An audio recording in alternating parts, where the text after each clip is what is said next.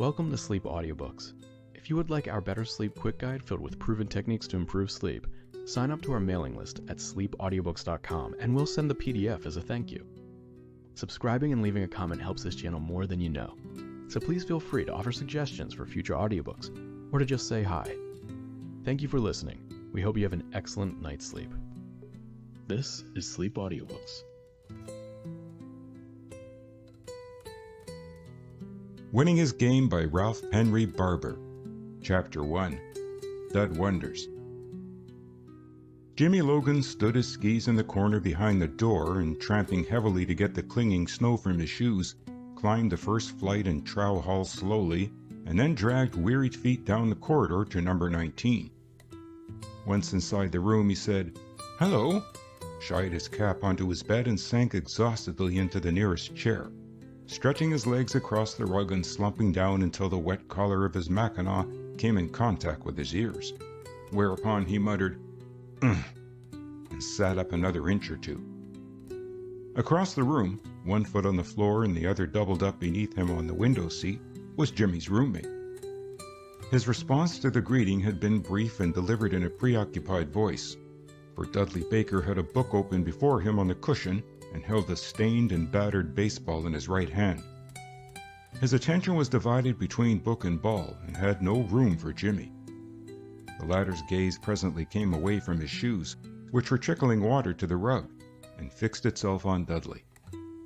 He had to sit up still higher in the chair to get an uninterrupted view of his chum, which proceeding elicited a protesting groan from him, and after he had attained it, he instantly decided it was not worthwhile, and deeply regretted the exertion it had caused him.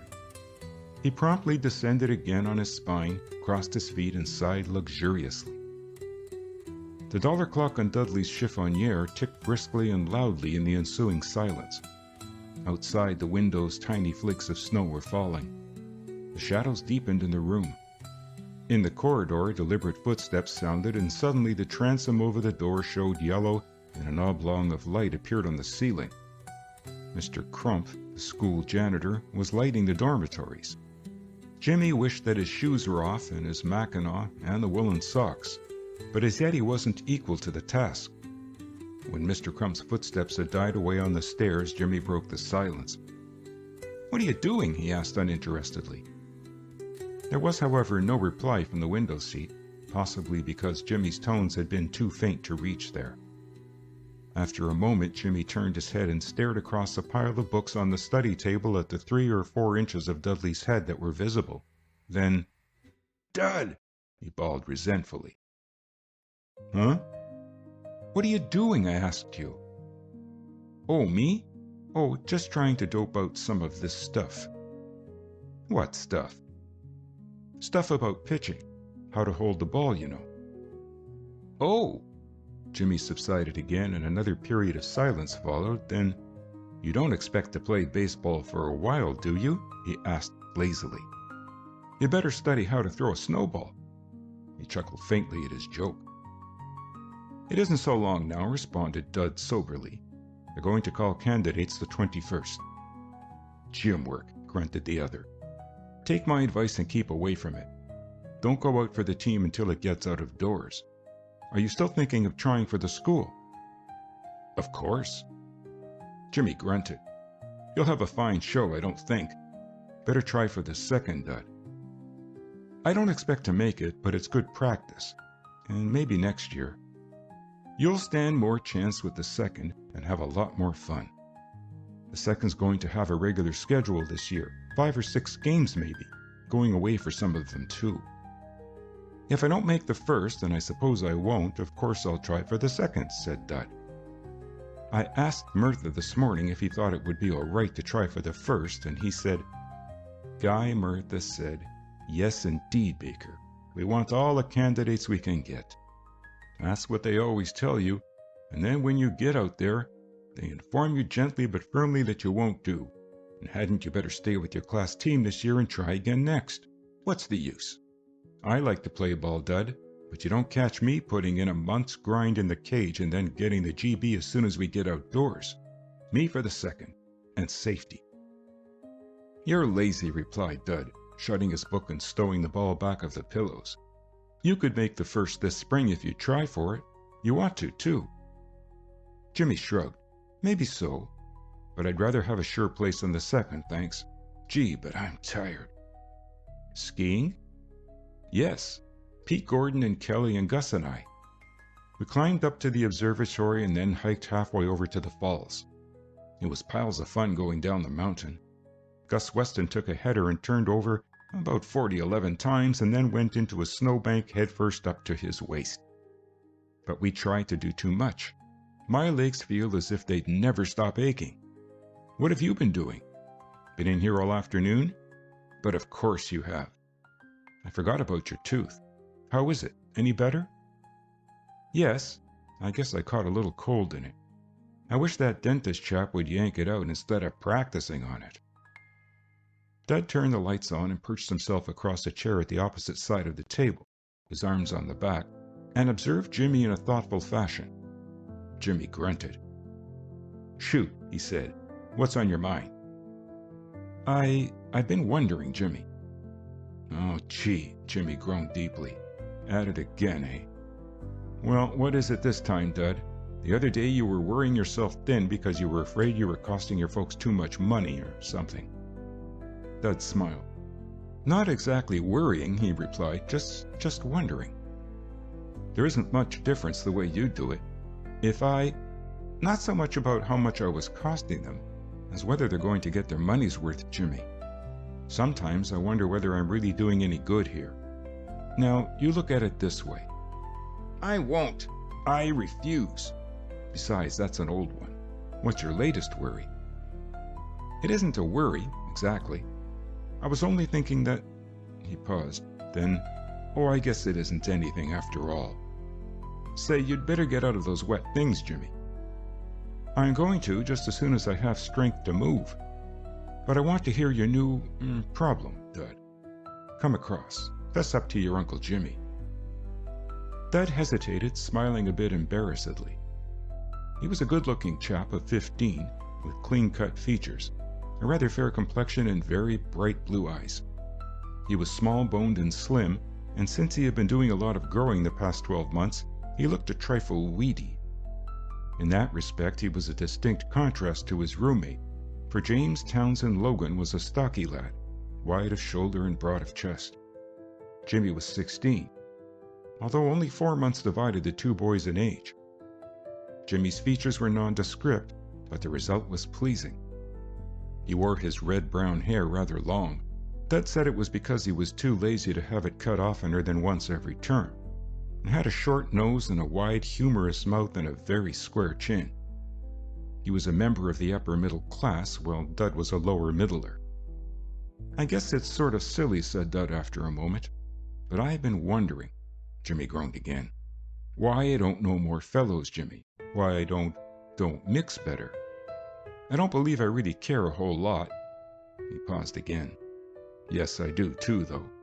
I'd like to have fellows like me, Jimmy, as they do you, and ask me to do things and go places and all that. Of course, I know the trouble's with me, all right, but what is it? Oh, piffle, Dud. Fellows do like you. Yes, about the way they like the steps in front of School Hall.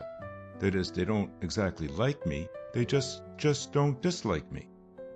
I guess I'd rather have them do that than not care a fig whether I'm alive or dead. I suppose this sounds silly, but... Honest confession is good for the soul, responded Jimmy lightly. But I think you're wrong about it, Dud. Or anyway, now look here. I suppose I'm just not cut out to be what you might call popular, interrupted Dud thoughtfully. Well, but still. Shut up and let me talk.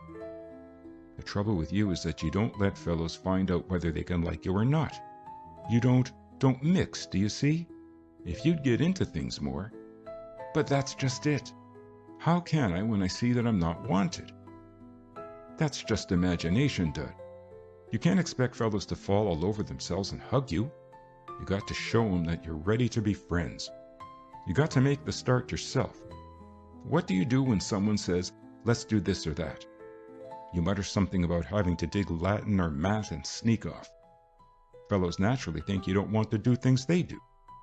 Now, today, for instance. I couldn't have gone, Jimmy, with this plaguey toothache. Why, no, I guess you couldn't. But thunderation, Dud. If it isn't a toothache, it's something else. You've always got some perfectly wonderful excuse for beating it about the time the fun begins. Not that you missed much this afternoon, for you didn't, barring a lot of tired muscles, but you often do miss things.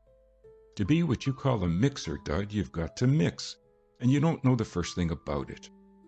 Fellows like you all right, what they see of you, but you don't give them a chance.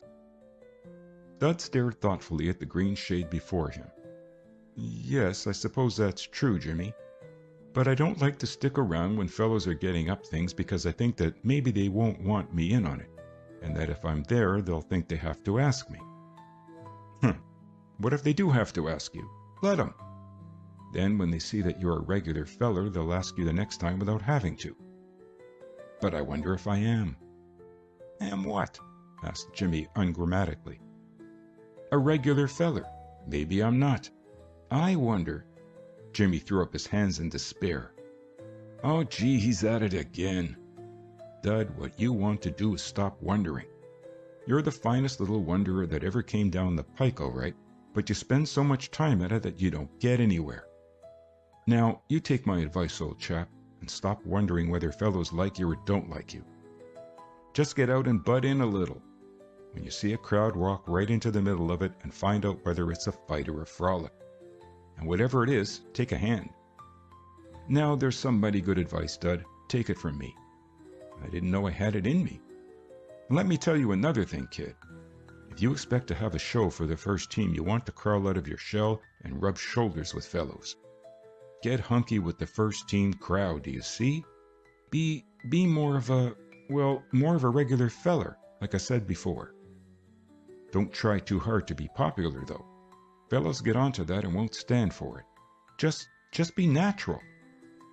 I guess I'm being natural, answered Dud with a smile, and that is where the trouble is. I guess I'll have to wait until next year. A lower middle fellow feels sort of fresh if he tries to mix in with upper middlers. Piffle. Lots of your class are thick as thieves with upper middle chaps. Look at young, what's his name? Styles. He's always traveling with upper middlers, Ordway and Blake and that bunch. Ned Styles has more cheek than I have. Besides, I don't think fellows like him particularly, Jimmy. He sort of toadies, doesn't he?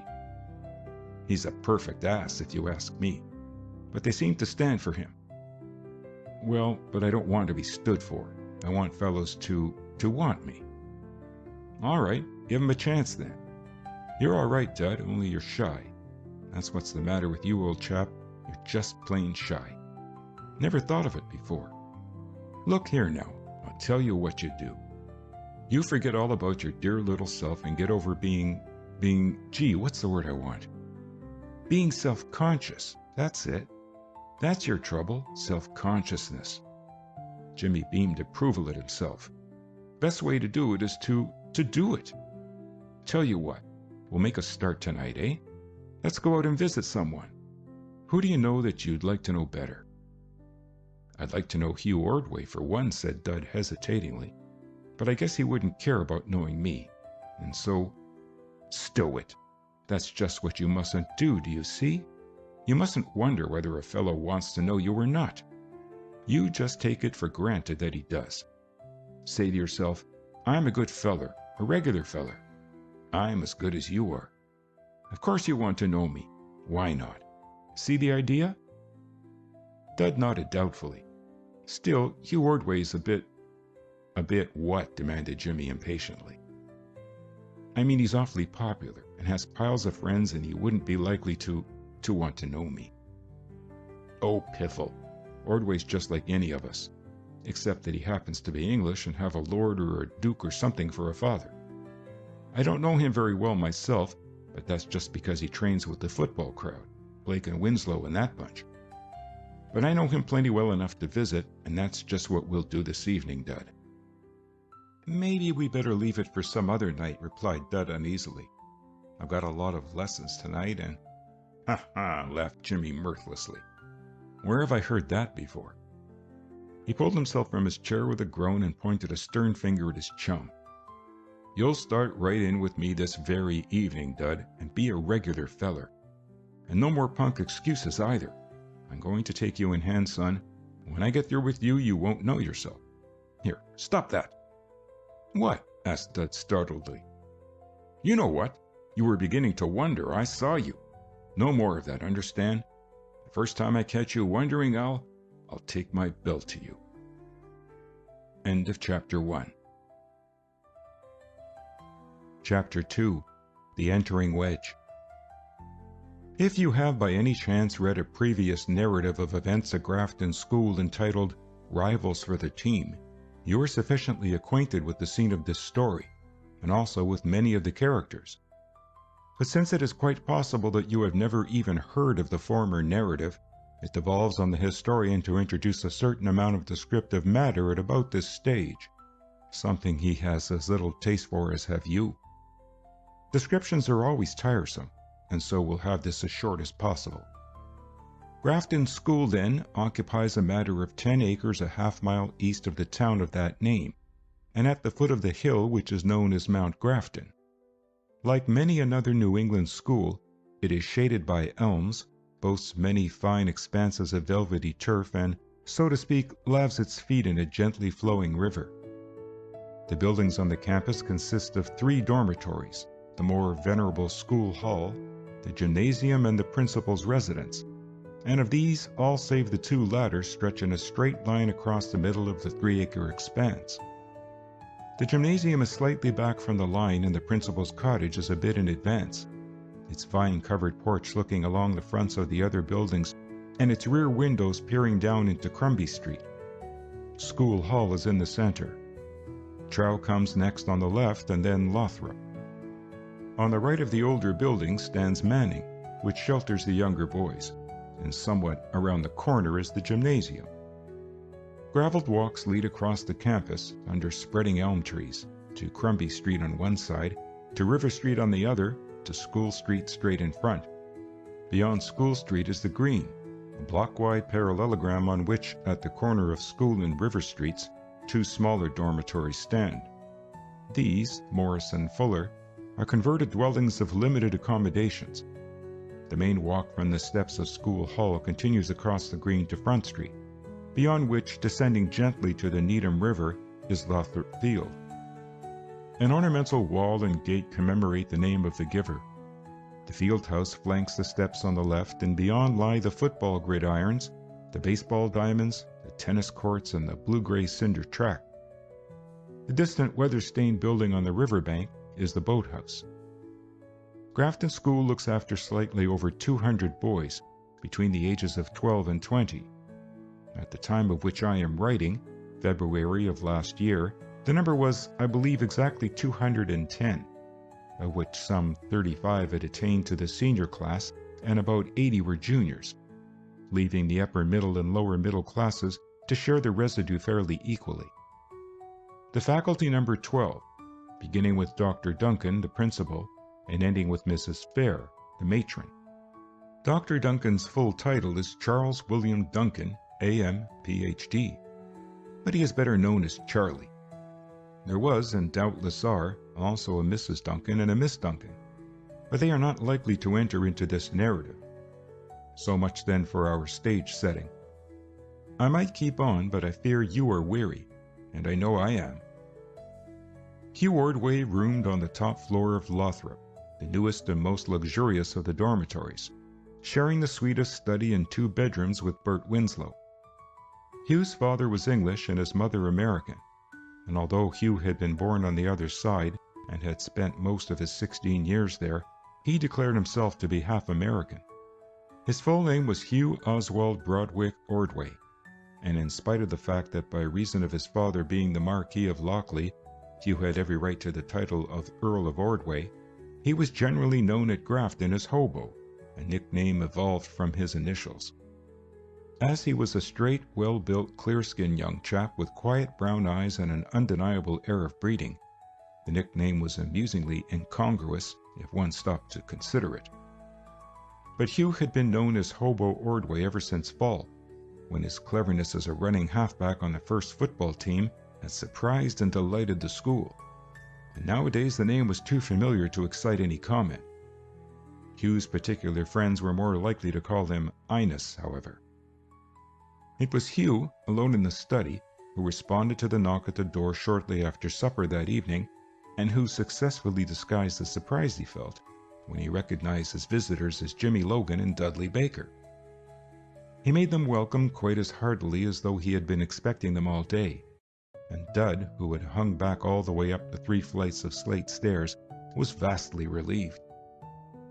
The conversation skipped from one subject to another for the first few minutes, during which time Hugh, perched on the window seat, leaving the easy chairs to his guests, hugged his knees to his chin, piloted the conversation, and secretly wondered at the visit. You are not to suppose, however, that Hugh was the only one of the 3 at his ease. Such a supposition shows on your part a vast ignorance of Jimmy Logan. Jimmy was a stranger to embarrassment. Had Hugh been the President of the United States or the King of England or, well, Home Run Baker, Jimmy would have been just as splendidly at ease as he was at this moment. He might have assumed a more dignified attitude in the Morris chair, and his voice might have held a more respectful tone, but beyond that, no, not Jimmy. Just now Jimmy was humorously recounting his skiing adventures that afternoon, and Hugh was chuckling over them. Dud smiled when Hugh laughed, sitting rather stiffly in his chair, and tried his best to look animated and pleasant, and only succeeded in looking anxious and uncomfortable. Jimmy did his best to get Dud to talk, but Dud's conversation consisted largely of yes and no, and Hugh secretly thought him a bit of a stick. Jimmy was wondering whether to withdraw as gracefully as possible before Dud created any worse impression, when the door opened to admit a black-haired, dark-eyed fellow of 17 who, with less command over his features than Hugh, looked frankly surprised when he saw who the visitors were. The surprise even extended to his voice as he greeted them.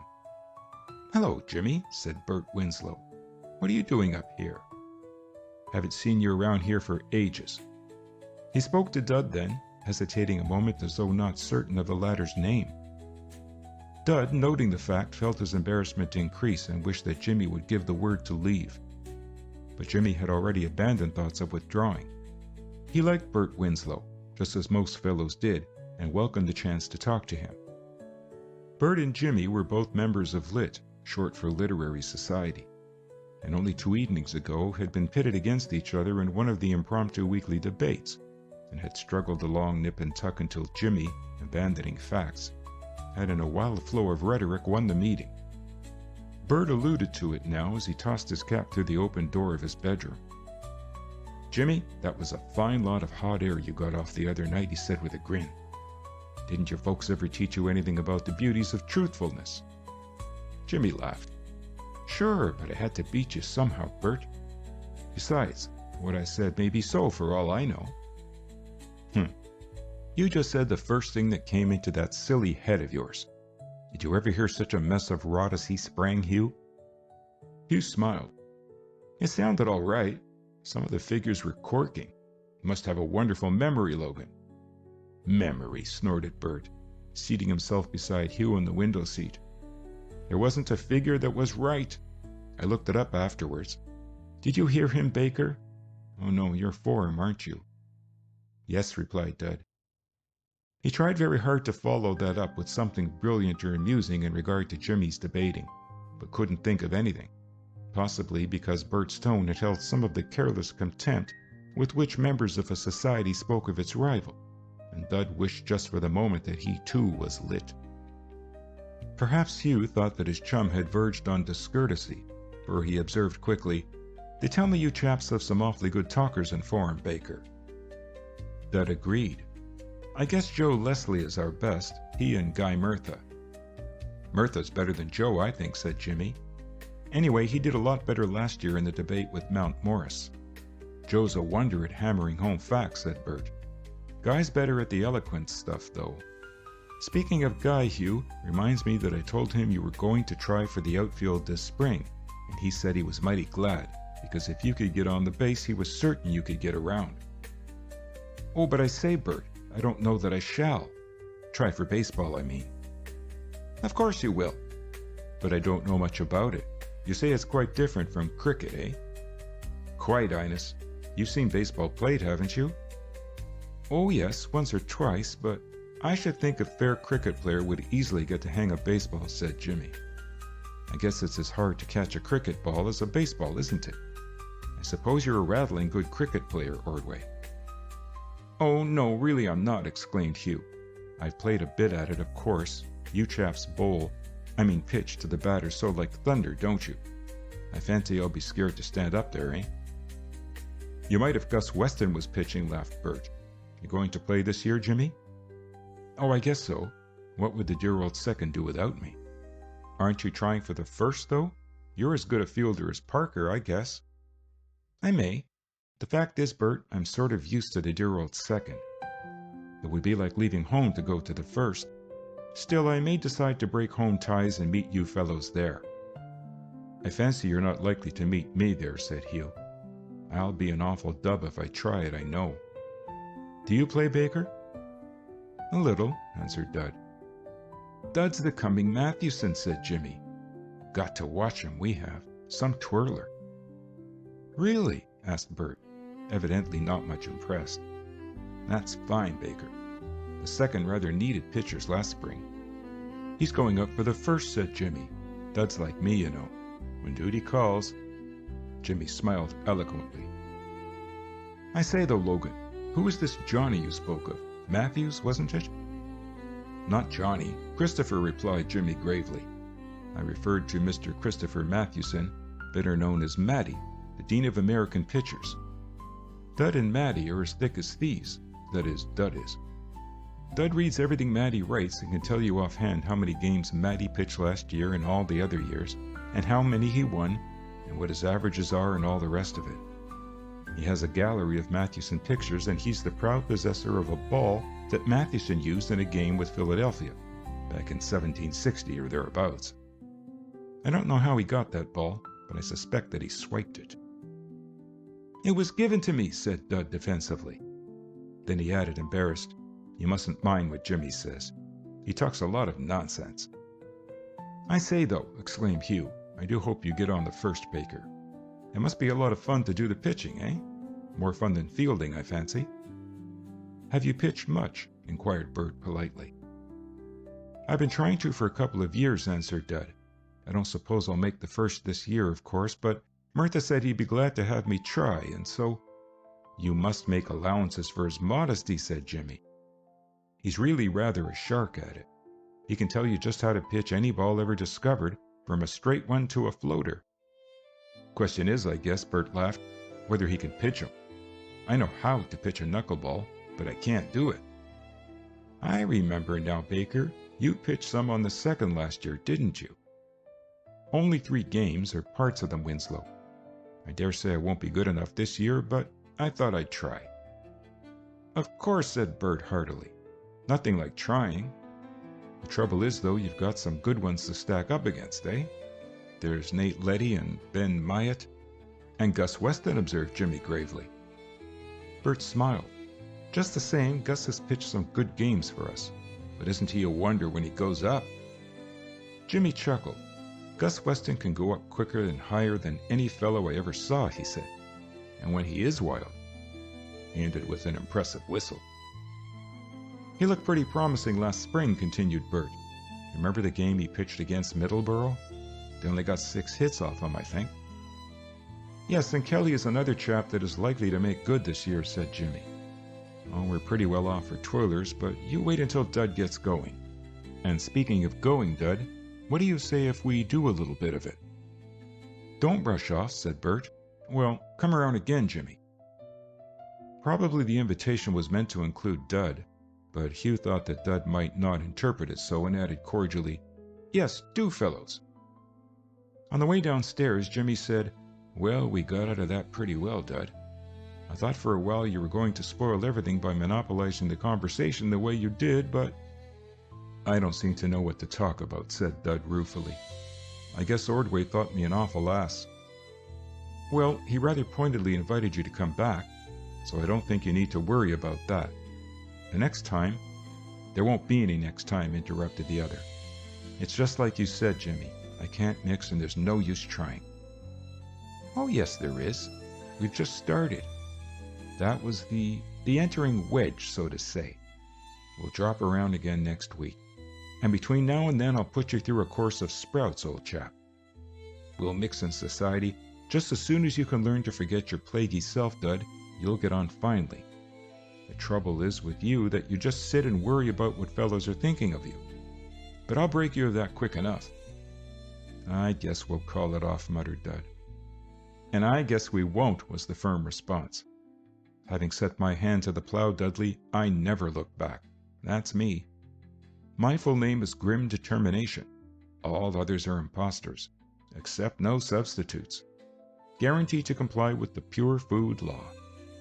After you, Dud, one flight and turn to the right, please. End of Chapter 2. Chapter 3. 29 Lothrop. True to his promise, or threat if you think with Dud, Jimmy hailed his protesting friend from room to room in the evenings, made him join the throngs on the ice or the toboggan slide in the afternoons, and on all occasions dragged him into the conversations and, to use his own expression, got him in the spotlight. It can't be truthfully said that his efforts met with overwhelming success, however. Dud didn't shine as a conversationalist or display any traits calculated to win popularity. No one disliked him in the least. Most of the time, few were really conscious of his presence, in spite of Jimmy's untiring efforts. Personally, as has been suggested, Dud didn't take kindly to being exhibited and exploited, and when a fortnight or so after the inception of the undertaking, Jimmy actually got to telling jokes and crediting them to Dud, the latter was supremely uncomfortable. Jimmy would chuckle and say, "Dud got off a good one the other day, fellows."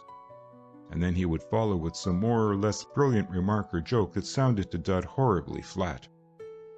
Generally, the hearers laughed and shot surprised glances at the silent and embarrassed Dud, but he didn't win recognition as a wit or sage for all of that.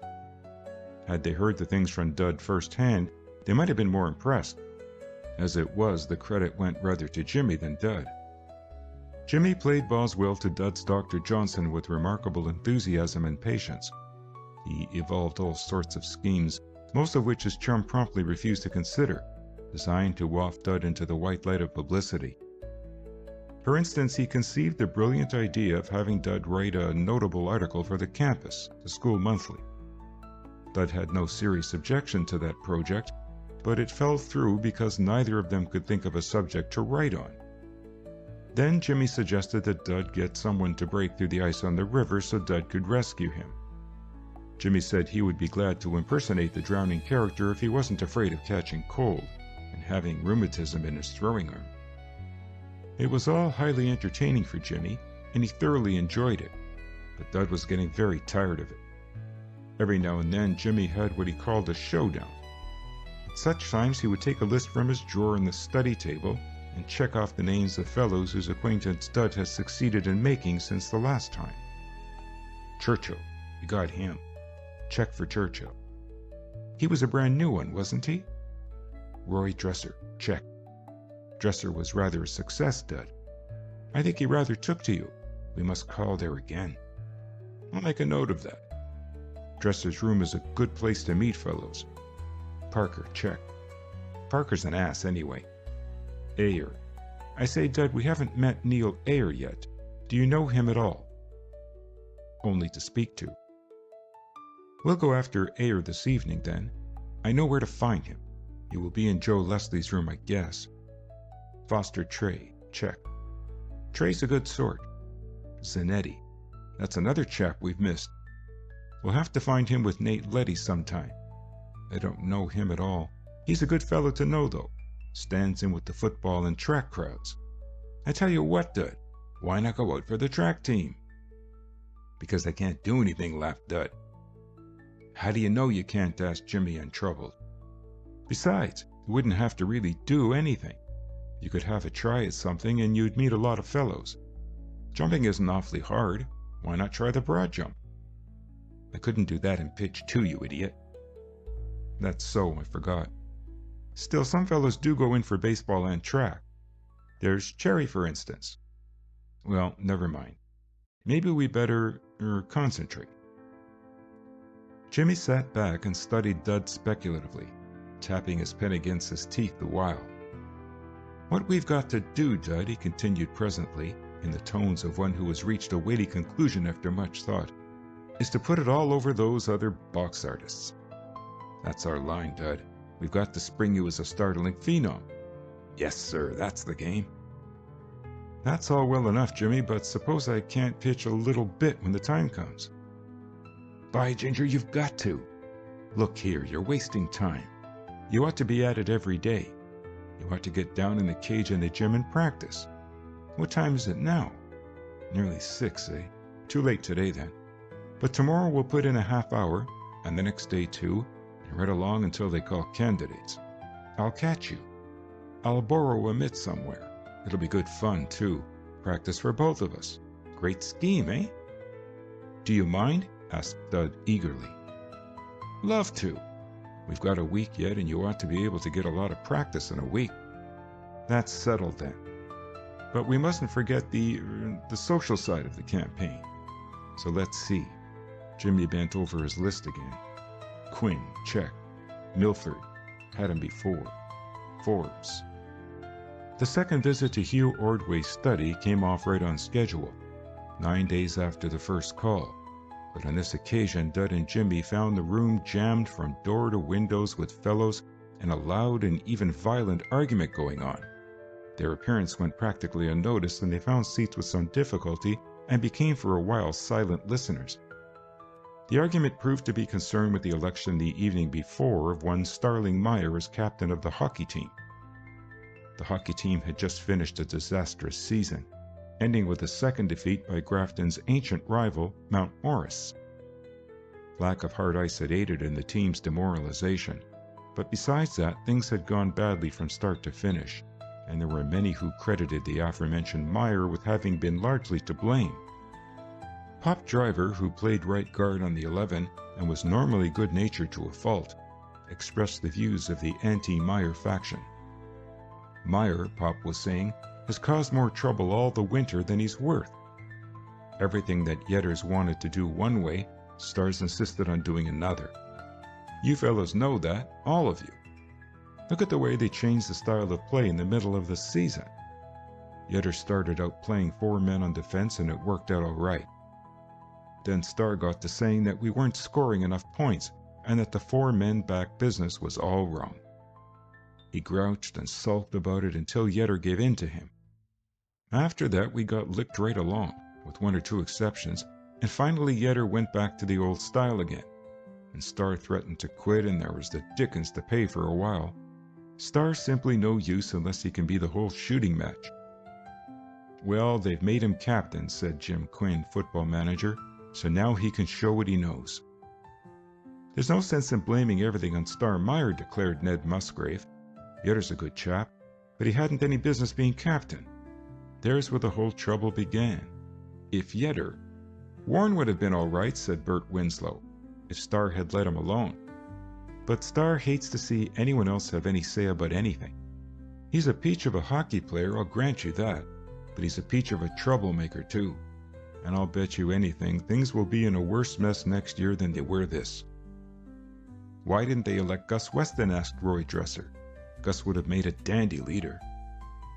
Because Star pulled all the strings he could, answered Pop, and scared the fellows into voting for him.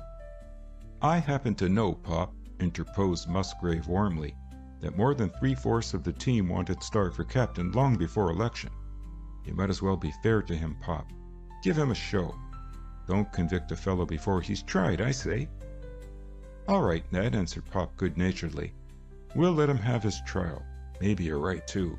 Star may make a better captain than he did a first lieutenant. Let's hope so. I won't be here to see, though. What makes you think so? Inquired Nick Blake maliciously, raising a laugh at Driver's expense. Pop, as he himself put it, was doing the 4-year course in 5, and there was always some doubt as to his getting through in 5. Pop grinned now and shook his head. They'll give me my diploma to get rid of me, Nick, he said. Jimmy, who had remained quiescent until now, took advantage of a momentary lull in the discussion and chuckled. Pop beside him turned inquiringly. What's on your mind, Jimmy? He inquired. I was just thinking of something Dud got off a while ago, replied Jimmy, still visibly amused. Dud threw an entreating look at him, but Jimmy pretended not to see it. "Dud who?" asked Pop. "Dud Baker, over here." Jimmy's glance indicated his friend. "We were talking about the hockey team losing so many games one day, and Dud said he guessed the trouble with them," Jimmy had managed to gain the attention of the room by now, "was that they were weak from starvation." Dud looked anything but like the author of the bon mot at that moment, but the audience laughed, even Ned Musgrave, and Jimmy credited himself with a bullseye. "The pun," observed Nick Blake gravely, "is considered the lowest form of humor." "I think that's mighty clever," exclaimed Hugh. "You're hipped because you didn't think of it yourself, Nick."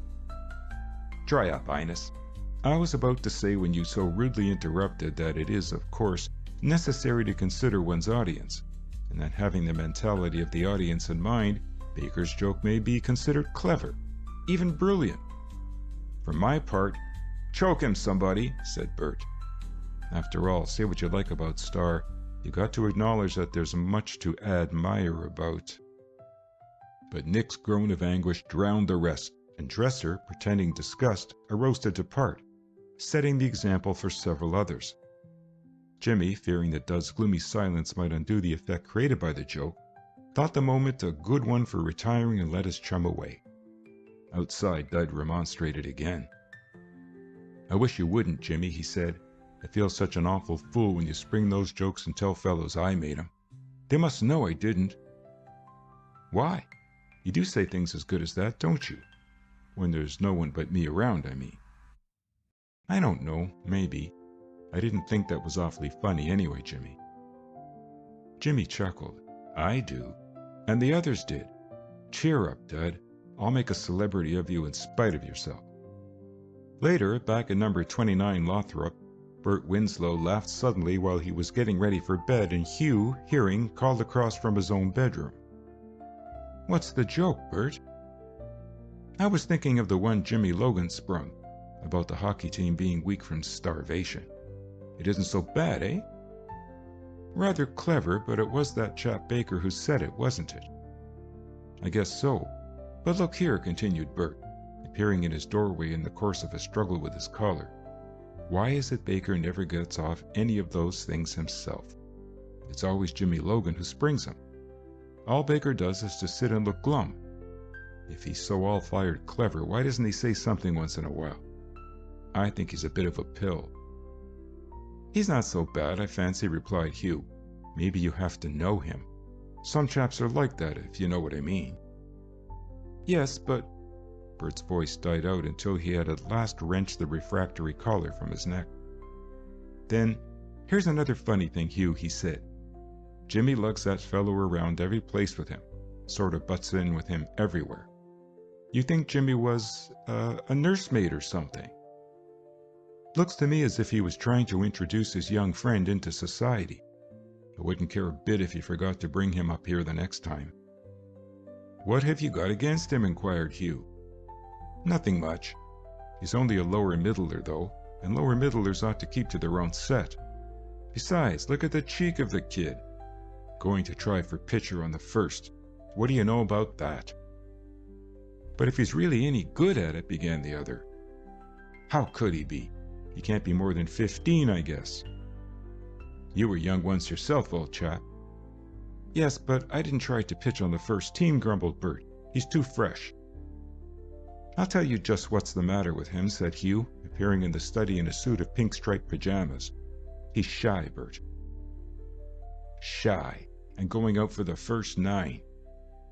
"I know it doesn't look so," laughed Hugh, "but that's just what his trouble is.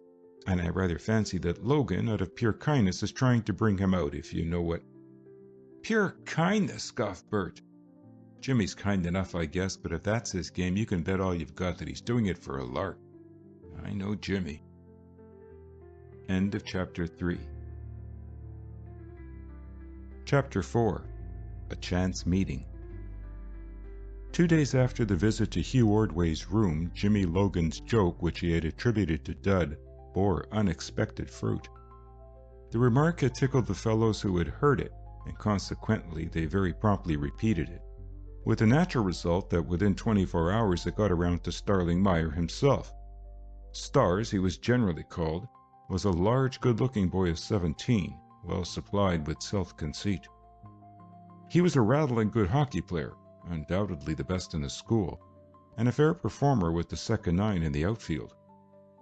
There his athletic prowess ended, for he considered, or pretended to consider, track sports unimportant and football unscientific. He was a clever student and stood high in class and was, in consequence, rather a favorite with the faculty. As a member of the Forums Society, his activities were critical rather than constructive, for he took no part in the debates beyond attending them and pointing out the deficiencies of the debaters in a superior manner. Most fellows liked him, especially those who were not clever in the lines he affected, and even those who saw through his poses and couldn't stand his conceit accorded him honor for his brilliancy in classroom and on the ice. Although Star roomed next door to Dud, the latter knew him only as he knew 3/4 of the students, that is, to nod to in passing. Once or twice, since they had both been rather unimportant members of the second baseball team last year, they had spoken. But beyond that they were strangers, and so when 2 days after that visit to 29 Lothrop, Star Meyer stopped Dud in front of Trow by the simple but effective method of seizing him by the arm, Dud was somewhat surprised.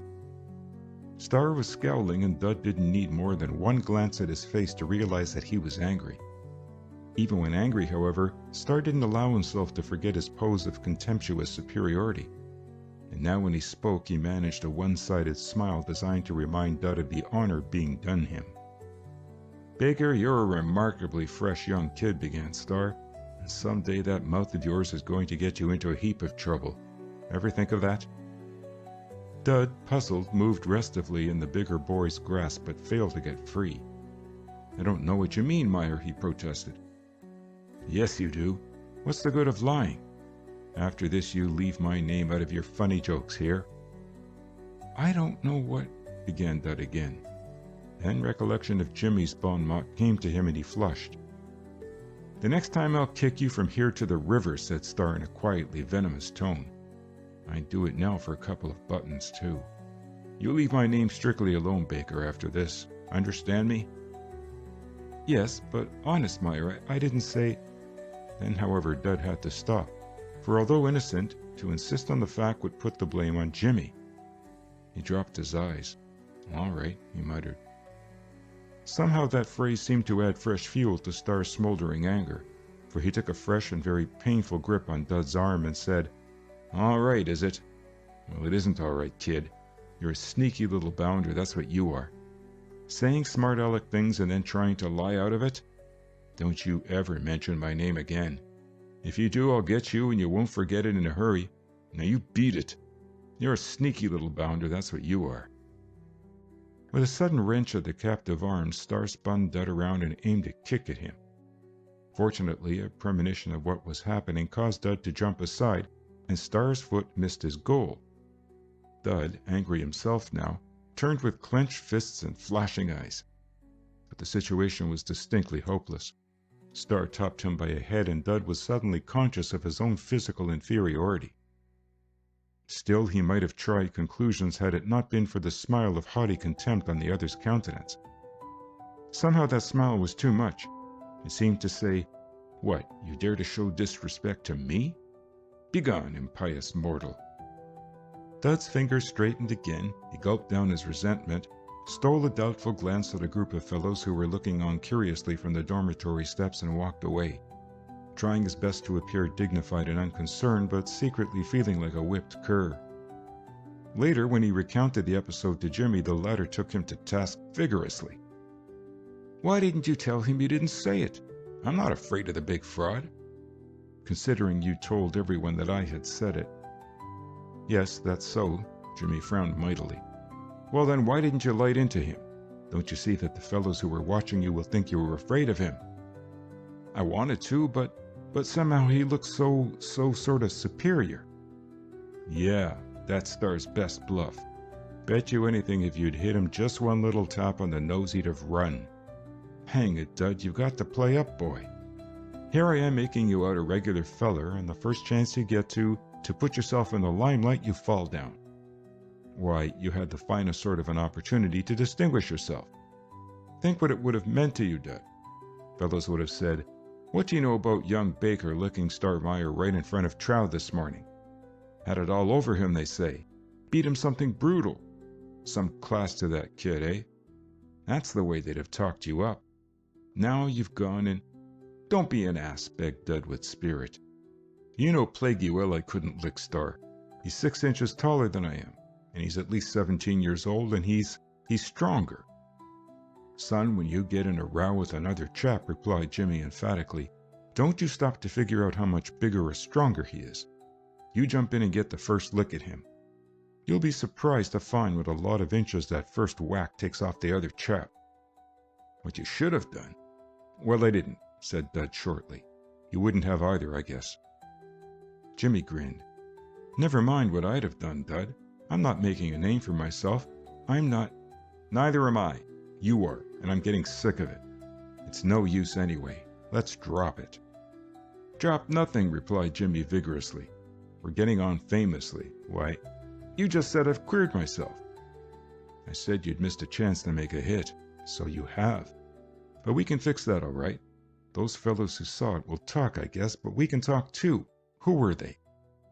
I don't know. Styles was one, though. The sweetest little gossip in school, commented Jimmy. All right, Dud, you leave it to me. Your Uncle James will fix it all hunky for you. You sit tight and... Yes, that's the game.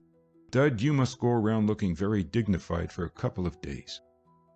Rot. I mean it. You must make fellows think that you resisted a great temptation and that it has sobered you. Get me? What temptation? Asked Dud, puzzled. Why, the temptation to lose your temper and beat Star up, of course, explained Jimmy patiently. That's our line, don't you see? It was only by superhuman control that you manfully resisted the impulse to fell him to the ground. Great stuff, what? You just wait till I tell it. Jimmy, for the love of lemons, don't start anything else. Every time you get to talking, you put me in a hole.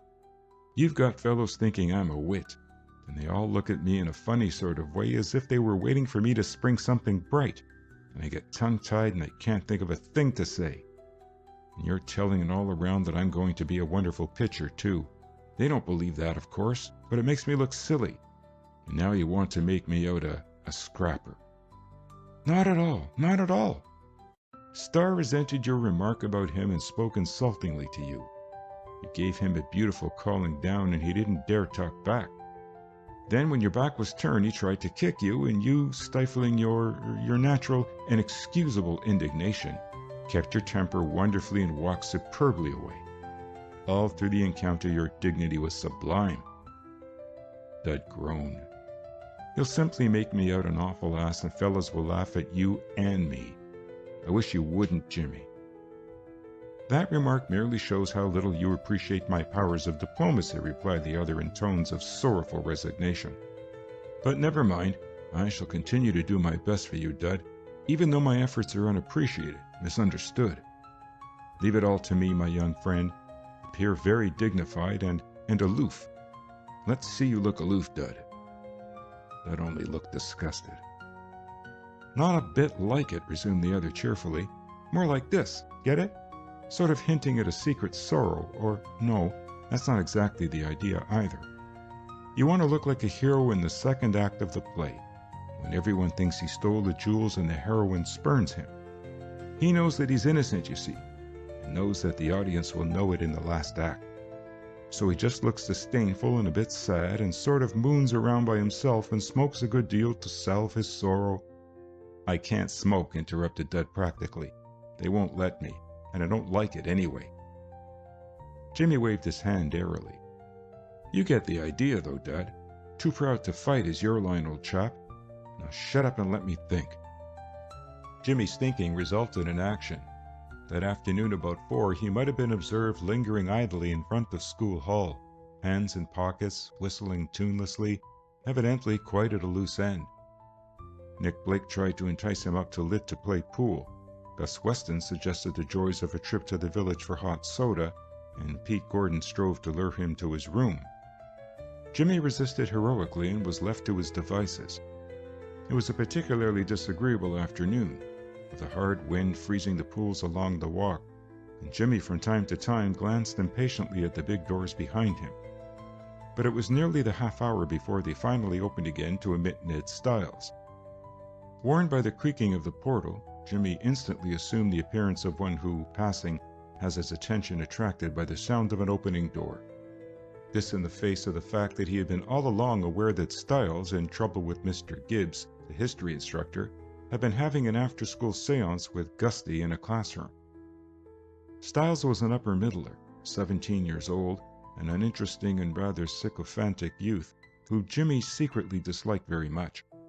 Styles suspected the fact and was consequently somewhat surprised when Jimmy, after nodding briefly, halted and awaited him at the foot of the steps. "Hello, Styles. Rotten day, isn't it? Seen Guy Murtha lately?" Styles shook his head, changing his books from one elbow to the other in order to reach his handkerchief and blow a very red nose. Styles always had a cold in winter and snuffled from October to April. "Can't find him anywhere," continued Jimmy in preoccupied tones, accommodating his steps to those of the other boy and continuing on toward Trow. "Starmeyer said he thought he'd gone to the village. I want to see him awfully." "I haven't seen him all day, I guess," said Styles. He was hoping that some of the fellows would look from their windows and see him hobnobbing with Jimmy. "Well, I guess I can get him at supper," said the latter.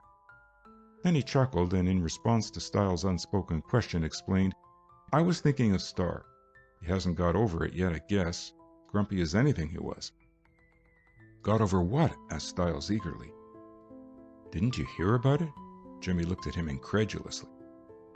"Why, Dud Baker gave him an awful calling down this morning and Star took it like a lamb. Say, that kid certainly has got spunk." Styles viewed the others suspiciously, but Jimmy's countenance expressed truth and quiet amusement. Styles grunted. Then he said, doubtfully. "Star was mad as a hornet about something Dud said. Some joke or other, you know." Styles nodded. "Yes, about the hockey team dying of starvation." "Was that it?" "Well, anyway, he got after Dud and wanted Dud to apologize, and Dud told him to chase himself, that it was all true and that every fellow in school knew it, and a lot more. And Star was mad enough to bite. Think of Dud getting away with it." "I saw it," said Styles, "but it didn't look just like that to me. Star had Baker by the arm and it looked like he was reading the riot act to him. And then he tried to kick him and Baker beat it." "Good thing for Star he did then," said Jimmy knowingly. "I'd hate to stand up to Dud Baker when he was riled." "I didn't know he was that sort," said Styles interestedly. They had reached the entrance to Trow and paused at the door. "Dud Baker? Didn't you ever hear why he left the school he was at before he came here?" Styles shook his head. "Well, it isn't a nice story to tell, although it wasn't all Dud's fault. I heard it from a fellow who was there and saw it. In fact, he helped to carry the other fellow to his room. He was 3 years older than Dud and a whole head taller, too, they say. But Dud isn't the sort of fellow you can bully. Or he wasn't. Nowadays, Dud will stand a lot. I guess after that fracas he learned to keep his temper. The other fellow was in bed a month. It was such a close shave for him that it sort of sobered Dud up, and he will go most any length now to keep from scrapping. He's got an awful punch, they say." Styles looked vastly amazed, but Jimmy, glancing from the corners of his eyes, saw to his satisfaction that there was no incredulity in the amazement. Styles had swallowed the yarn whole and was gasping for more, but Jimmy knew the value of silence. "Well, I guess I'll run over to Lothrop. If you should see Guy, you might tell him I'm looking for him. So long." "But look here, Logan," called Styles eagerly. "What was it Baker said to Star, eh?" "Oh, I don't know just what he told him, but it was a plenty. And Star took it, too." "But he kicked Baker. We saw him." "Never," replied Jimmy vehemently. "He may have kicked at him. In fact, some fellow told me he did aim a kick at Dud when Dud's back was turned. Said Dud turned like a tiger on him then, and he thought sure it was all up with Star.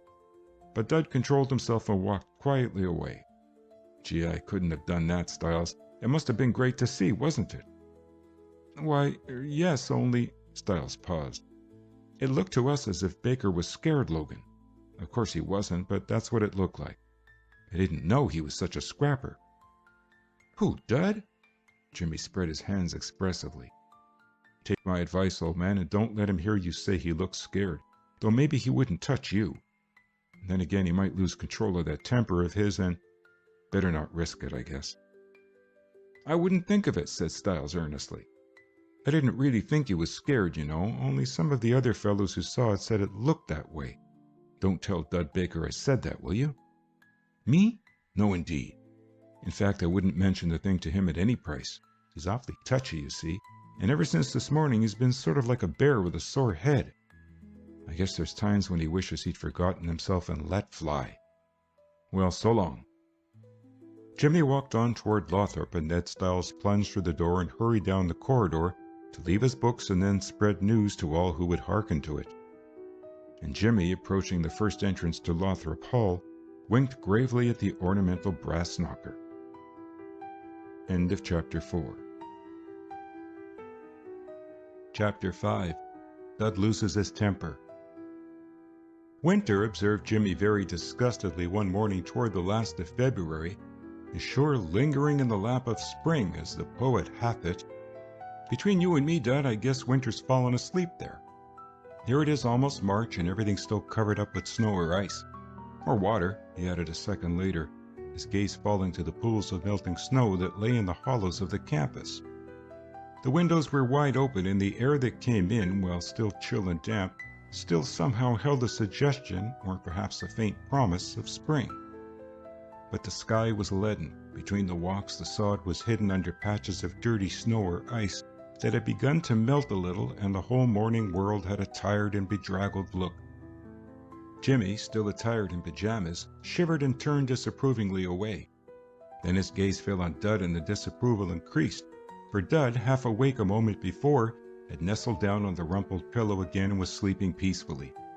Jimmy was righteously indignant. "Wake up, you slagger," he bawled, pulling the clothes from the other. "Here I've been talking to you for 5 minutes, saying perfectly gorgeous things, and you haven't heard a word. Get up, you lazy loafer, and hear the birdies sing, or sneeze. Come out of there." Dud came out, rather in a heat, blinking confusedly, and strove to pull the clothes from the bed to his shrinking form on the floor. But Jimmy was merciless, and Dud was forced to arise grumblingly and rub his sleepy eyes. What time is it?" he yawned. "Never mind what time it is," replied Jimmy severely. "It's time you were up and doing—" "With a heart for any fate," murmured Dud poetically if sleepily. "What day is it?" "Great jumpin' Jehoshaphat!" exclaimed Jimmy. "He doesn't even know the date." "It's a Tuesday, darling, and the month's February, and the year—" "Then it's today practice begins," said Dud. I knew there was something. He arose and sought his bathrobe. "I'll bet it's awfully early. I don't hear anyone up." "You hear me up," responded his roommate. "As a matter of fact, I don't know just what time it is, because you forgot to wind the clock and my watch has stopped and I couldn't find yours. But it must be long after 6. 6, grunted Dud in deep disgust. "What do you go pulling me out of bed at 6 for? I'm going back again." "I said it was long after 6. Where's your watch? Have a look at it." Dud discovered that article at last dangling over the back of a chair, it having escaped from a pocket, and in more mollified tones informed Jimmy that it was 20 to 7. In the corridor, a door opened and slippered feet pattered toward the bathroom. Jimmy set his watch on the clock, found his own robe, and then, pausing at the door, asked solicitously, "How's the old arm, Dud?" "Sore," was the answer. Dud bent it and flexed it. It was his right one, and he observed it scowlingly. "It's lame all the way to the shoulder." "Ouch! And the shoulder's lame too." "Too bad," said Jimmy. "I was afraid you might overdo it, Dud." "Well, whose silly idea was it anyway?" demanded Dud indignantly. "Who suggested practicing every day, I'd just like to know?" "I did, of course, but I didn't tell you to do too much of it and lame yourself, did I? What you've gone and done, Dud, is catch cold in it. You ought to be mighty careful that way. You ought—" "Oh, dry up," grumbled Dud. "You make me tired. If you know so pesky much about it, why didn't you say something before?" I wouldn't have caught cold in it if you hadn't insisted on slopping around in that rink yesterday with the water up to your ankles. No wonder I caught cold. Well, you'll have to lay off a few days, old chap. It'll be all right again, I guess.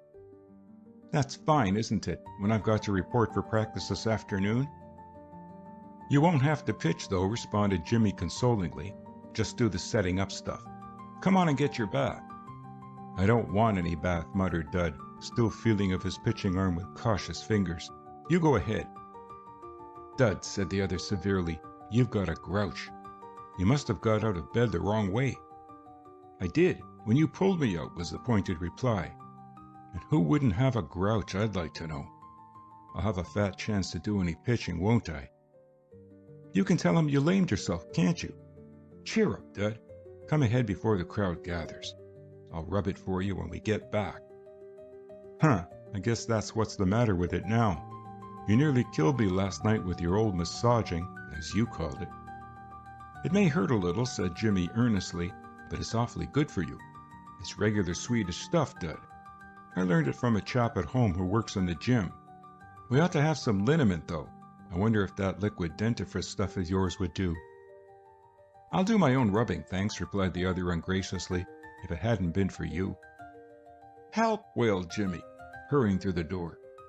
Then came the sound of quick scurrying in the corridor, and Dud, still mooning on the side of the bed, guessed that Jimmy and some other chap were racing for a bathtub. Dud hoped the other fellow would win. He continued to explore the lamed muscles of his arm for several minutes, finding a grim satisfaction in the twinges of pain he evoked. Finally, however, he slung the cords of his bathrobe together and dejectedly followed the others down the corridor. As luck would have it, 3 other youths were awaiting their turns at the tubs, while Starling Meyer reached the washroom at the same moment Dud did. Star fixed a haughty and scornful glare on the younger boy. I'm ahead of you, he announced briefly. Most any other time, Dud would have acquiesced without a murmur, but this morning his peevishness made him combative and courageous. Like fun you are, he replied scowlingly. A perceptible thrill went through the other members of the waiting group. Dud Baker and Star Meyer were going to have a scrap. They had heard of Dud's fighting reputation, and now they were to witness an example of that youth's quality. They almost held their breaths in excitement, their round eyes traveling from Star to Dud and back again expectantly. Star frowned portentously. We'll see, he remarked coldly. You bet we'll see, agreed Dud, strange recklessness taking possession of him. Somehow this morning Star didn't look nearly so formidable, perhaps because his eyes were still heavy with sleep, or because the flaming red bathrobe in which he was enveloped was so palpable an affront to good taste.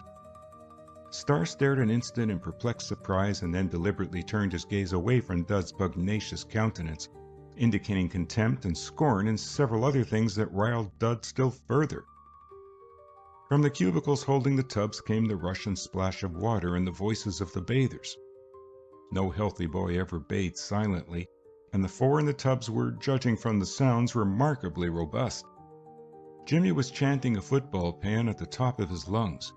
Another boy was singing something remarkably tuneless and repetitional, and the other 2 were exchanging badinage across the partition at the tops of their voices. After a moment, one of the doors opened. A very pink-hued youth emerged, and it was the turn of one of the interested trio. Oddly enough, the latter showed a strange disinclination to avail himself of his prerogative. Instead, he offered in a whisper to let one of the others precede him, but the reply was a shake of the head, the boy not even removing his fascinated gaze from Dud. There was nothing for it but to go then, and the youths went, disappearing behind the door most reluctantly. Star moved impatiently from one foot to the other. You fellows in there, get a move on, he advised loudly. We've been waiting here 10 minutes. Keep on waiting, old chap, replied Jimmy, interrupting his song. Don't know who you are, but you're an awful fibber. I say, Dud, are you there? Yes, growled Dud. Hand me a piece of soap from the stand, will you? Dud wanted to say no, but thought better of it and ungraciously crossed the washroom and secured a cake of soap. Catch, he called. Stop it, squealed Jimmy. Don't chuck. Here, pass it in. The door opened a bit and Jimmy's face appeared in the slit. Squeeze in, he whispered. I'm through. Dud thrust the door open and entered. Jimmy quickly bolted it again. "Who's out there?" he whispered. But before Dud could inform him, Star Meyer's voice was raised in indignant protest. "You can't do that, Logan. It isn't Baker's turn. There are 3 of us ahead of him. You come out of there, Baker." "I only took half a bath, Star," replied Jimmy amiably. "I'm letting Dud have the other half." "Yes, you are. No funny business now. Here, Benson, it's your turn. Go ahead in. They can't do that." Benson, a slim, unaggressive youth, stared at Star in alarm. I'm in no hurry, thanks, Meyer. I just as lief wait, thanks." "Then you, whatever your name is, it's your tub." The second boy shook his head and grinned. "I don't like that one," he replied diplomatically. "The plug leaks. I'll wait." Star scowled and looked doubtfully at the closed door. For some reason, intense quiet prevailed. Not a splash was heard. "Then if you fellows won't take it," he said resolutely, "it's my turn. That's my tub, Baker. You better come out of there." "I'll be out when I've had my bath," was the truculent reply, followed by a sound very much like that caused by a hand descending approvingly on a bare shoulder. Star strode across and rattled the door, but the only response was the gurgling of water as the plug was withdrawn. "I'll report you to Mr. Gibbs," announced Star loftily. "You're supposed to take your turn. You better let me in there." Just then the door opened and Jimmy came out. Star drew back a step and Dud quickly shot the bolt again. Jimmy smiled sweetly and carelessly at Star. "Don't be a grouch, old man," he said. "There's lots of water yet."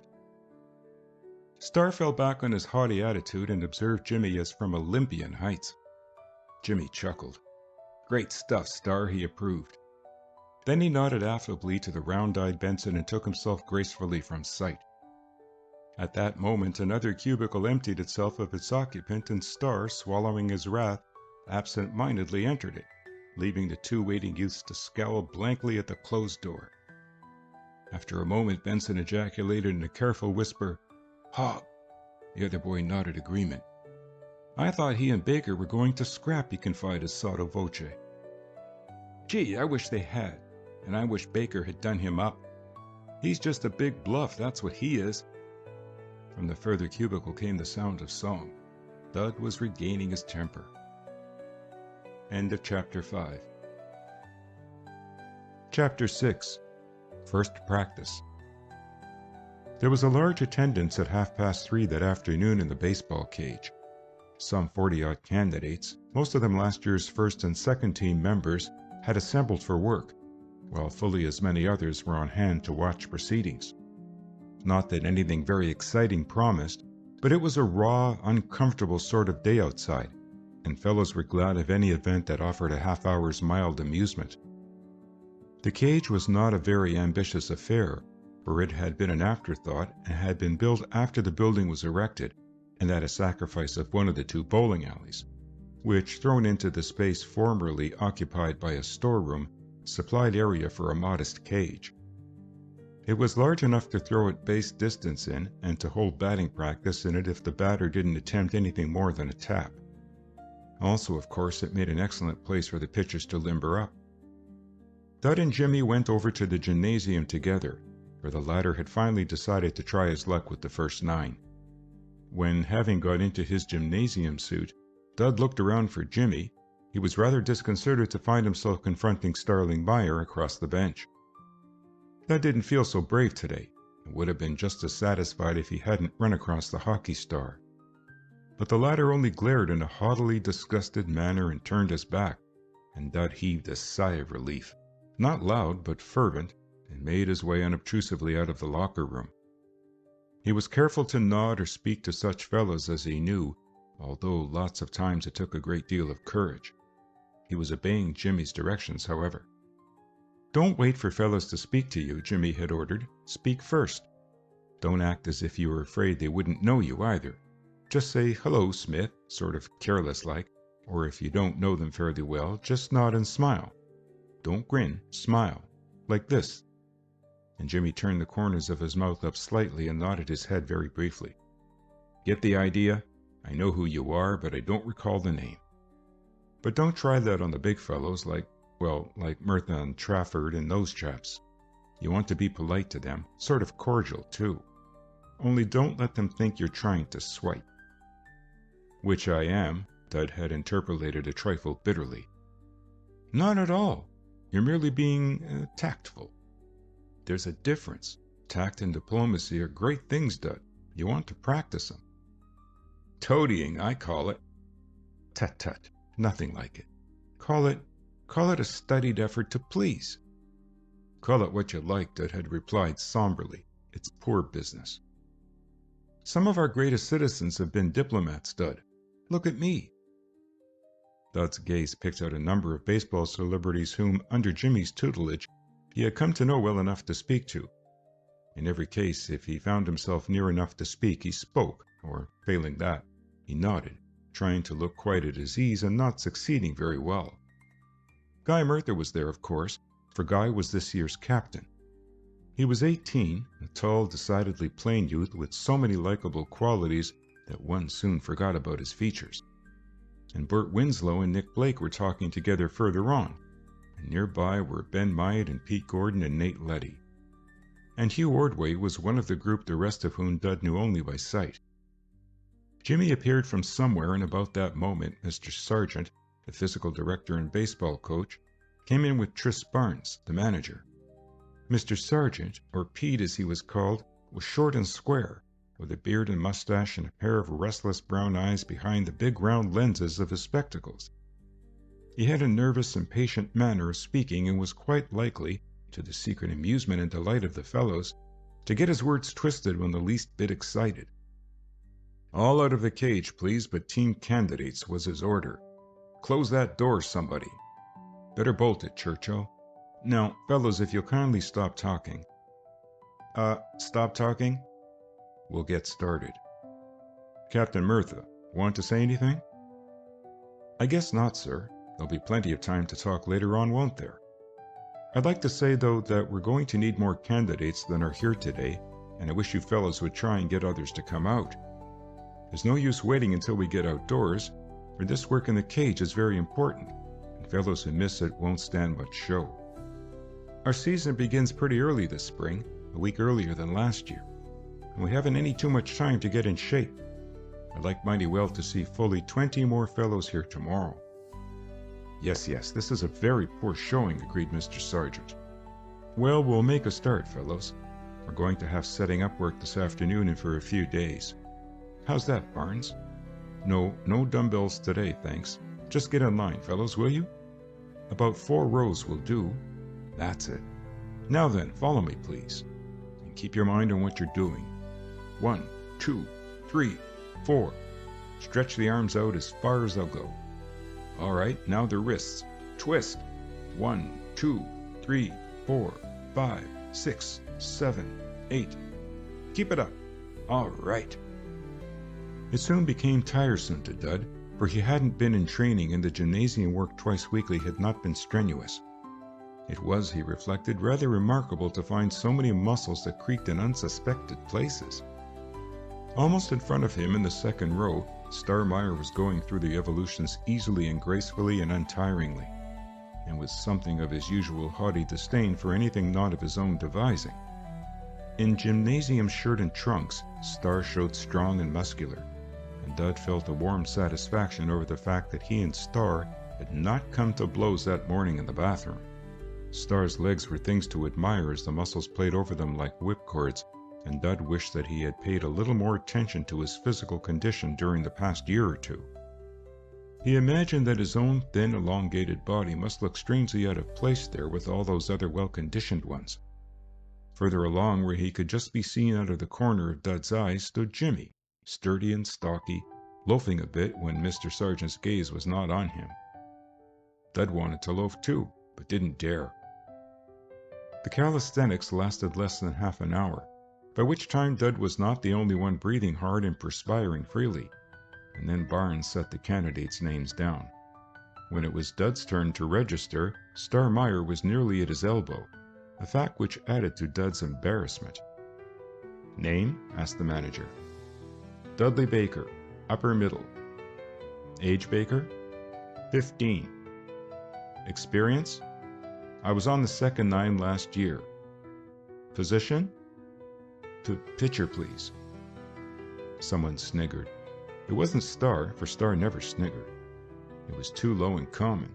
Star only looked insultingly amused. Barnes looked a little amused too, although he tried not to. All right, Baker, get on the scales and let me know your weight tomorrow. Don't forget, please. Dud, aware of more than one amused countenance, moved away and sought the locker room, conscious that his cheeks were very red. Jimmy, already out of his gymnasium togs, noticed and frowned disapprovingly. Why the blushes, Dud? He asked severely. Dud muttered something evasive and passed on to his locker. But later Jimmy wormed it out of him. Jimmy always could. And Jimmy frowned once more. We'll have to do something with Star, he said thoughtfully. Something to make him have a little more respect for his betters. I wonder. Dud laughed. I thought wondering was my stunt, Jimmy. So it is. I don't wonder then. I merely speculate. Look here, Dud. Know what I think? Dud shook his head hopelessly. Well then, Jimmy went on, I think you'd better have a showdown with Star. What sort of a showdown? Faltered Dud. I mean, pick a quarrel with him and fight him. You see, Star has a good deal of influence, and I'm afraid he's been talking. One or two things have reached me, you know. What we'd better do is make an impression on him. Thanks. You're not much of a slugger, are you? Dud shook his head. No, I suppose not, continued Jimmy thoughtfully. Well, neither am I, but I guess there are a few tricks I could teach you. Besides, I have a hunch that Star isn't any fonder of scrapping than you are. I wouldn't be a bit surprised if you could bluff him, Dud. Of course, I may be wrong, but that's my idea of him. It's a fine idea, said Dud sarcastically. But suppose you're wrong. Then what? Why, then you'll have to mix it up a bit, replied the other quite cheerfully. But we won't try it until we've got in shape some. We ought to have a couple pairs of light gloves. Know any fellow who has any, Dud? No, I don't, answered the other emphatically. And if you think I'm going to stand up to Star Meyer and have him knock me around just to please you, you're horribly mistaken. Nothing doing. To please me. I like that. It isn't to please me, you silly chump. It's for your own good. Star's distinctly inimical to your interests, and... Yes, and he'd be distinctly inimical to my nose, interrupted Dud warmly. And I like my nose the way it is. You may not, but I do. I'm not going to fight him, and that's all there is to it. Jimmy was plainly disappointed. It seems the only way, though, Dud, he said pleadingly. If you know any better way. And besides, you've got a reputation for slugging to keep up. What will fellows think if you let Star sneer at you and don't call him down? You had no business telling fellows I was a fighter, said Dud. You didn't consult me about that, and I'm not responsible now for what they think. I'm not a fighter and never was and never could be. I don't know anything about it. And I don't want to. Jimmy sighed and shrugged. You're extremely difficile, Dud, he said in a discouraged tone. I plan things for you. Plan things? I should say you did. You're a bully little planner, Jimmy, but I don't like your plans. Think up something that won't get me killed, please. Piffle. What if Star did give you a black eye? You'd have the credit of putting up a game fight and fellas would like you better. I tell you, Dud, a fella's got to risk something now and then. You do the risking then, replied the other a trifle sullenly. I don't want any black eyes, thanks. Oh, all right then. Still, we've got to take Star down a peg or two, Dud. But don't you worry. I'll fix my giant intellect on the problem. Leave it all to me, old chap. Yes, answered Dud bitterly, and find myself all beaten up some fine day.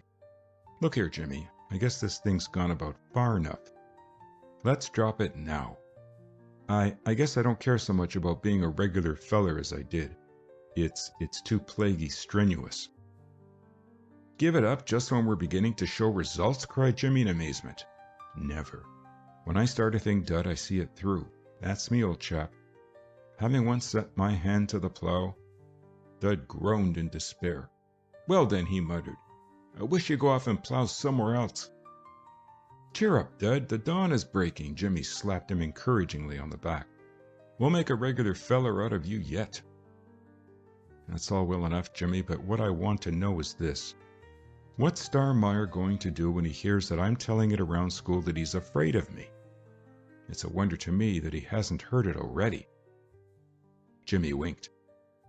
I sort of think he has, Dud, he said softly. End of Chapter 6. Chapter 7. Ben Myatt Advises. If, however, Starling Meyer had heard Jimmy's version of that encounter with Dud, he certainly gave no sign. When he and Dud met, which was frequently now that daily baseball practice was going on in the cage, he either looked over Dud's head or deigned him a fleeting and disdainful glance. But Dud didn't feel at all badly because he received no more attention. In fact, he was extremely glad every time he looked at Star and pondered on that youth's wealth of muscle and length of arm. And he hoped from the bottom of his heart that Star would keep right on treating him with distant disdain. The more distant, the better. Meanwhile, Jimmy, being a firm believer in preparedness, had procured 2 pairs of lightweight boxing gloves from different sources, and Dud, much against his inclination, was made to don a pair every day before supper and do his best to master the rudiments of self-defense.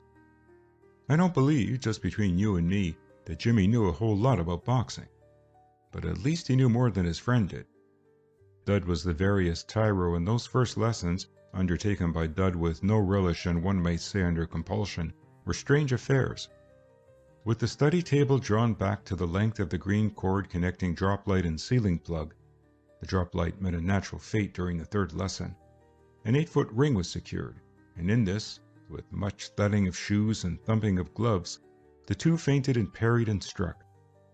The striking, though, was somewhat one-sided at first, Jimmy being the striker and Dud the strikee, to coin a convenient word. Anyone pausing outside the door of number 19 might have heard, in spite of the closed transom, a conversation calculated to arouse curiosity. "Watch your head now. Well, I warned you, didn't I? Keep your right in front of you. Don't drop your arm like that, or... Now lead, quick. I'll put some pep in it, Dud. More like this, see? Feint with your right and come up quick with your left straight for my chin. Get it? Try it again. That's better, only you're too slow. You give it away beforehand. Keep your eyes on mine and don't look where you're going to hit. Sorry, Dud. Was it too hard? You had your guard down, you see? Quicker on your feet, old chap. Keep moving. Don't get set or I'll... I just wanted to show you what would happen, Dud. Don't get mad about it. The only way to learn... Good one. You got me that time. Right on the nose. Bully work.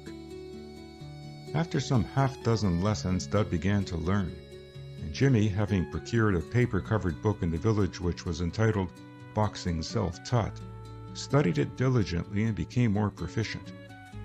I doubt that Jimmy, even when at his best, was what might be termed a scientific boxer, and Dud never developed beyond the hammer and tong stage. But they got to fancying themselves quite a bit after a fortnight or so, and talked learnedly of hooks and uppercuts and sidestepping and other mysterious things. And by that time, Dud had become really interested and viewed Starmeyer with far less awe.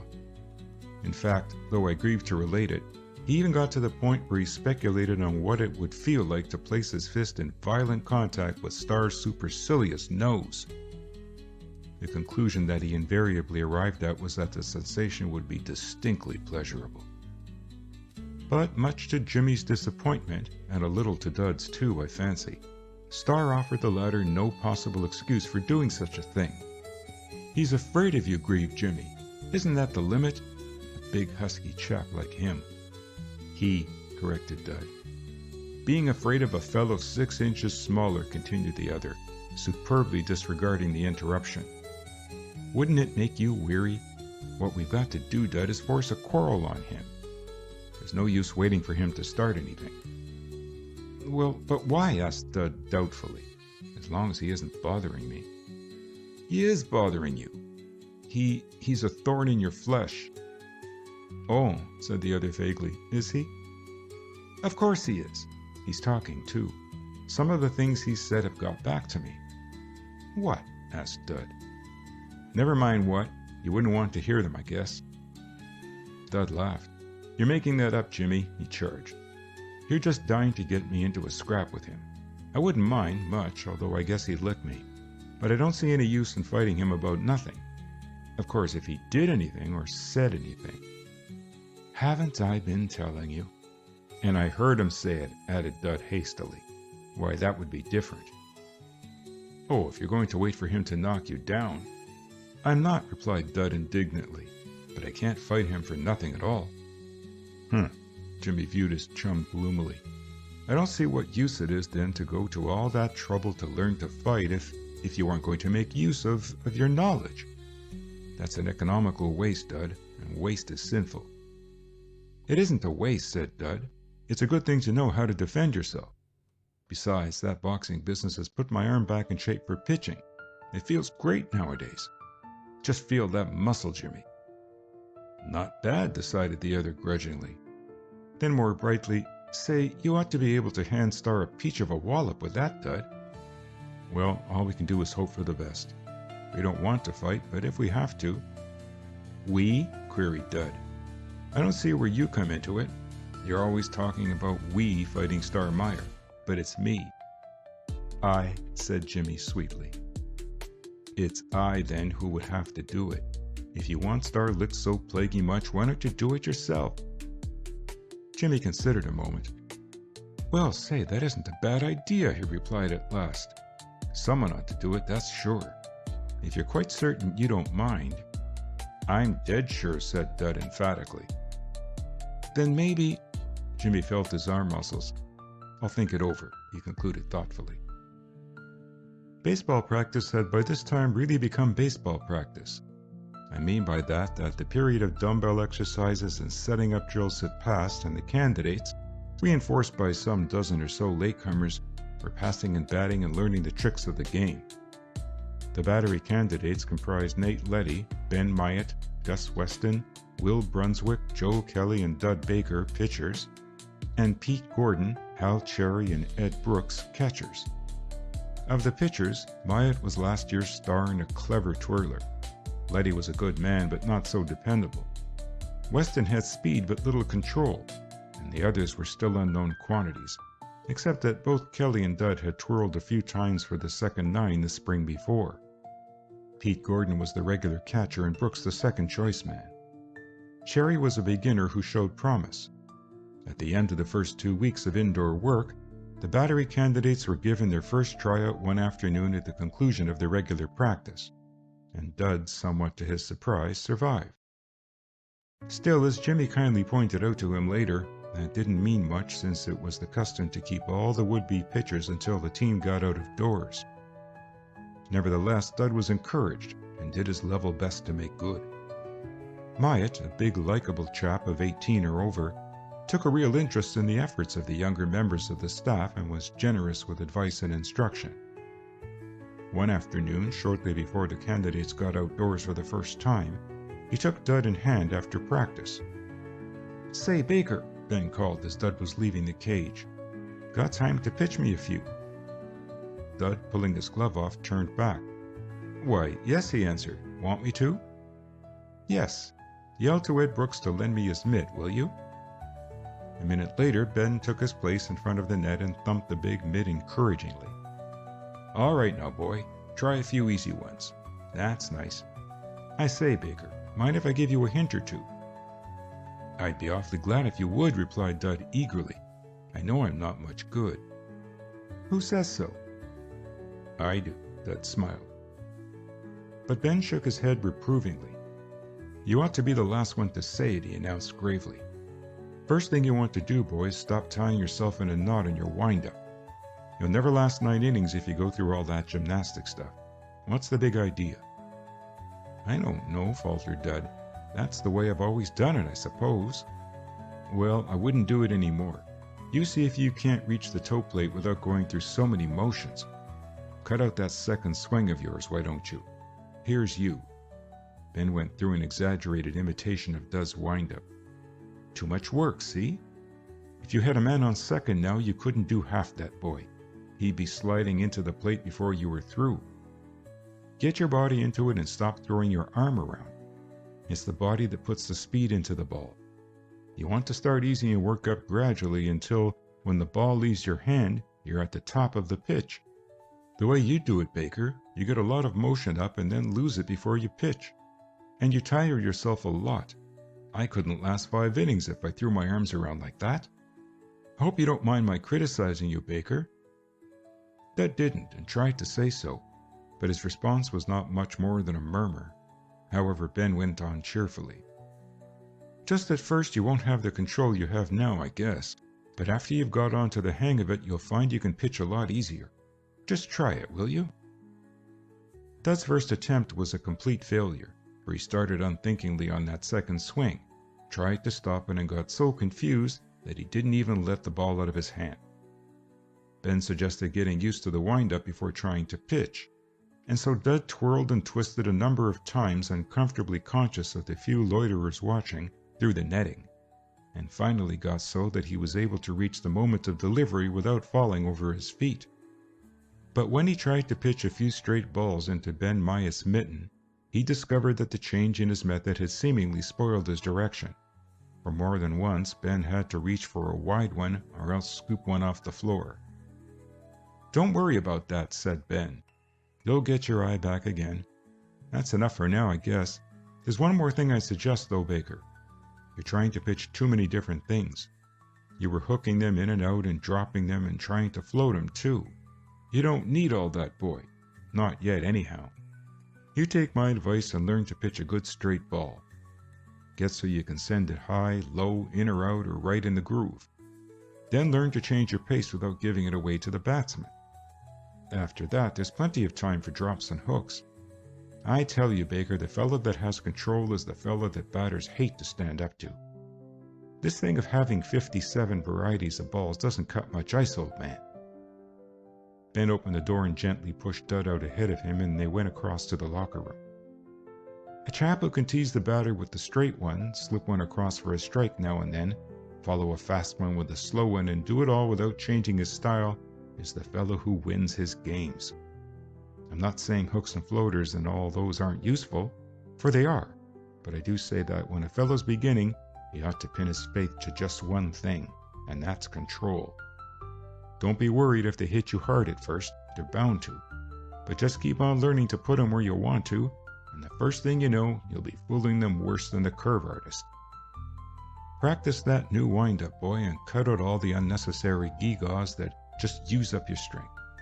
9 innings is a whole month sometimes, and it's the very dickens to feel your muscles getting sore along about the 6th. So long, Baker. Good luck." Dud thought it over while he stood under the shower and while he pulled on his clothes. Maybe Ben Myatt was right, he reflected, but he was a bit proud of his ability to put something on the ball, and confining himself to straight ones didn't sound interesting.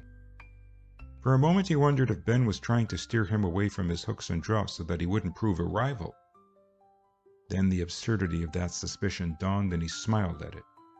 In the first place, Ben wouldn't be in school another year, and in the second place, Dud was certain that he would never be able to pitch as Ben could if he kept at it all his life. In the end, by which time he was tying his scarf in front of one of the little mirrors, he decided that Ben's advice was excellent, and that he would follow it for a while at least. The next afternoon, Hal Cherry, catching Dud and Kelly, looked a trifle surprised and a bit disgusted too, when Dud's delivery suddenly exhibited a strange eccentricity. Cherry had to spear the air in all directions that day, and Mr. Sargent, watching and counseling the fellows, followed Dud's doings with dubious eyes. Nor was Dud perceptibly more steady the day following, and Brooks, who caught him, protested more than once. By that time, Dud was getting discouraged and was strongly tempted to go back to his former, more elaborate and far more labored wind-up, and would have done so probably had it not been for Ben Myatt's brief encouragement after practice. "Haven't got the hang of it yet, I see, Baker," remarked the veteran. "Keep on, though. It'll come to you in another day or two, I guess. Try not to slow up just before your pitch, boy. That's your trouble now."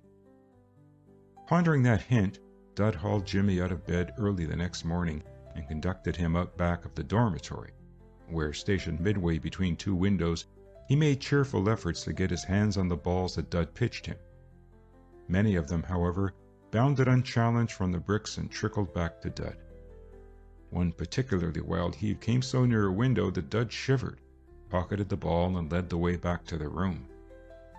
"If," said Jimmy disgustedly on the way, "that's a sample of what you can do with this simplified wind-up you're telling about, you better go back to the old stuff.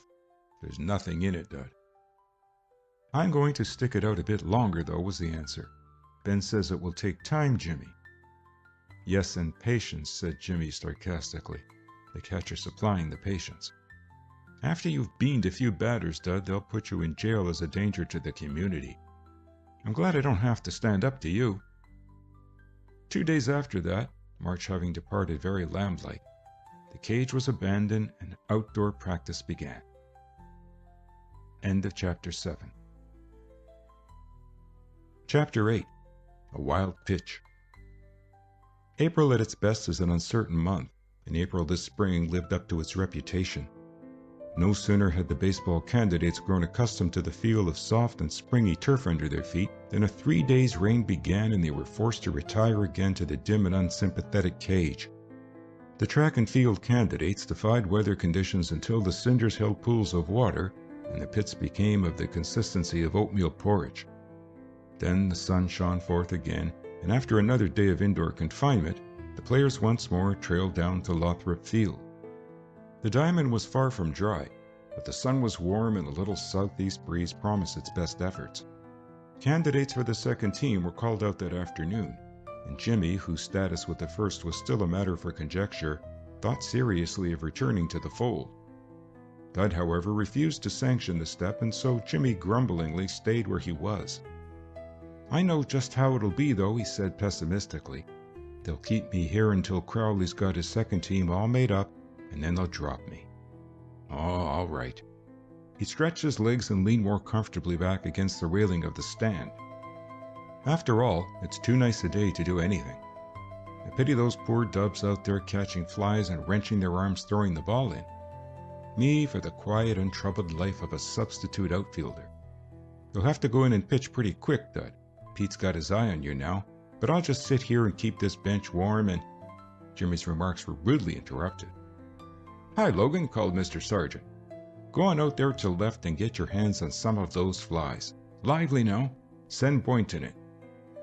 Jimmy arose with alacrity, casting a despairing glance at Dud, and ambled off. Hugh Ordway, seated further along the bench, got up and joined Dud. "Awfully pretty, isn't it?" observed Hugh, nodding toward the wide expanse of new green that led away to the ribbon of river beyond. "Reminds me a lot of home. I mean England." It sounded as if he was correcting himself, and Dud asked, "But England is your home, isn't it?" Hugh nodded. "I suppose it is, only when I'm here I like to remember that I'm part American, if you know what I mean." "Your mother is American, isn't she?" asked Dud. "Yes, she was born in Maryland. Her folks have lived there for a long time. It's a bit odd, Baker, but sometimes I feel as if I were more USA than British. Being sort of half and half like that, a fellow doesn't quite know where he is, if you know what I mean." "I dare say," murmured Dud. It was the first time that Hugh Ordway had ever approached him, and he felt rather embarrassed. The desire to make a good impression on the other only resulted in tying his tongue up. But Hugh appeared not to notice the fact. "How are you getting on," he asked, "with your pitching?" "Just fair, I guess. How do you like it? Baseball, I mean." "Crazy about it. I'll never learn to play decently, I fancy, but it's a jolly game, isn't it? What I like best is batting, only I can't seem to hit the ball very well yet. My, it fools me every time, you know. I got a couple of good ones off Nate Leddy the other day, though. Are you pitching today?" "I guess Pete will put me in for an inning or two later. He's giving us all a chance now. I'm pretty rotten so far." "Haven't found yourself yet, I fancy. It takes a bit of time, eh? Bert says a lot of us will be dropped to the second pretty soon. I say, Baker, I wasn't thinking of you, you know." "Oh, I'll get dropped all right, I guess." "Hope not, I'm sure. In my own case, I wouldn't mind a bit. Maybe I could play well enough to make the second, or a class team, perhaps." "I thought you fielded very well the other day," said Dud politely. Hugh laughed. "You're spoofing, I fancy. I did catch a few, but I was beastly scared of them. Bert says I looked as if I was going to catch them in my mouth." Odd feeling you have when those balls begin to come down, getting bigger and bigger every second, and you're wondering whether you'll catch them or if they'll hit you on the nose. Jolly good fun, though. Corking. Lots more exciting than cricket. Is it? I never played cricket. Oh, no end. Cricket's a bully good game, too, but it's a lot more quiet and sedate, if you know what I mean. Well, I'll toddle. Hope you get on finely, Baker. And drop in sometime, eh?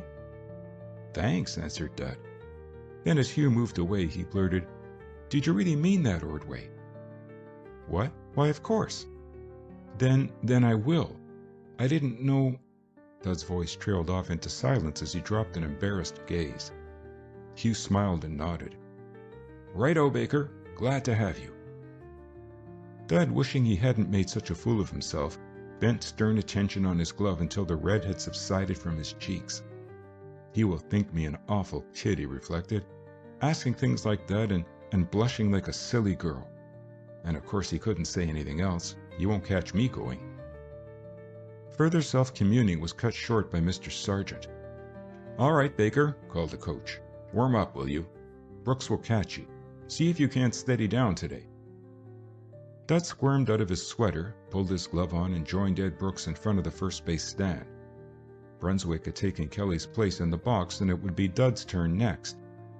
As Brooks tossed the ball to him and spread his hands invitingly wide apart, Dud hoped hard that he would be able to steady down, but doubted it. As yet, the recollection of that impulsive question to Ordway still made his face burn. Consequently, when after pitching a half-dozen easy ones to warm his arm, he began to put on a little speed, he was pleased as well as surprised to find that some of his old control had come back. Encouraged, he made greater efforts to put the ball where he wanted to and, unconsciously, began to steam up. But Brooks cautioned him and Dud slowed down. That's pitching 'em, called Brooks. They're all straight though, Dud, or pretty near it. Try a slant. But Dud resisted the temptation to hook one and shook his head. Instead, he sent over a slow one that fooled Brooks completely and brought from the latter a laugh at his own expense. Do it again, he urged as he threw the ball back. I want to get used to those. I'll wait until you're not expecting it, laughed Dud. There was no lineup today, but first and second string players were batting and running the bases, taking their places in the field ultimately to let others come in. Weston, Kelly, and Brunswick had held the mound for an inning or two apiece, while Ben Myatt and Nate Letty were trying to improve their hitting, a thing that the latter was rather weak at. Presently, the outfielders were called in a body, and others took their places, and changes were made in the infield. Brunswick went to the shower and Dud to the pitcher's box. Pete Gordon was still catching. All right, Baker, called Pete. Strike 'em out, boy. Put her over now. Neil Eyre fouled one and then landed on the next and went to first, and Bert Winslow took his place. The pitchers were not expected to work hard, for a batsman stayed in until he hit or was caught out. Bert was difficult to dispose of, since he cannily refused everything that wasn't distinctly a strike, and Dud pitched a dozen deliveries before Bert found one he liked and rapped it to deep center. Meanwhile, Mr. Sargent was coaching Eyre from first to second and on to third, making him slide to every base even though he was not threatened. When, however, he tried to steal home on Dud's windup, Dud managed to keep his head, send in a fast one, and saw Eyre nailed a yard from the rubber. It wasn't especially interesting work, and some of the hits were screechers into deep right, left, or center that the outfielders couldn't begin to get their hands onto. Dud had not had much experience in fielding his position, and was momentarily in fear that a hot liner would come at his head. If one did, he was quite certain he would duck and quite disgrace himself. But when, after some 9 or 10 batters had faced him, Captain Murtha hit one squarely on the nose and it came straight at Dud, the latter involuntarily putting his hands up and, while he didn't make the catch, knocked it down, recovered it, and tossed out Murtha at first. He got a round of applause from the stand for that, which so rattled him that his next delivery shot past Gordon a good 4 feet to his right and led in a runner from third. The batter sent the next one off on a voyage to deep center and took 2 bases. The base runners were taking such extraordinary chances and Mr. Sargent was making such a hullabaloo back of first that Dud began to lose his control badly, and he was forced to put exactly 11 balls across before Weston, tired of waiting for a good one, reached for a wide ball and fouled out to first baseman. Then Star Meyer faced him, and Dud made up his mind to make Star work for his hit. Star viewed the pitcher with amused contempt, and Dud felt his cheeks tingle. But he set his teeth and sent a high one across that the batter disdained, and followed it with one that barely cut the inner corner of the plate and was just knee-high. Star looked doubtful about it, but Gordon proclaimed it a daisy star. They don't come any better. That apparently impressed Star, for he swung hard at the succeeding delivery, which, happening to be one of Dud's slow ones, crossed the plate almost a second after the swing. Someone laughed and Star frowned haughtily. Dud tempted him with another wide one and then sneaked one across right in the groove and caught the batter napping. Gordon thumped the ball into his glove before he threw it back, a signal of commendation with the big catcher. "That's the stuff, Baker," he called. "That's pitching 'em, boy." Dud tried another slow one, and again Star swung too soon, and again a laugh greeted the performance. This time, with the ripple of laughter, came a smatter of applause from the handful of spectators on the stand. Star's countenance lost its haughtiness and his mouth set grimly. Dud decided that he might as well let Star hit and get rid of him, and so he tried to put one over shoulder high and across the middle of the plate. But something went wrong. Dud was convinced afterwards that his foot had turned on a pebble. At all events, instead of traveling straight and true into Gordon's waiting mitt, the ball took an erratic slant and brought up against Star's shoulder. There was speed on the ball, and the batter had scarcely tried to dodge it, and now he dropped his bat, clapped a hand to his shoulder, and performed a series of most unconventional steps about the plate. Dud started toward him, but Gordon was already at his side, and so Dud contented himself with a sincere, "Awfully sorry, Meyer." But Star, impatiently throwing off the catcher's hand, turned an angry countenance to Dud. "You meant to do that, Baker. You did it on purpose. I'll get you for it, too. You can't—" But Mr. Sargent interposed then. "Tut tut, Meyer. It was purely an accident. You must learn to get out of the way of them. Sorry if it hurt you, though. Get Davy to rub it for you. That'll do for today." Star, pausing to cast a final ominous look at Dud, recovered his poise and, rubbing his injury, retired haughtily. Many amused glances followed him, for no one there doubted that it had been purely accidental, and Star's loss of temper had struck them as unnecessary. The incident ended Dud's usefulness for that day, for his delivery became so wild that Mr. Sargent quickly took him out, putting in Weston to finish the practice. Dud, yielding the ball shamefacedly, retired to the bench and donned his sweater. He was quite aware of the fact that Mr. Sargent meant him to return to the field house, but the thought of the irate Star Meyer, who, by the time Dud got there, would doubtless be just getting into his clothes, deterred him. Instead, then, of leaving the field, Dud found a place on the bench and pretended deep absorption in the practice. Presently, though, a better idea presented itself. Across on the other diamond, the second was putting in its first day of work, under the tuition of Vinny, as Mr. Crowley, the assistant physical director, was called.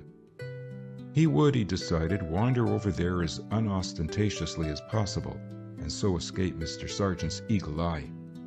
But it proved a mistaken move, for just at the moment that Dud detached himself from the few idlers on the bench, Mr. Sargent happened to look across the diamond, and his impatient voice quickly followed his glance.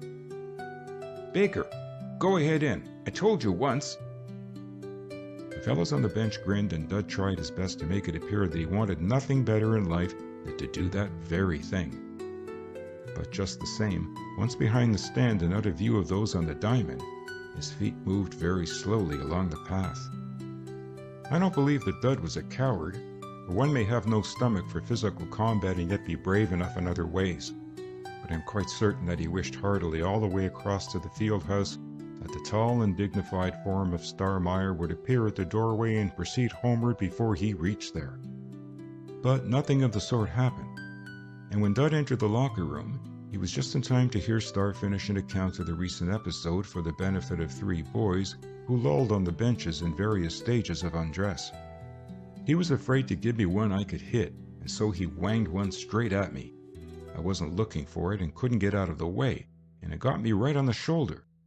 He threw it as hard as he could, too, and that arm will be out of commission for days. Pete had the cheek to tell me that it was an accident. Accident. Yes, it was. Not. You wait till I get a chance at that fresh kid. End of Chapter 8. Chapter 9. Jimmy takes charge. Dud's first impulse was to turn back, but one of Star's audience had seen him already, and so after a moment of hesitation he went on and, since Star had his back toward the door, reached his locker before the speaker saw him. Then there was an instant's silence. Dud pulled open the locker door, took his towel out and dropped it on the bench. Then, "Got canned, did you?" asked Star. "Maybe you'll learn after a while that you can't do that sort of thing and get away with it." "I didn't mean to hit you, Meyer. Honestly," returned Dud. I'm awfully sorry. There was a pebble or something." "Oh, forget your pebbles. You know very well you meant to hit me. You've been doing a lot of talking around school lately. I've heard it. And I'd have given you a mighty good spanking if you'd been big enough to notice." Star had walked around the end of the bench and now faced Dud like an outraged Joe from a yard away. Dud tried hard to appear undisturbed, but the mere publicity was enough to send the blood into his cheeks and put a tremor in his voice as he answered. "I haven't been talking about you, Meyer," he said as stoutly as he could. "And anyhow, you needn't try to bully me. I've apologized for that accident, and that's all I can do." "Oh, you apologize, do you?" Star laughed amusedly. "Well, apologies don't answer, kid. You weren't so small I'd kick you around the room, you ugly-faced little insect." "Never mind my size," cried Dud, throwing discretion to the winds in the sudden flare of anger. "And never mind about my looks either. Anytime you want to start kicking, you go ahead, Meyer. I'm not afraid of you. You're a bluff. A big bluff, that's all you—" Star's right hand shot out suddenly, and the open palm landed hard on Dud's cheek. The blow sent him sprawling across the bench, but he was on his feet again in an instant, his face white save where the impact of Star's hand had left a tingling red stain. Star, smiling crookedly, had stepped back, ready for Dud's rush. But the rush wasn't made, for at that instant Davy Richards' voice came sternly from the doorway. "Here, boys, stop that! Look you, Meyer, leave him alone. What mean you hitting a boy beneath your size, hey?" Davy was Welsh, and when excited relapsed into a brogue as broad as it was difficult of reproduction and type. Star looked around, shrugged his shoulders, and laughed lightly. "I wasn't hitting him, Davy. I merely slapped his face for him. If I ever really hit him, he'd know it." "Well, no more of it in this house. 'Tis no place for fighting. And you there, Baker, behave yourself, do you hear me? No more now, or I'll take a hand myself." Davy retired grumbling, and one of the audience of three chuckled as he got up and sauntered out. The others exchanged glances of amusement and went on with their dressing. Star nonchalantly retired to his own bench, leaving Dud standing with clenched fists and angry face in the middle of the floor, for once unconscious of the curious gazes of others. "It isn't finished yet, Meyer," he said at last in a low voice. Star glanced up contemptuously. "You'll be finished if you try any more funny stunts with me, Baker," he said threateningly. "And I want you to stop talking about me too. Hear that? The next time I'll do a lot more than slap your ugly face for you." "You'll fight me." "I wouldn't bother to," Star laughed. "I might break you in two if I hit you." "You'll fight me," reiterated Dud doggedly. "If you won't—" He stopped, for Davy was glowering at him from the doorway. "Look you, Baker, what I say I mean. One more word about fighting while you're in this place and out you go." Dud subsided and silence reigned until the door opened to admit a number of released second-team candidates, by which time Dud was ready for his shower. When he returned to the lockers, Star had gone. By that time the room was crowded from end to end, for practice was over and some 40-yard boys were struggling for space. Jimmy spied his chum and pushed his way to him. "Oh, Dud, it was fine," he whispered delightedly. "Only why didn't you put it a foot higher or so and bean him? Did you see him again?" Dud nodded. "Was he mad?" demanded Jimmy eagerly. "Hello, what are you looking so funny about? You didn't— I say, Dud, you two didn't—" He paused expressively. We had words, replied Dud in low tones, and he slapped my face. Slap? Jimmy whistled. Then, great stuff, Dud. What did you do? Where were you? I wish I'd seen it. I didn't do anything. Davy butted in. I'm going to fight him, though. Of course, slapped your face, eh? The big bully. That's a fighting matter, Dud. When are you going to do it? He refused, said he wouldn't bother with me, said he might break me in two. But he's got to fight, Jimmy. You bet he has, agreed Jimmy enthusiastically. But listen, let me get my shower. You wait for me, will you? We've got to talk this over, you know. There isn't anything to talk over, Dud said flatly. He's got to fight me. Yes, but if he says he won't, you wait for me, see? I won't be a minute. Jimmy, beaming broadly, dashed off. Dud found a corner by the door and waited, listening idly to the chatter of the fellows. Nearby, Foster Trey, struggling with a stubborn shirt, remarked in smothered tones, Did you see Baker peg Star in the arm mill? It was a fierce old biff. Yes, replied Oscar Milford, and Star was hopping mad. He chuckled. Said Baker did it on purpose. Well, maybe he did, I don't know. But they say Baker's got Star scared of him for some reason. Oh, piffle. Kid like that? Not likely. But it isn't sense getting mad about being hit with a ball. Gee, if I got peeved every time I got whacked last year. A good-natured altercation over the possession of a bath towel that both Letty and Parker laid claim to drowned the rest of Trey's remark, and Dud slipped further along. Captain Merthyr ran across him a moment later and stopped an instant. Say, Baker, you did mighty well there for a while today. Keep it up, old man. But don't lay out any more of the team, eh? You might leave us short-handed. Guy laughed, nodded, and went on, and presently, showing numerous evidences of having dressed hurriedly, Jimmy arrived a bit breathless and dragged Dud outside. There, one arm through Dud's, he led the way back to the dormitory. Now, he demanded eagerly, let's have the whole story. Well, I stepped on a pebble or something, and the ball got away and hit Star in the shoulder. Yes, chuckled Jimmy, I saw that. Something ought to be done about those pebbles. And he winked meaningly. But it was a pebble, declared Dud. I didn't mean to hit him. You didn't? Jimmy was incredulous and disappointed.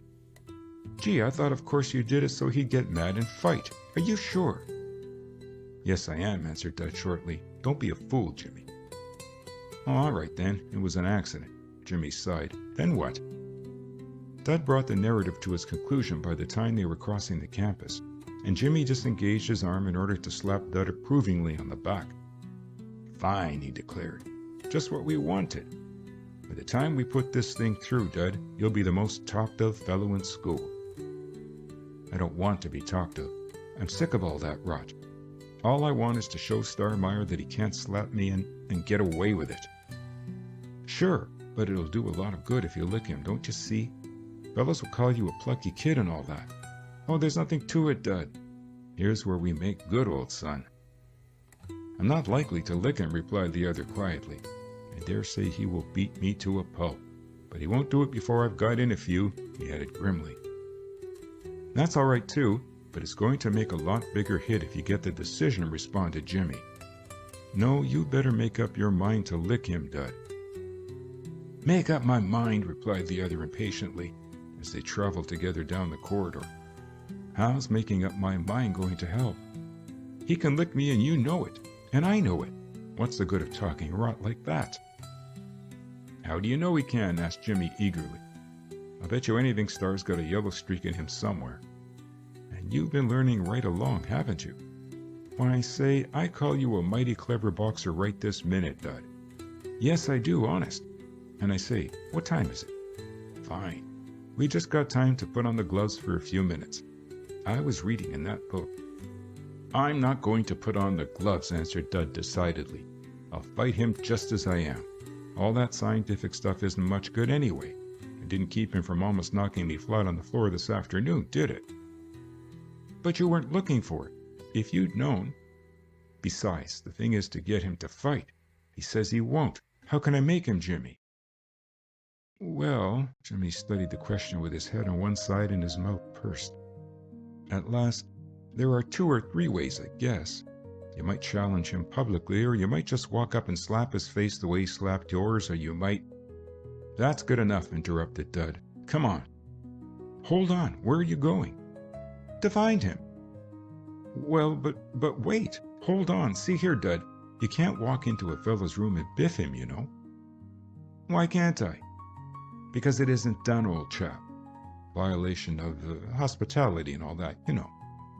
What you want to do is find him sometime when the other fellows are around, see? Then he can't possibly refuse.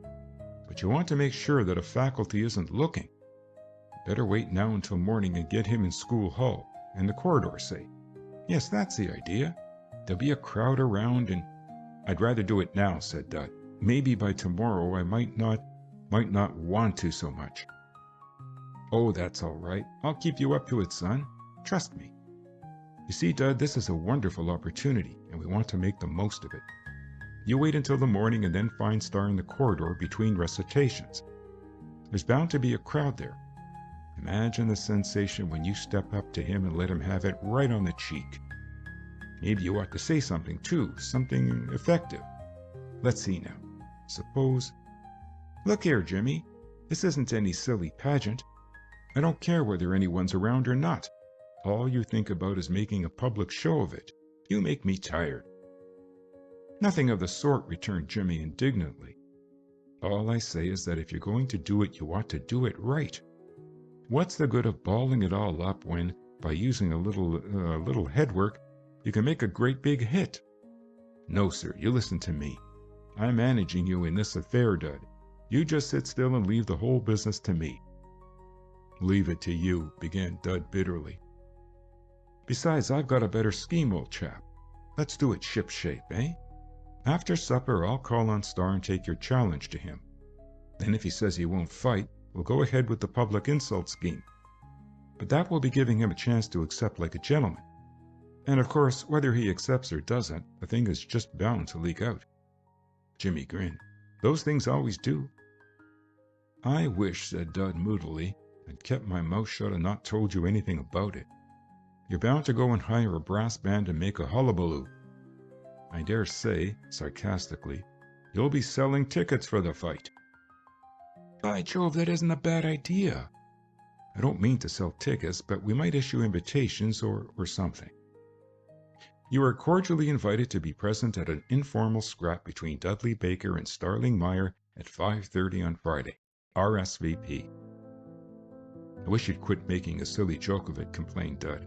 If you think it's so terribly funny, why don't you fight him yourself? I would in a minute if he slapped my face, replied Jimmy promptly. Maybe he will when I take the challenge to him. Gee, I wish he'd try it. Still, I suppose you'll claim the right to the first scrap. Well, that's settled then. Come on to supper now. Better be sort of careful what you eat, you know. You want to keep in condition. What do you say to tomorrow afternoon before supper down at the beach? We'll be out of sight there and it would be handy for fellows to get to after practice. No use staging the affair too far away if we want a good attendance, eh? Got to consider folks' comfort some, you know. All ready? End of Chapter 9. Chapter 10. The Challenge. Come in. Starling Meyer turned from the window in number 17 and faced the door. Ernest Barnes, Star's roommate, looked up from his book and glanced curiously in the same direction as the portal opened briskly to admit Jimmy Logan. It lacked but a few minutes of study hour, and Jimmy, with the door of the next room slightly ajar, had made certain of Star's return before starting on his errand. Beyond the partition, there was a connecting door between the rooms, but that was never opened. Dud was dubiously awaiting Jimmy's report. "Oh," said Star eloquently as Jimmy advanced jauntily enough but with a most sober countenance into the radius of light from the study table.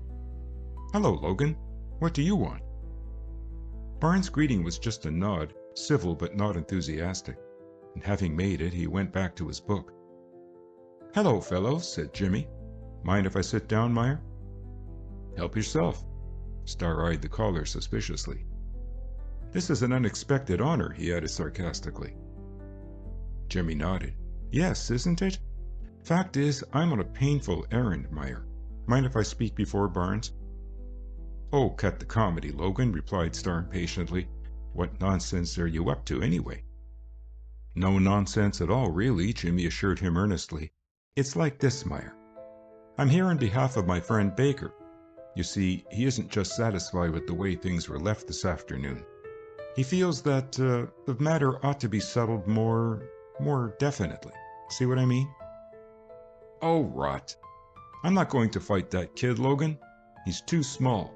Tell him to forget it. And look here, you." Starr's voice took on an edge.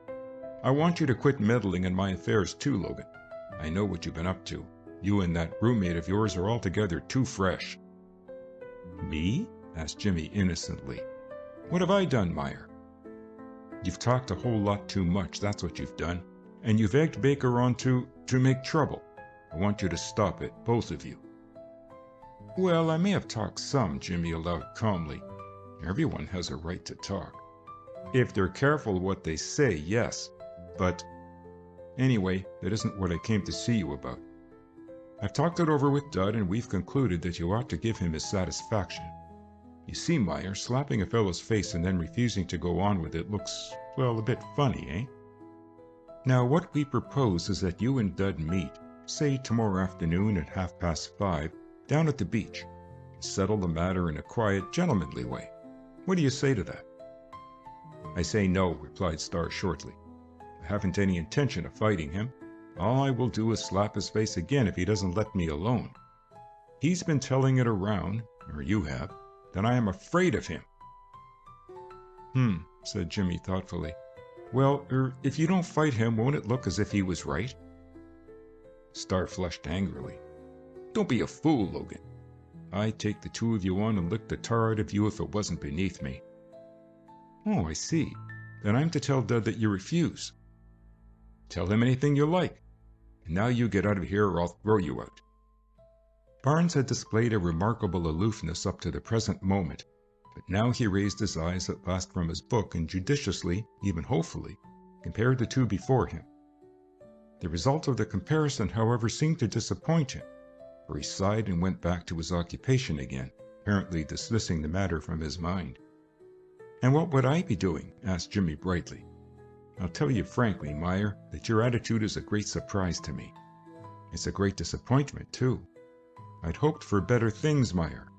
The fellows are going to be mightily disappointed when they hear about it." "So you intend to talk some more, do you?" demanded the other exasperatedly. "Me? Oh my, no. But these things have a way of getting out, you know, Meyer." Jimmy shook his head sadly.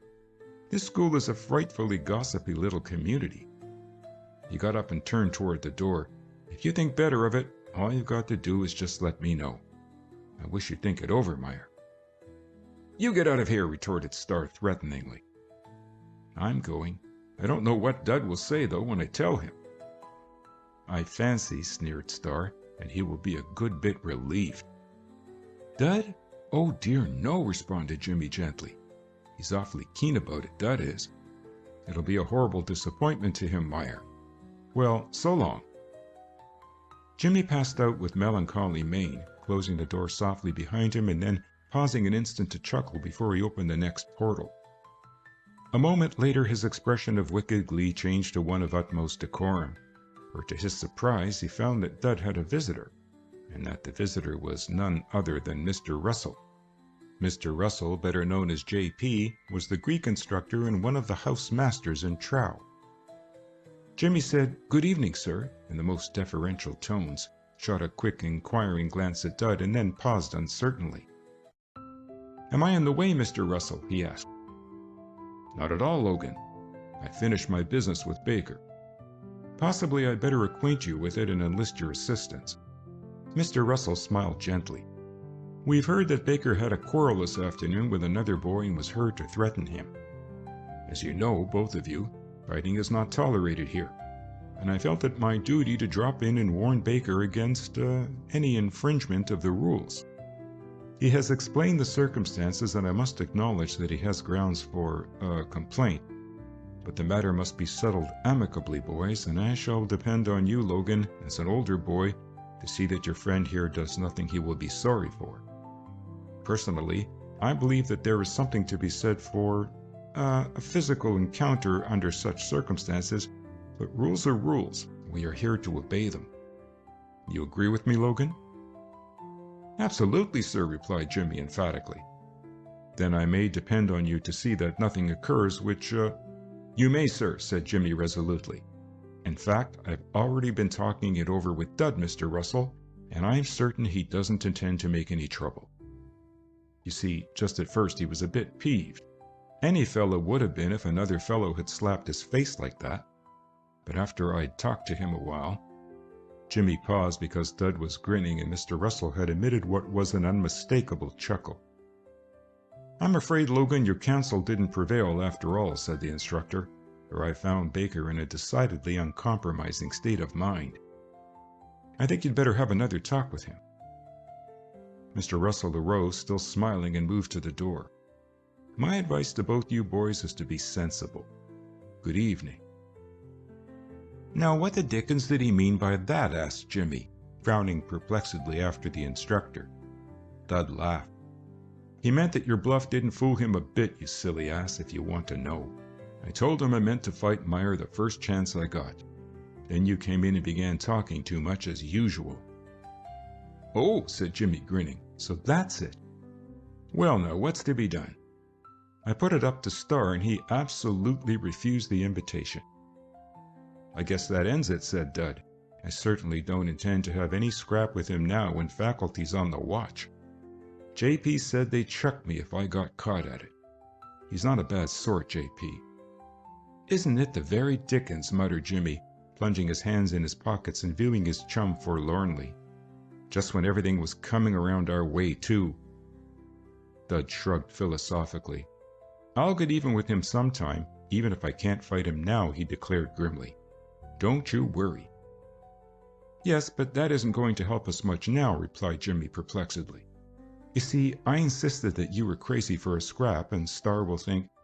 Oh, who cares what Star thinks? Who cares what anybody thinks? Asked Dud impatiently.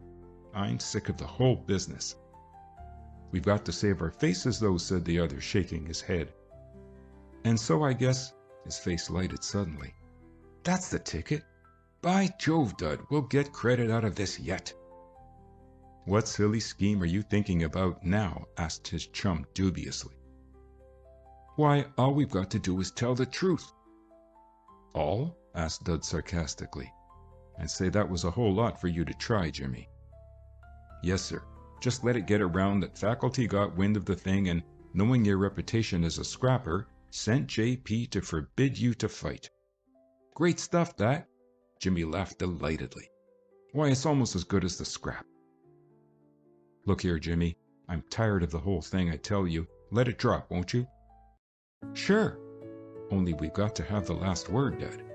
Now don't pester me any more. I've got to dig a bit.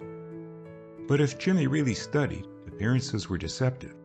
For when, during the next hour, Dud occasionally glanced across the table, it was always to behold Jimmy with his hands locked behind his head, his gaze on the ceiling, and a thoughtfully rapturous smile on his face.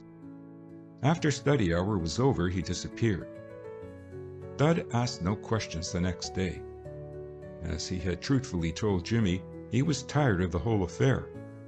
He was still deeply resentful towards Star Meyer, but his anger had cooled and he had no intention of getting into trouble with the faculty for the scant satisfaction of being bruised up further by that youth. He was tired, too, of trying to become a regular feller, to use Jimmy's descriptive phrase. What the latter liked to call the campaign had been, so far as beneficial results were concerned, a total failure. To be sure, Dud had enlarged his circle of acquaintances vastly. He was now on nodding or speaking acquaintance with fully 3/4 of the fellows. But what, as he asked himself disconsolately, was the good of knowing chaps if they didn't like you afterwards? He could still count on the fingers of one hand the fellows who really showed any disposition to be friendly. Hugh Ordway, Ben Myatt, Guy Murtha, Roy Dresser, and Ed Brooks. He tried in vain to find a sixth. There was Jimmy, of course, but Jimmy was understood. Of the friendly ones, only Ordway and Dresser could be called disinterested, he decided. Murtha was friendly because he wanted Dud to make good as a pitcher, Myatt because he took a sort of proprietary interest in the younger twirler, and Brooks because it had fallen to his lot to catch Dud frequently, and there had sprung up between them a sort of comradeship that so far ended with each day's workout. As to Hugh Ordway, Dud suspected that that youth showed friendliness because he was naturally kind-hearted and had taken pity on him. So that left only Roy Dresser, and Dresser was much older than Dud and went with the football crowd, and in the natural course of events, their paths seldom crossed. It would have been perfectly feasible for Dud to call on Dresser, but that would have required an amount of assurance that the younger boy didn't possess. No, judging by results, that campaign had not been a colossal success. Just now, however, Dud didn't care so much whether he was popular or not. He was very full of baseball and secretly consumed by the ambition to make good as a pitcher and win a place on the first team. For the present, that provided sufficient interest. He didn't really believe that he would succeed in his ambition, at least not this year, but one may lack of belief and still hope, and Dud was doing a whole lot of hoping. So far he had done as well as any of the rookies, without, however, having distinguished himself in the least. He could flatter himself that neither Brunswick nor Kelly had been used more often than he, and he took encouragement from the fact. Sometimes he regretted that he had taken Ben Myatt's advice and changed his style. If he hadn't, he told himself, he might have showed a lot more by this time. Generally, though, he recognized the fact that Ben's advice had really been very sensible and that eventually, if not this season, then next, he would find himself better off for having followed it. So far, though, the improvement that Ben had promised had developed very slowly, and he had days of discouragement. It seemed that what accuracy he had possessed before had quite left him. He could show speed and he could fool 4 batsmen out of 5 with his change of pace, but when the score got to be 2-2 and it was necessary to put them over, he was as likely as not to be as wild as a hawk. Obeying Ben, he still avoided hooks, making up his mind to leave such things quite alone until he was able to put the straight ones where he wanted them. Plenty of pitchers will tell you that it is harder to pitch a straight ball than a curve, and it's very nearly true. It is in fact entirely true in the case of a young pitcher who is starting out pitching curves to the practical exclusion of straight balls. And Dud, having taught himself very largely, had begun his pitching career on the erroneous assumption that a wide knowledge of hooks and curves and jumps and other freakish things is a pitcher's best asset. It is not, though, for the simple reason that no pitcher ever combined a large variety of deliveries with that most valuable of all assets, control.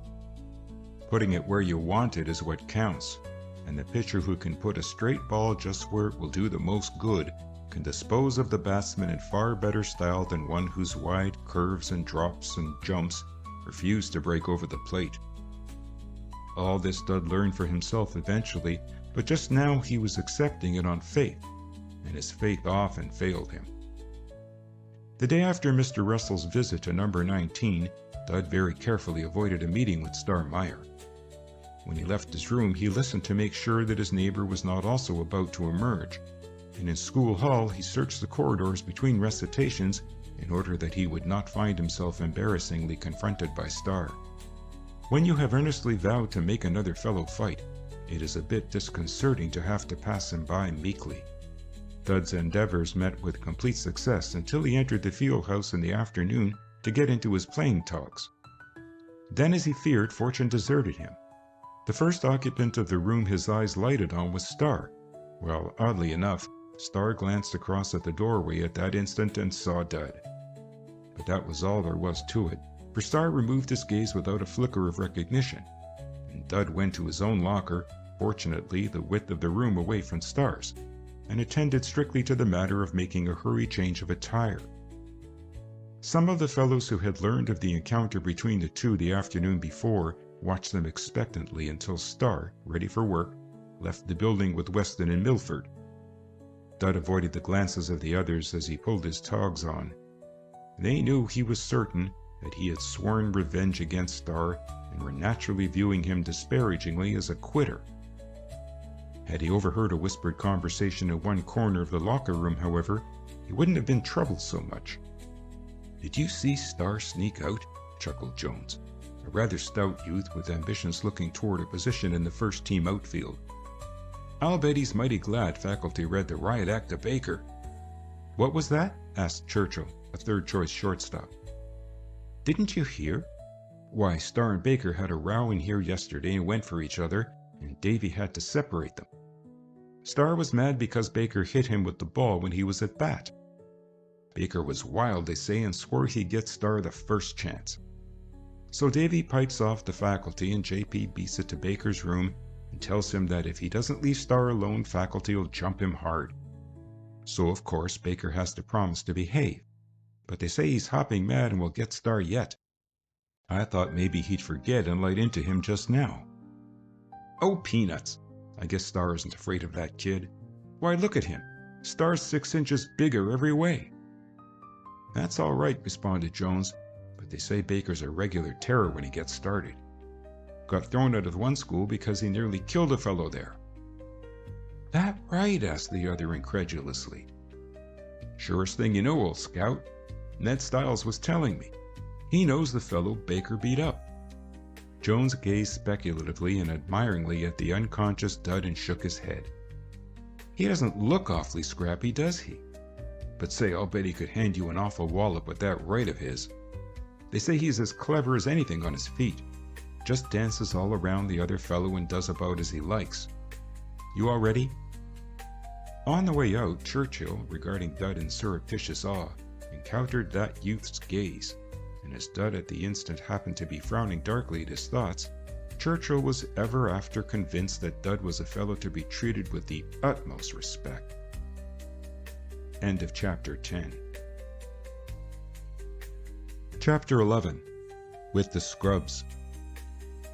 Dud speedily forgot all about Starr Meyer, social aspirations, and everything else except baseball, for they had their first practice game that afternoon, and although Dud wasn't called on to work during the first 3 innings, he became vastly absorbed in the proceedings. Mr. Sargent made up one team of seasoned veterans of previous campaigns, with Gus Weston pitching and Gordon catching, and formed the opposing team of the newer candidates, giving the twirling job to Nate Leddy and letting Ed Brooks catch him. Since it was the first contest of the year, both teams were on their toes and went into it hard. From the practice diamond, Mr. Crowley's second 9 looked on enviously when the opportunity allowed. Weston pitched nice ball for the regulars for 2 innings, mowing down the opposing batsman impartially and even monotonously. But in the third, Ben Myatt, playing left field for the Scrubs, landed on one of Gus's offerings and drove it far into right center, where neither Starr Meyer nor Gordon Parker could reach it in time to prevent him from reaching third. That put the following batsmen on their mettle, and before the inning was over, Gus Weston had yielded 4 hits for a total of 7 bases and 3 runs had crossed the plate. As, however, the regulars had by that time scored thrice owing to 2 singles and as many errors of the Scrubs' infield, the contest was far from decided. Weston managed to survive the 4th inning, although decidedly wobbly. He allowed 2 hits and passed Barnes, and the Scrubs were yelling for a tally when Hugh Ordway fanned and made the last out, leaving an irate runner on third. Brunswick went on the mound for the regulars in the 5th, and Dud took Leddy's place for the scrub. After that, as might have been expected, the fielders were much busier, and runs began to trickle across quite frequently. Dud pitched 3 innings that afternoon and performed fairly creditably. Ed Brooks, fast rounding into form as a catcher, knew Dud's failings and jockeyed him along with a lot of skill and wisdom. More than once Dud found himself in a hole, and if he escaped, as he generally did that day, it was more due to Brooks than to him. The catcher never hesitated to demand the 3rd strike when it was due, leaving it to Dud to put on enough steam or to fool the batter with an unexpected slow ball. And it must be said to Dud's credit that he frequently delivered the goods. But at that he was hammered hard by the head of the opposing batting list, and could only find consolation in the fact that Brunswick fared but little better at the hands of the Scrubs. Brunswick gave way to Joe Kelly in the 8th, and in that half inning the Scrubs almost snatched the game away from their haughty opponents. Kelly was wild and ineffective, and filled the bases with the first 3 men up. Jimmy Logan, who had never set the world on fire with his batting, bunted cannily down the first base line, managed to get in the way of Kelly's throw to the plate, and not only saw 2 runners score, but reached first in safety himself. Prentice fouled out on the second delivery, and Jimmy was caught going down to second. Dud, whose turn it was at bat, had but slight hope of turning in a hit. But Kelly had another ascension, or perhaps merely continued his first, and got himself in the hole to the tune of 1 strike and 3 balls. Dud let another strike go by, and then hit it the next delivery. Luck favored him, for Nick Blake, at short, made a miserable stop of a weak grounder and threw to first a fraction of a second too late, and the runner from third was safe. That run brought the Scrubs' score to 11 to the regulars' 13, and even with 2 down, the Scrubs dreamed of tying it up. But Boynton dispelled the illusion by popping a weak fly to Neil Ayer at first, and since the practice period was up, Mr. Sargent called the game.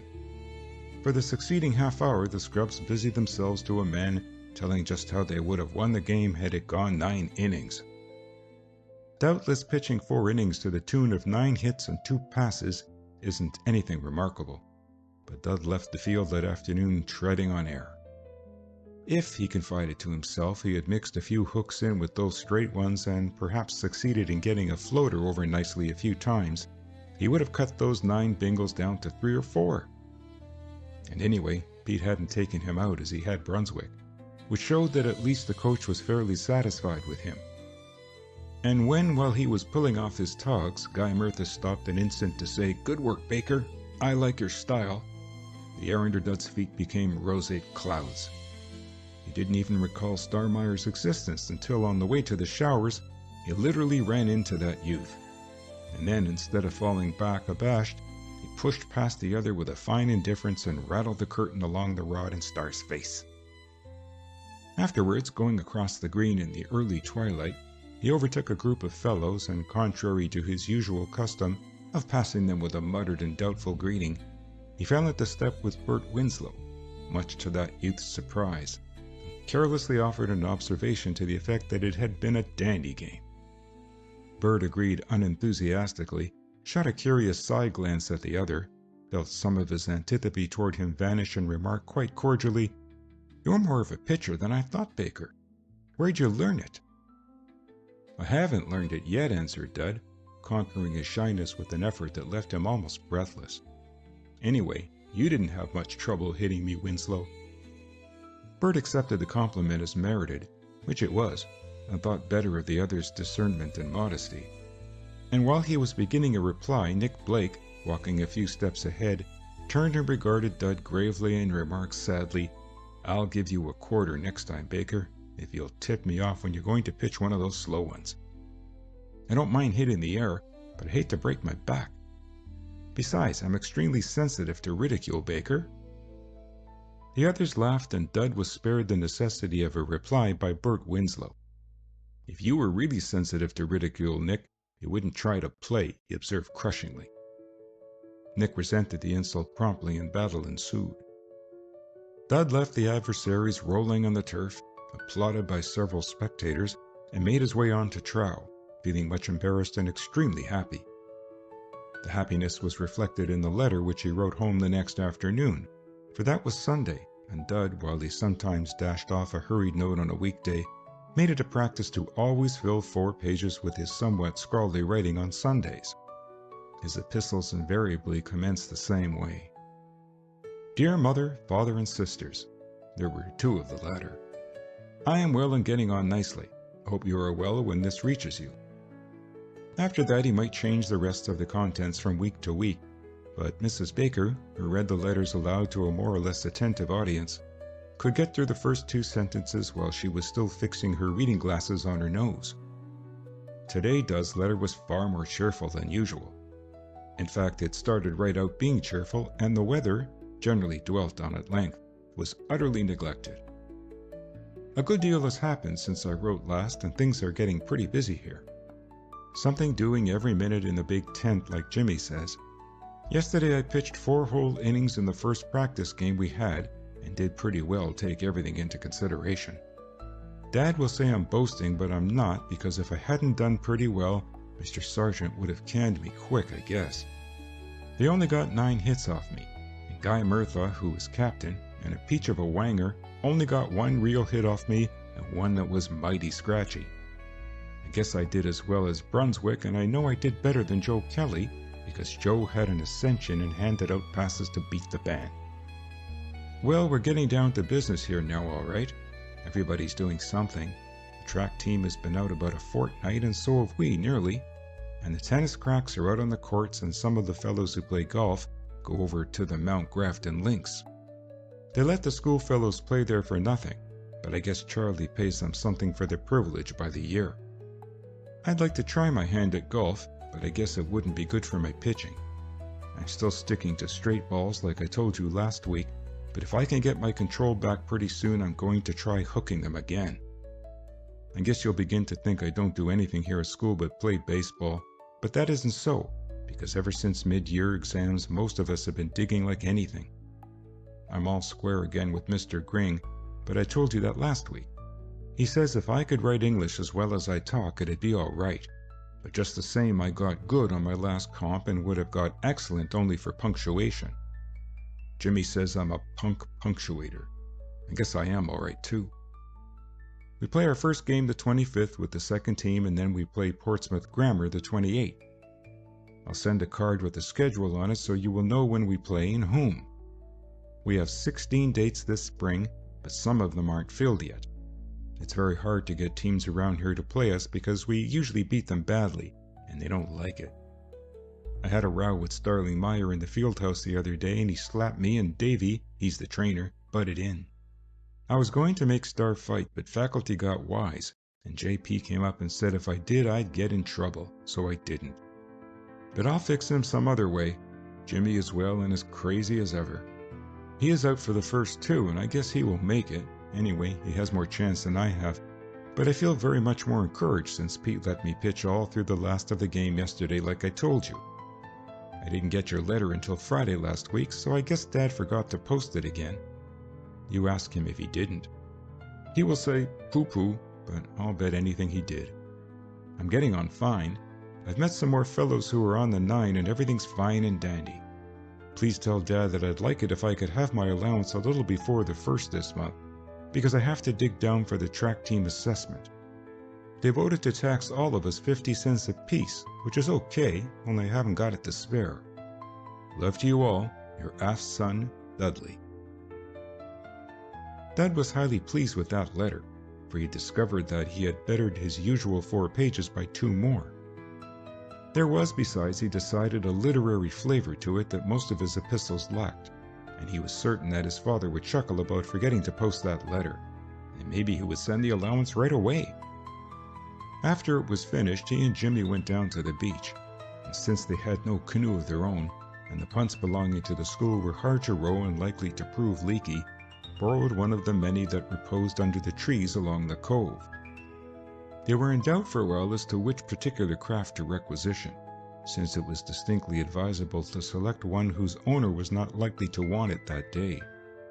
The difficulty was finally solved by Dud, who recalled the fact that young Twining was in the infirmary with German measles.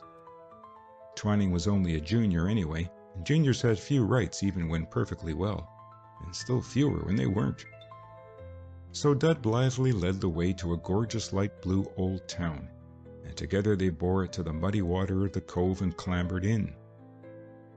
It's the best canoe here too, observed Jimmy contentedly, as he dipped his paddle at the bow. Jimmy took the bow paddle because, or so he declared, there was more responsibility connected with that position. Dud, while not deceived in the least, never objected, for he had a notion that stern paddling would develop his arm muscles. They say that little bounder has heaps of money, millions and millions, that is, his dad has. Did I ever tell you about the old darky woman who used to work for us? She was telling Mother about some man who was terribly rich, you know, and Mother said, "I suspect he's a millionaire, Dora." "A millionaire, Miss Logan," says she. "Bless your heart, honey. That man's got several millions of heirs. Guess that's the way with Twining's dad, eh?" "That's a peach of a canoe that Ordway's got," said Dud, after he had laughed at Jimmy's story. "Too fancy," replied the other as they left the cove and headed down the river. "He has about everything in it except the grand piano." "I suppose it cost a lot," said Dud. "I'll bet it did. I told him the other day that it was too pretty to use, and he said he thought it was too. Seems he didn't know much about canoes and let Bert Winslow order it, and Bert got all the trimmings the law allows. That's like Bert. I guess it's too heavy to handle well. Here comes Brew Longley and Foster Trey. Don't forget to speak now. A battered green canoe occupied by two youths passed and salutations were exchanged. For once Dud managed to get just the proper amount of mixed hauteur and friendliness in his greeting. Somehow, since yesterday, it wasn't so hard to do things like that. Trey, a football player and track team member, laughed as the canoes passed. "See you got a canoe now, Jimmy," he called. Jimmy waved his paddle nonchalantly. "Yes, it's a poor thing, but mine own. I'll let you use it, Trey, any time you like. I believe in lending to them as hasn't." "You believe in borrowing too, don't you?" laughed Longley. "Anything but trouble," responded Jimmy, over his shoulder. They paused near the old wooden bridge beyond the boathouse to watch an automobile dash by at some 40 miles an hour. Jimmy sighed as he began to paddle again. I always think every time that the old affair will fall into the river, but it never does. I never do have any luck. Beyond the bridge, where the river widened as it wound through the marshes, they met a canoe at about every turn. Many were drawn to the bank, and their crews were usually lying at ease above. About 2 miles beyond the bridge and within view of Needham Falls, they overtook a white canoe, or a canoe that had been white at one time, apparently empty, since at a little distance nothing showed but an idle paddle in the backs of the seats. "That," mused Dud, "looks like Ordway's. It must have got away from him somewhere further back. We better tow it home, hadn't we?" "I guess so. Got anything we can tie it up with?" Jimmy altered the direction of his craft to run alongside the derelict. "Maybe we can use my belt," Dud suggested. But at that moment they came near enough to see into the white canoe and discovered that it was far from empty, since two forms were stretched out flat on the bottom. One had the colored pages of a Sunday paper over his face and was consequently unrecognizable, but the other was unmistakably Nick Blake himself. Jimmy signaled to stop paddling, and the canoe floated silently alongside. "Asleep," whispered Jimmy. Dud nodded. Their eyes questioned. Here, plainly, was a heaven-sent opportunity to perpetrate a joke. But what form the joke was to take was not easily decided. Dud watched Jimmy expectantly, and Jimmy frowned thoughtfully, benignantly down on the recumbent forms. If, he pondered, there was some way of fixing a line to the white canoe without waking the occupants, it would be a lark to tow it down to the falls and tie it up there in plain sight of the trolley bridge.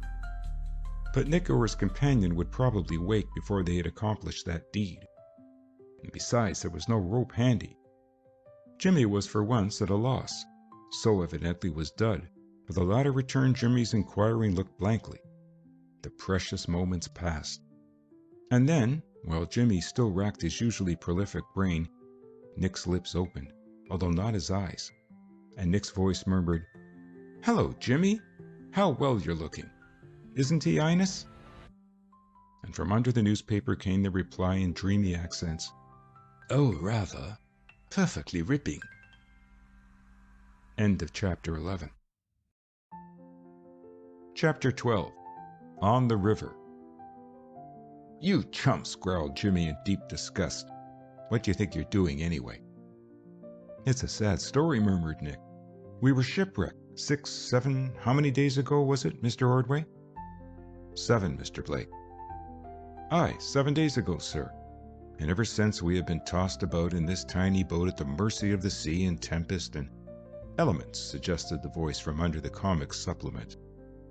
"Aye, elephants. At last, at last." "Get that in about no food nor water," prompted the other in a hoarse whisper.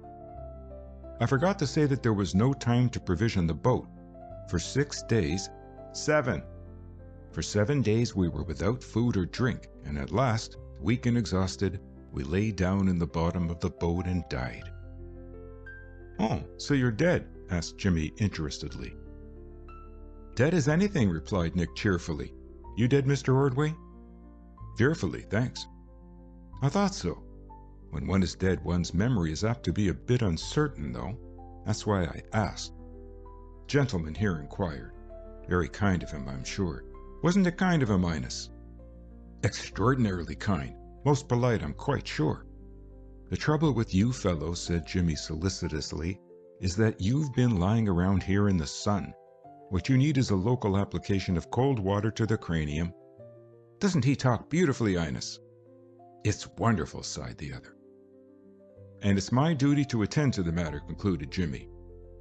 Nick opened his eyes then, and the colored supplement quivered emotionally. Respect the dead, Jimmy, warned Nick, or I'll forget that I'm a lifeless corpse and lay you out with a paddle. Who's there with you? Dud Baker. Ah, the sprightly Baker, murmured Nick.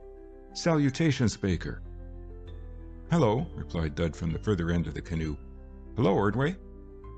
Hugh cast aside the paper and carefully assumed a sitting position. Hello, Baker, he said. Nick, I fancy we're rescued. Too late, answered his companion in disaster gloomily. We're dead. It's perfectly silly to come along at this late day and rescue us, Jimmy. Well, if you're dead, it's up to us to bury you. Mind if we don't sew you up in sacks, Nick? We're awfully shy of sacks. I mind terribly. I couldn't think of being buried at sea without a sack. I suppose you'll tell me next that you haven't even a cannonball to sink me with. You might use a couple of those doughnuts, suggested Hugh, poking with one foot at a bundle in the middle of the canoe. Doughnuts? Asked Jimmy eagerly. Goodies in there, fellows? Yes, sir. Nick pulled himself up with a groan. We're off on a picnic, Jimmy. And that reminds me, Hugh, that it's about time we looked for a picturesque sylvan glade somewhere. Seen any of those things, Jimmy? Jimmy, who had been working the light blue canoe along until it now rocked companionably beside the white one, shook his head. No, he answered. Let's look at one of those doughnuts, Nick. Nick viewed him speculatively and then dropped his gaze to the bundle. I wouldn't want to expose them to the air, Jimmy. They get stale so soon, you see. But I'll describe them to you. They're big and fat and sort of a lovely golden brown color, and they've got sugar sprinkled on their circumferences, so to speak. Honest, Jimmy, they're awfully tasty doughnuts. You'd like 'em, I feel sure. Stingy brute. Come across, Nick. I'm as hungry as a bear. You got plenty, I'll bet. Depends, replied Nick, clasping his hands about his knees, which you call plenty. We've got only a dozen. You can have a couple of my 6, laughed Hugh, reaching for the luncheon. One moment, interposed Nick. Tell you what, Ines. Here we are with more food than we can eat, and here are 2 famished mariners miles from port. What's the answer? Why, we invite them to dinner, of course. Correct. Turn your old tub around, Jimmy, and paddle back to the Willows, and we'll go ashore and have a banquet. We've only got 3 chops, but there's lots of bread and butter and some cheese and a can of peaches. Only we forgot to bring an opener, and so I don't just see... You don't happen to carry a can opener with you, do you, Baker? No, but I think I can opener without one, replied Dud. Wow, said Jimmy. Nick turned with great difficulty and viewed Dud reproachfully. Shouldn't do that, he said. I don't mind for myself. I'm strong. But Hugh here won't get that before tomorrow morning at 11:39, and meanwhile he will puzzle that poor English bean of his and get faint and dizzy. You shouldn't, Baker, you shouldn't. Get what? Asked Hugh innocently. Jimmy laughed and Nick nodded sorrowfully at him. Listen, Ines, he explained patiently. It was like this. I asked Baker if he carried a can opener with him. Get that? Perfectly. And he said he could open it without one. What's the joke? Nick cast his hands aside hopelessly. What's the use? What's the use, he demanded. Come on and let's paddle. I'm starved. How about getting back for supper? Inquired Jimmy. It's way after 5 now. We get lost or we have an upset or something, rejoined Nick carelessly. We discussed that, but I forget now just what we decided. That's all right for you, objected Jimmy as he and Dud swung the craft around. But what about us? We can't all get upset. Why not? Asked Nick, reaching for his paddle. There's plenty of water, isn't there? But I say, Nick, remonstrated Hugh. If we tell them we were upset, we'll have to get our clothes wet, eh? That's so. I hadn't thought of that. Oh well, never mind now. We'll think of something going back. We might let the canoes get away from us and have to chase them, suggested Dud. Perfect, applauded Nick. Baker, you have a great mind. Tell you what, my hearties, after we get to the willows, we'll carelessly let the canoes get away, see? Then we'll catch them further downstream. They won't ask us how far we had to chase them. Even if they do, we can be vague. Maybe we better try to get back on time, said Hugh. Squealer! Nick in the stern reproachfully splashed Hugh's back. There's no fun picnicking if you have to go home right away and eat another meal. Oh, all right, old chap, agreed Hugh. Only don't throw any more water down my neck. It's beastly cold.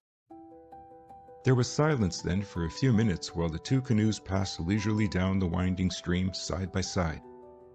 Westward, the sun was dropping close to the greening summit of the low hills, and the April day was almost at its end. There was a perceptible chill in the little breeze that crept across the meadows and made cat's paws on the quiet surface of the water. Early blackbirds were fluttering along the banks ahead of the canoes, uttering their creaky notes and simulating wild alarm. A fish leapt after a reckless insect and fell back with a startling splash, sending widening circles away in the amber glow. They didn't paddle much, for there was enough current to bear them along. Jimmy frankly shipped his blade and watched the drops trickle. Nick's voice came across the few yards of water. Somebody will please say some poetry, he requested.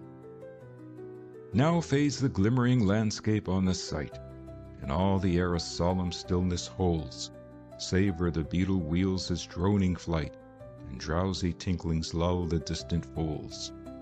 Save that from yonder ivy-mantled tower, the moping owl.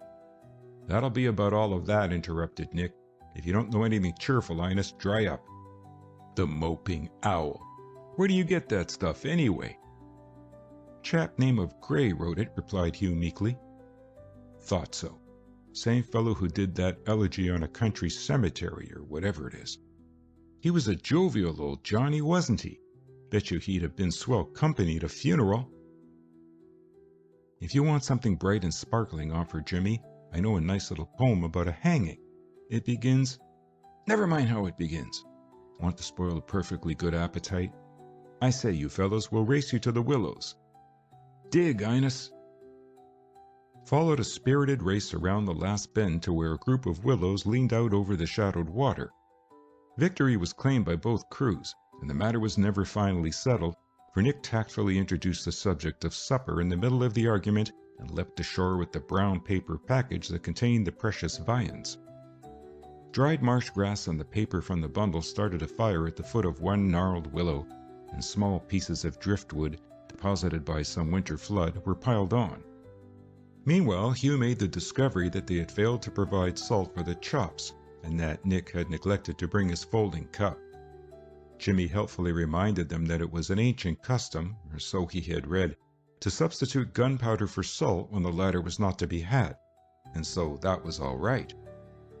Nick called him an idiot, and borrowed his knife to sharpen a stick on which to broil the chops. In payment, Jimmy helped himself to a donut.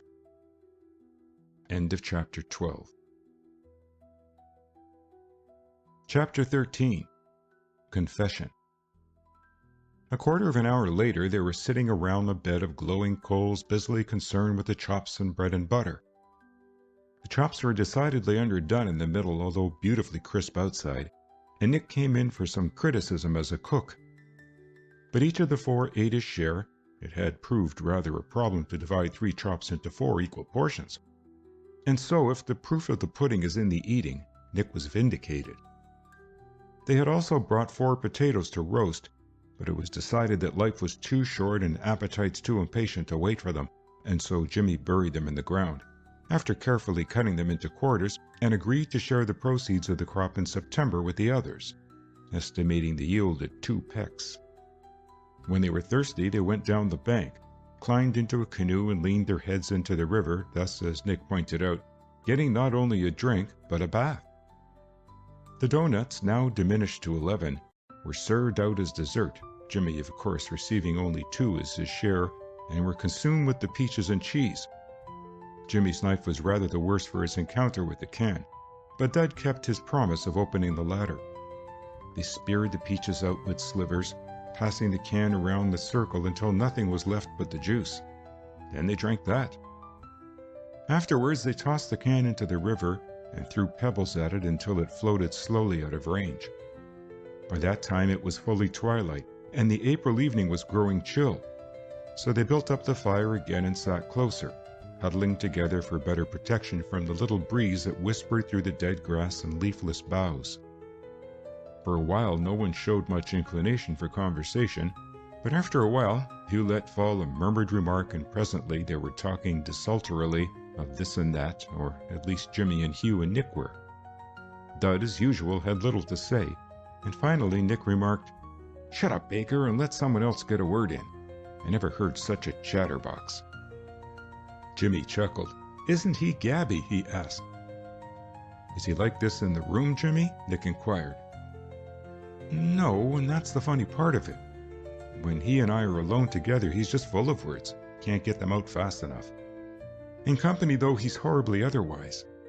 I've been trying to break him of it, but—" Jimmy sighed lugubriously. "Nothing doing." "I dare say he believes in waiting until he has something to say," offered Hugh. "Is that the idea, Baker?" "Oh, I don't know," Dud laughed uncertainly. "I never seem to think of things when I'm around with a crowd." "Well, you don't call us a crowd, do you?" demanded Nick. "Come on now, loosen up. Spring some of those scintillant remarks that Jimmy is always repeating. Know what he does, Baker? Well, he tells them around and sort of gets the credit for them himself. Of course, he says you said them, but there's a sort of inflection in his voice that gives you the idea that he put you up to it, or something, if you know what I mean, as Hugh would say." "Oh, Dud's full of bright things," said Jimmy carelessly. "Only the trouble is he doesn't talk for publication." "And you're his press agent, eh?" laughed Nick. "I've often wondered—" He stopped. Then he laughed softly, and Jimmy was aware that he was regarding him mirthfully in the half-darkness. "What's the bally joke?" murmured Hugh. "Oh, nothing. That is—" Nick fell into silence again. Then, "Most of the things Jimmy tells sound a whole lot like Jimmy," he stated suggestively. There was a moment's silence, broken at last by Dud. "They are Jimmy's," he said quietly. "Here, don't try to put the blame on me," Jimmy laughed loudly. "That's a punk trick, Dud." "Honest confession is good for the soul," said Nick lightly. "Come across, Jimmy. What's the idea? Everyone knows you've been touting Baker like anything ever since Christmas recess. What is it, a conspiracy?" Jimmy laid a twig carefully on the fire. "I don't know what you're talking about," he grumbled. "Oh, yes, you do, old man. We're all friends together, you know, and nothing you say will be used against you. That all right, Baker?" "Don't ask him," replied Jimmy. "He'd tell you anything. He's incapable of the truth. Say, what's the matter with getting back, fellows?" "Oh, there's plenty of time," said Nick. "Joking aside, Jimmy, just what is the big idea?" "Go ahead and tell," urged Dud. "I don't mind. Besides, they won't talk." "Oh, you," said Jimmy in disgust. "What is there to tell?" "Well, all right, fellows. Only this is just between us, understand? It's a little scheme of my own. You see, Dud here is, well, he's just as you see him now. He thinks big thoughts and he's a nice boy, but he's a graven image when he gets outside his room. Well, he likes fun as much as the rest of us, but he doesn't get it because he always thinks he isn't wanted around. He's shy, you know. At least I suppose that's it. I never was that way, and I don't know much about it." Nick and Hugh laughed. "So I said one day, 'Dud,' I said, 'you do like I tell you and I'll have you mixing in no time at all. I'll make a regular feller of you and it won't cost you a cent. All you've got to do is what I tell you.' So Dud said, 'Oh, pshaw,' or words to that effect, but agreed to try the scheme. First thing I did was to make a list of fellows he ought to know. Then we started in and got acquainted. It was hard sledding because just as soon as I got him into a bunch of fellows he'd get tongue-tied. Well, I saw that wouldn't do, and so I began to get off the good things Dud said." "All of which you made up?" chuckled Nick. "No, not all, honest. Some I did, of course. Dud didn't deliver the goods fast enough. And, well, that's all there is to it. Perfectly legitimate, you see, although Dud has had his doubts now and then and threatened mutiny once or twice. We've got on fairly well. I haven't exactly popularized him yet, but I haven't done so badly either. Lately, he's been sort of kicking over the traces and refusing to pull, but we're progressing slowly. Now you know all about it. If either of you chaps blab, I'll punch your head. So that's it, mused Nick. Some scheme, eh, Ines? Rather. I'm glad you know, said Dud, embarrassed, because it's always seemed so silly for Jimmy to go around getting off a lot of funny jokes and crediting them to me. And then for me to just stand around and act like a dummy. I suppose we went into it as a sort of lark, or, well, I don't know. I suppose it sounds funny to you chaps, but I wanted you to know. I knew already, said Hugh. That is, I guessed a long time ago. Honest? Exclaimed Jimmy. Say, that's queer, because when I asked Dud which of the fellows he'd like to... Shut up, Jimmy, implored Dud. Why? There's no harm in it, you chump. I asked Dud who we'd like to know most, and he said, Please dry up, Jimmy. He said Hugh Ordway. That's why we butted in on you one night a long while ago. Really? Well, you know, that's quite a compliment, Baker. I'm afraid, though, you didn't find me, what's the word, Nick? Responsive? Well, yes, or appreciative, I guess, that's better. If I'd known. You didn't expect Baker to tell you, did you? Asked Nick. If you really wanted to know a fine, respectable member of the community, though, Baker, why didn't you select me? I can't understand you wanting to know this cold-blooded Britisher. I think we called on you next, answered Dud, laughing. Did you? Well, thanks for small favors. But look here, Jimmy, it's been fun for you, I guess, but you haven't done Baker much good, you idiot. A fella's got to work out his own salvation at school. No one else can do it for him. Now, you let Baker hoe his own row, and that's all you know about it, replied Jimmy tranquilly. Dud is on speaking terms with about every fellow worth knowing now, and before I took him in hand. That's all right, but I'd rather have a half-dozen real friends than be able to say hello to everyone. All Baker needs is to put his chin up and get out and mix. Sure, agreed Jimmy sarcastically. That's all. But suppose he can't do it. Suppose he hasn't got the assurance. Then what? Why, that's where I come in, do you see? You're an ass, laughed Nick. Baker, you take my advice and discharge your press agent. He's no good. Anyway, you won't need him anymore. It's funny about being popular, or whatever you like to call it, mused Hugh. Funny, I mean, how some fellows are and some aren't, and lots of times the popular chaps aren't the ones you like best, if you know what I mean. Very clear, Ines. Almost pellucid, said Nick. Just the same. I don't think I ever wanted to be what you'd call popular, interrupted Dud. I never could be, I'm sure. All I did want was to know more fellows and not feel quite so much out of everything.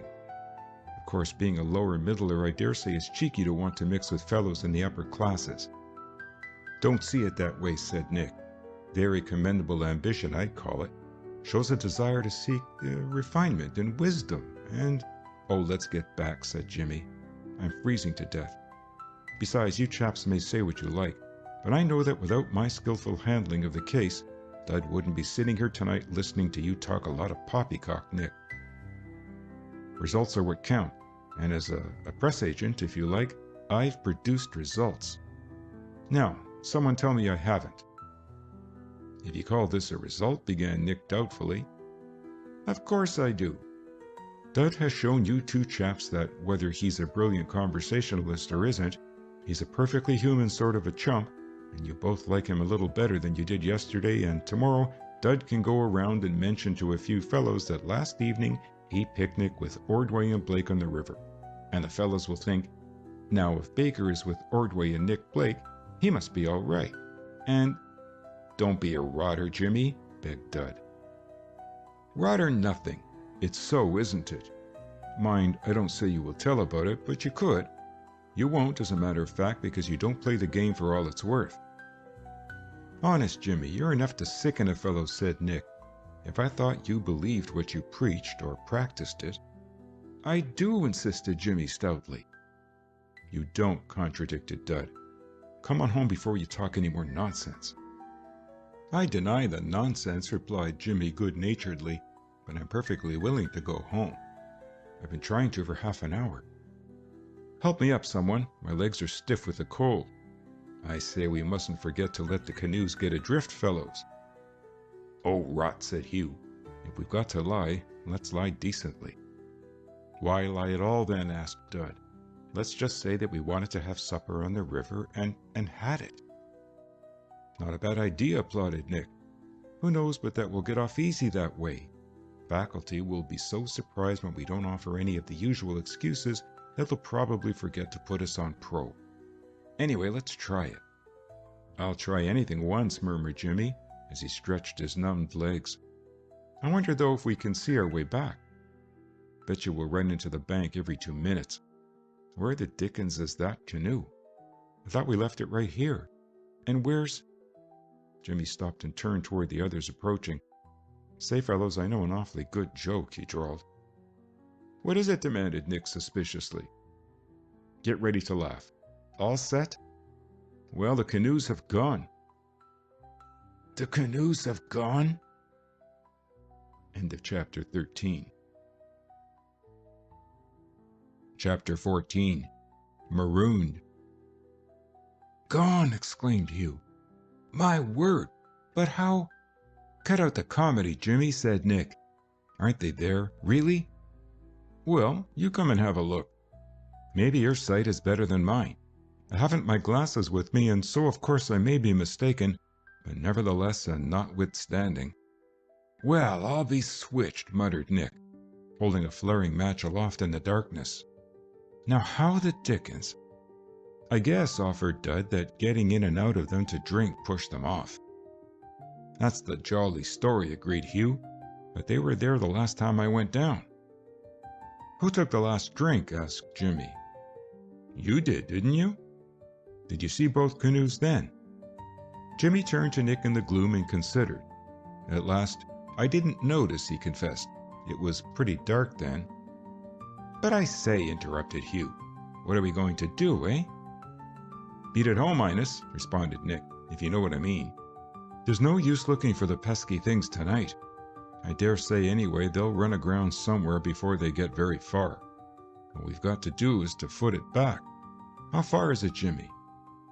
About 1.5 miles, answered Jimmy gloomily, and most of the way across this plaguey marsh, unless we strike across that direction and find the Yarrow Road. That would be worse than looking for the canoes, said Nick. Best thing to do is follow the river as well as we can. Come on. I say, if I fall in, you might sing out so I'll know which way to swim, suggested Hugh. Tomorrow I'm going to buy an anchor for that canoe, Nick. That is, if I ever find it. Gee, muttered Jimmy. What's the matter? Asked Nick. I was just recalling the interesting fact that the canoe we were in belongs to young Twining, a little beast, and he will be likely to be quite peevish if it's lost. How inconsiderate, laughed Nick. He's a junior, isn't he? Yes. That's all right then. You can point out to him that it's a great honor for him to have his canoe lost by an upper middler. Besides, it'll turn up in the morning. Oh, thunder. I should say so, agreed Hugh, scrambling out of the ditch he had followed Nick into. Wear water, fellows. Dud and Jimmy escaped that time, but during the next half hour or so, they had their share of misfortunes. There was no moon and the stars were partly hidden by light clouds, and it was impossible to see more than a pace ahead at any time. They never actually tumbled into the river, but they frequently stumbled down the bank and only saved themselves by prompt laying hold of whatever they could reach, as when Nick, walking too close to the edge and finding himself slipping, promptly clutched Hugh's leg and nearly doubled the catastrophe. It seemed more like an hour than a half hour since they had left the willows before they caught sight of the old bridge looming indistinctly above them. After that the rest was easy, for they had only to break their way through the bushes that clad the embankment and foot it along Crombie Street to the corner of the campus, their path now illumined by the infrequent streetlights. Under the first of them they stopped to take stock. Every one of them was wet to the knees or above and plastered here and there with the nice dark rich mud of the marshes.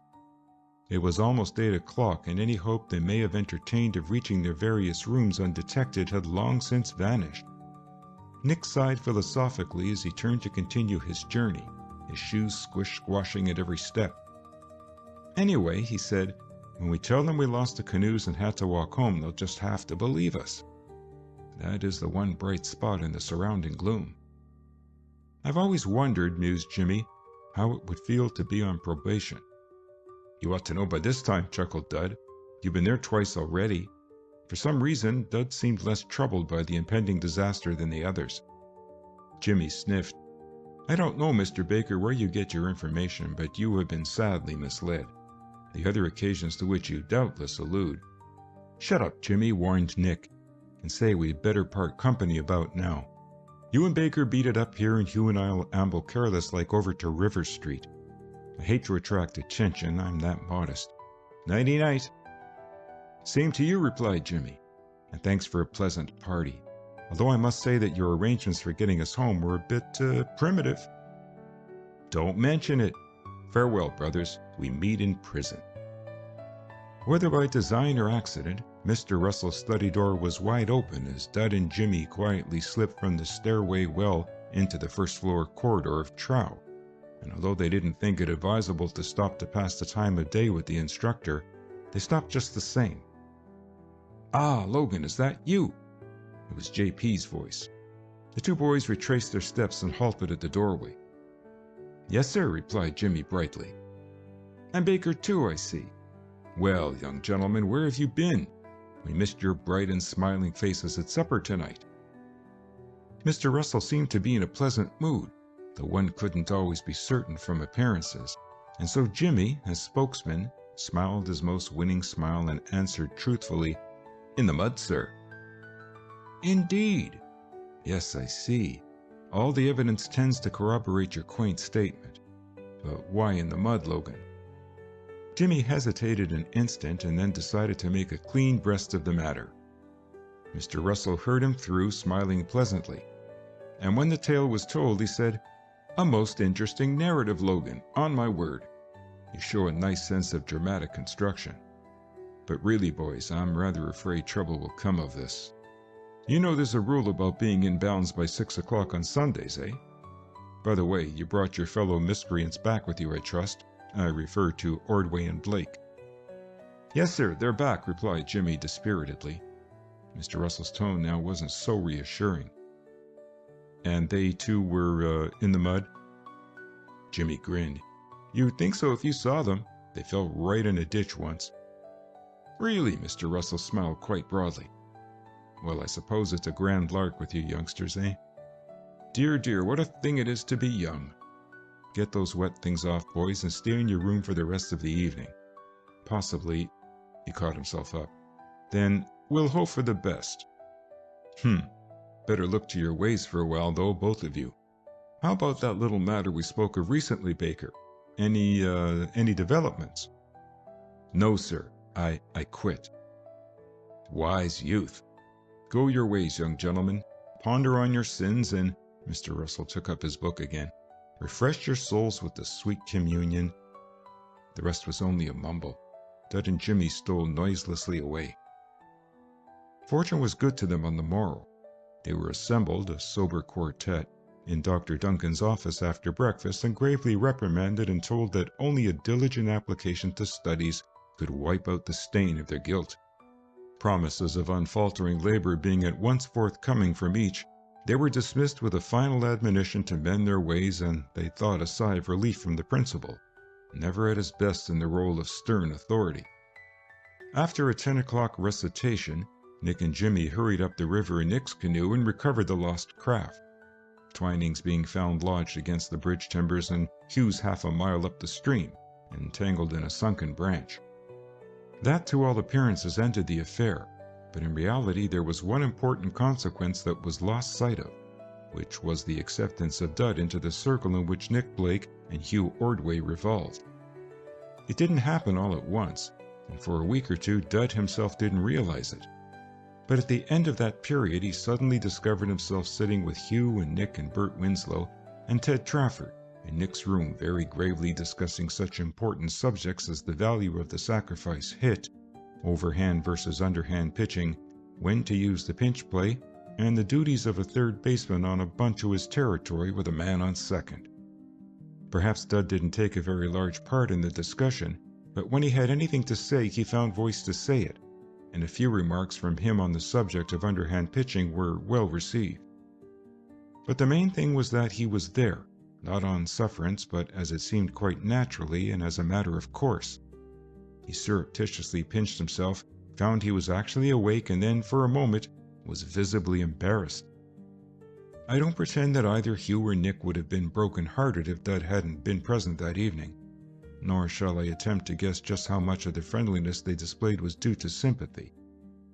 On the other hand, they were more than willing to have him there, and when they thought of it, were at some pains to make him feel welcome.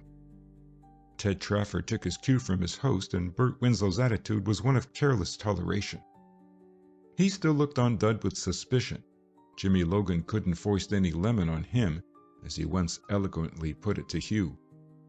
Still, he didn't actually dislike the younger boy, and save for an occasional mildly sarcastic comment, occasioned by what he called Dud's cheek in trying to squirm his way into upper-class company in the first team, he treated the latter decently enough. The evening ended with ginger ale and grape juice, mixed in equal proportions in a pitcher, the scant remains of a pineapple cheese and some crackers. Ted Trafford and Dud went back to Trout together, rather silently since Ted was sleepy and Dud had nothing important to say, and parted in the corridor. Dud reflected afterwards that Trafford might have said, "Come and see me sometime, Baker," or something to like effect. But he didn't. He merely nodded sleepily, yawned, and murmured, "Night." Dud was a bit disappointed, and without cause. Ted Trafford, who was a big, good-hearted senior, would have issued that invitation had it occurred to him that the younger boy would have set any store by it. As it was, the thought didn't enter his mind. If Baker was a friend of Nick and Hugh, why, that was all there was to it. Any friend of my friend, is the way Ted would have put it. Followed a week there of real incident. Dud, like the other members of that picnic party, applied himself doggedly to his lessons in an effort to get square with the office again, and turned out each weekday afternoon for baseball practice. Sometimes he pitched for the scrubs, and more often his work consisted of serving them up to the batters at the net, and afterwards being relieved by Kelly or Brunswick, practicing batting himself. The first game of the season came off that Wednesday afternoon, with the second team as the opponent. It wasn't much of a contest. Errors swelled the score of each team, and all sorts of delays slowed the game up so that there was time for only 7 innings. Dud took no part, the twirling being performed by Ben Myatt for 3 innings, and by Nate Letty for the rest of the game. The second team pitchers were severely handled, and the first won by the decisive score of 17-7. If there was any special sensation in that contest, it was in the sudden eminence of Hobo Ordway as a batter. Hugh, going into the lineup in the 4th inning, came twice to bat, and on each occasion smashed a long, clean 2-bagger into left center. In the field he had only 3 chances, but he took them all. It was only in throwing in that Hugh was weak. Jimmy went to right field for 3 innings, made one rather brilliant running catch of a long fly, failed to get a hit, and retired in favor of a pinch hitter in the 6th. After that Wednesday game, life settled down again rather monotonously, but not uninterestingly for Dud. On Saturday, the team journeyed away and played Portsmouth Grammar School and won handily against the weak adversary. Dud didn't accompany the team as a member, nor did he go along with the half-hundred ardent rooters. Neither did Jimmy. Mr. Russell, in refusing their request for leave, intimated that the afternoon might be spent far more profitably in study. J.P. was kindly but firm. Doubtless his advice was well meant and worthy of consideration, but I regret to say it was not followed. Instead, the 2 boys went trout fishing in 3 Gallon Brook, a mile back of school. Dud used flies and got not even a nibble. Jimmy, with a plentiful supply of angleworms, landed a 4-inch sunfish. As no one, so far as they were aware, had ever caught, seen, or suspected the presence of a trout in the 3 Gallon Brook, they were not disappointed. The only feature of the excursion not counted on occurred when Dud slipped from a rock during the effort to free his line from a snag and landed in 3 feet of extremely cold water. Fortunately, that happened after Jimmy had landed his catch, and so they were about ready to go home anyway. Jimmy carried the sunfish back to school dangling from an alder branch. That is, it dangled until they reached the school grounds. Then it was placed tenderly in Jimmy's coat pocket and smuggled to number 19. When he returned from supper, he brought salt and the fish was fried over the gas, with the door and transom carefully closed and both windows wide open, and consumed in a peculiarly flabby and underdone condition. Jimmy partook with gusto, or pretended to, but Dud did scant justice to the repast. Jimmy said he was jealous. Gus Weston happened in before the penetrating aroma of the sunfish had been entirely dissipated, and asked anxiously what the trouble was. Whereupon Jimmy stopped trying to dislodge a bone that had worked its way in the back of his tongue and described movingly the size, ferocious aspect, and fighting qualities of that fish, recounting with much detail the long, exhausting struggle incident to its capture. And Weston diplomatically vowed that he believed every word of it, and had either of them a rattling good detective story to lend him. End of chapter 14. Chapter 15. Dud serves them up. Between Dud and Starling Meyer existed an armed neutrality. They passed with covert glances, avoided each other when possible, and doubtless caused some disappointment to a certain element in the school, who had been for several weeks eagerly expecting a fracas between the two. The boxing lessons had been abandoned since, as Jimmy pathetically pointed out, there was no use getting ready for something that couldn't happen. The gloves were returned to their owners, and robbed of self-defense as a principal interest in life, Jimmy gave his attention to playing baseball.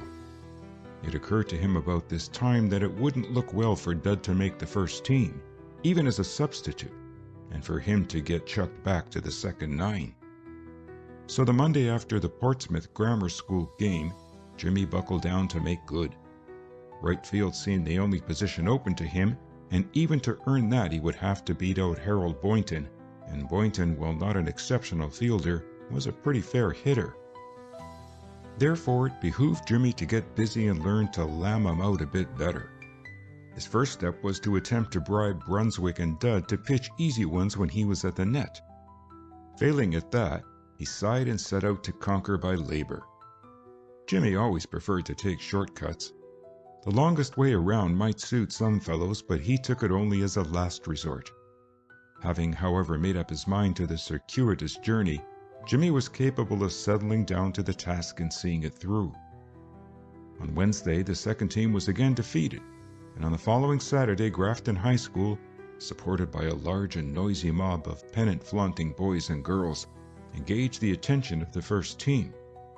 The batting order that afternoon gave a line on what was likely to be the final selections. Blake, shortstop; Murtha, second base; Parker, center field; Winslow, third base; Ayer, first base; Ordway, left field; Boynton, right field; Gordon, catcher; Myatt or Letty, pitcher. There might be, probably would be, changes later on in the arrangement of the players for batting purposes, but it was generally conceded that the team as made up that day was practically as it would be 6 weeks later. It was likely that Ben Myatt would occasionally be played in center field, for Ben, aside from being a remarkable pitcher, was a steady outfielder and a good hitter. There were some critics who sneered at Hugh Ordway's presence on the nine, hinting at favoritism, and it must be acknowledged that Hugh accomplished little that afternoon to vindicate his selection for the middle garden position. Hugh had a bad day, missing one easy fly and failing to reach first base once.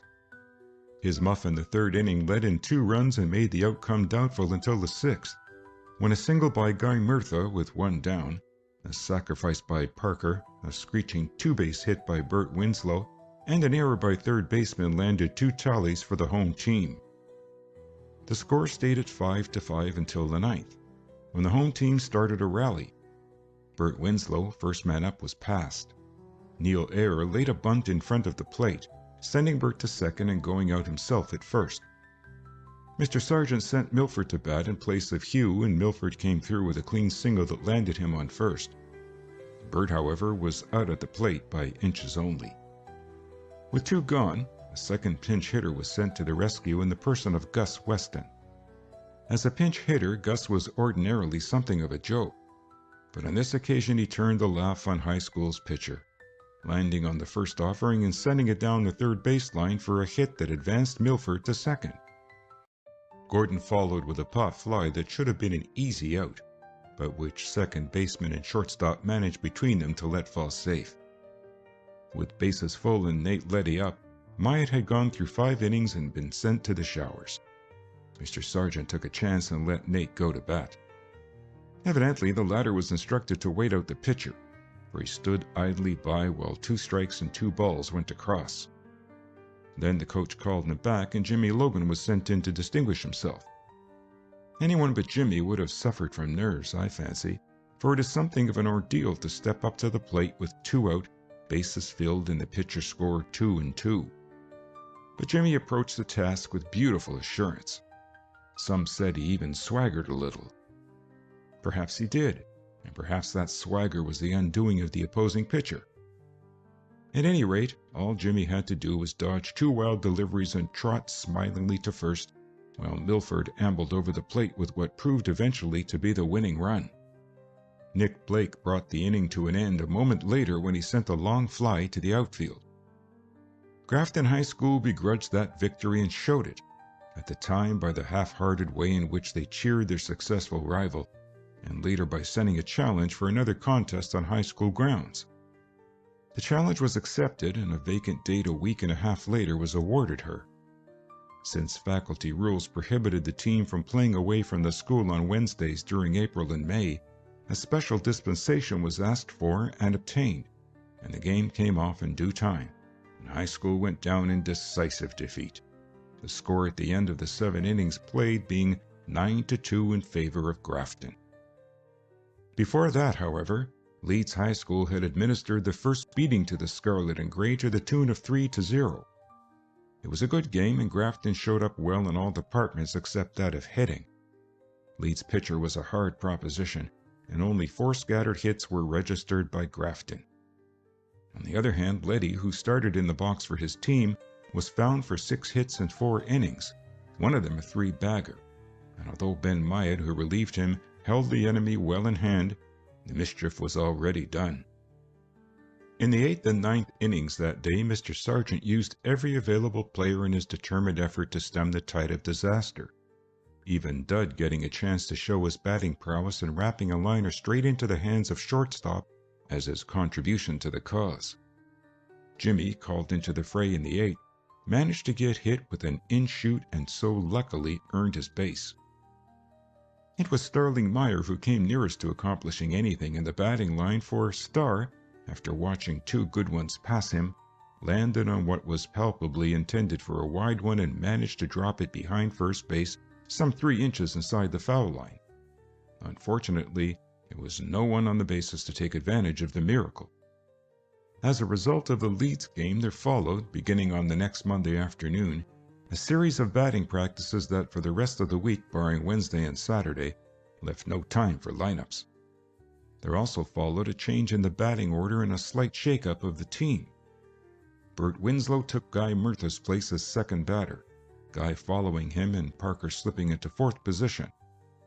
Gordon and Boynton also changed locations. Milford was tried out at first, and for the next 3 weeks, he and Neil Ayer had a very lively struggle for the first sack. Eventually, Ayer came into his own again, although had batting ability alone entered into it, Milford would undoubtedly have won the place. Jimmy got several opportunities to show what he could do in right field, and Starling Meyer received some recognition in center. South Lake Academy was defeated on the 19th at South Lake, Gus Weston pitching for once a remarkably steady game until he was taken out in the 7th. By that time, the contest was on ice, and Coach Sargent sent Brunswick in for a couple of innings of experience. Experience came his way, too, to the tune of 4 hits for a total of 6 bases, but luckily only 1 run resulted. Track and field sports were by now engaging much of the school's interest.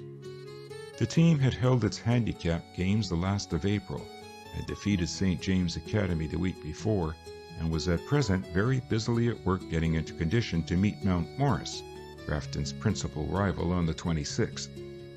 Over on the big oval ribbon of gray-blue cinders, the 20-odd youths who wore the scarlet and gray stripe across their chests, or who hoped to wear it after next Saturday, sprinted and ran and hurdled, while about the jumping pits a dozen or 15 others strove mightily with shot and hammer and vaulting pole, or worked zealously at the jumps.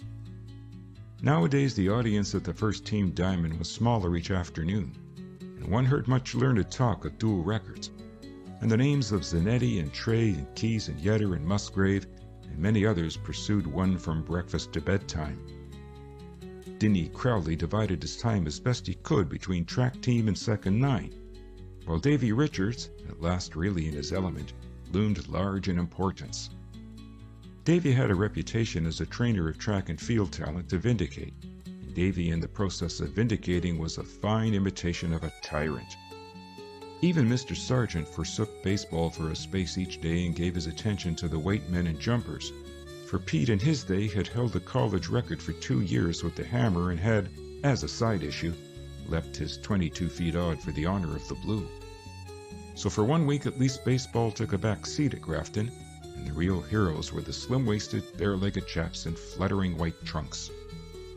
The ball team met Middleborough High School on Wednesday afternoon, and had no trouble in winning a 14-3 contest that offered little in the way of excitement or suspense to the listless spectators. It was an intolerably hot day for May, and the audience and players alike drooped. For Grafton, Nate Leddy started the twirling, but after his teammates had scored 8 runs on the opponents in 5 innings, Nate ambled off and Joe Kelly tried his hand. Joe was not a success, for the enemy took most kindly to his slants, and after facing 2 innings of trouble, Joe likewise retired, and Dud was given his first taste of hostile batsmen. With the score 12-3, Dud was not expected to kill himself, and Ed Brooks, who had taken Gordon's place behind the plate with the advent of Kelly on the mound, was all for an easy life. But Brooks was reckoning without Dud's ambition to win a place on the list of battery candidates. Dud had warmed the bench and twirled his glove during so many games that this opportunity presented itself to him as heaven sent. He resolved to use all the skill he knew and all the control he possessed. For a fortnight he had been experimenting with his curves again, and at Ben Myatt's suggestion, had even attempted a sidearm delivery that looked promising. He had little fear of being punished much, but he went to the mound and picked up the ball determined to deny any sort of a hit to the opponents. That is why he shook his head so frequently at his catcher, much to that gentleman's surprise, and why when Middleborough's tail-enders faced him in that first of the 8th, he worked so carefully and cunningly that one after another the 3 last batters on the list retired without even fouling off a ball. The Middleborough pitcher stood like a graven image while Dud shot 2 fast ones over the outer corner of the rubber, wasted one for luck, and then ended the inning with a slow ball that floated as perfectly over the center as though it had been rolled on wires. For the first time during the game, the somnolent spectators showed enthusiasm as Dud dropped the ball and made for the bench. Brooks squeezed in beside him and thumped him on the knee. "Great work, Dud," he said. "We made him look like pikers, didn't we?" "You," laughed Parker, sitting next to him. "What did you do, Eddie?" Baker scratched every signal you gave him. "Me?" asked Brooks sarcastically. "Oh, nothing. I just held him, that's all. You get up there and put your mitt against some of Dud's fast ones and see how simple it is. Say, Dud, it would be fine if we could send them down in the next inning the same way, eh? Only thing is, that fellow Dollard who bats second is a pretty good hitter. He's made 2 already out of 3 times up." "What's the first fellow like?" asked Dud. "Chapman? I guess that's his name. Plays third. Oh, he's not dangerous. He wants his base.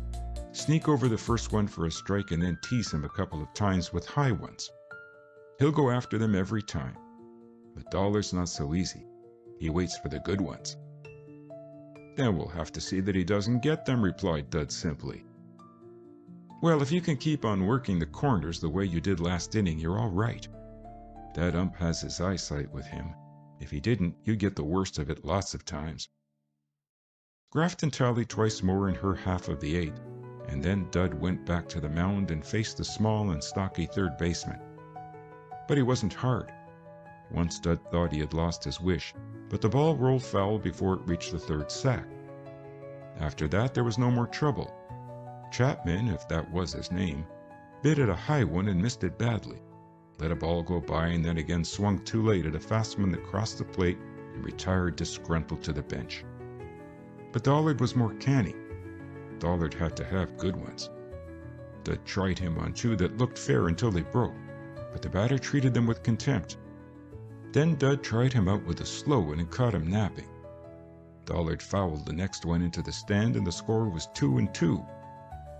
Brooks signaled for a straight one, hoping to finish him off, but Dud shook his head.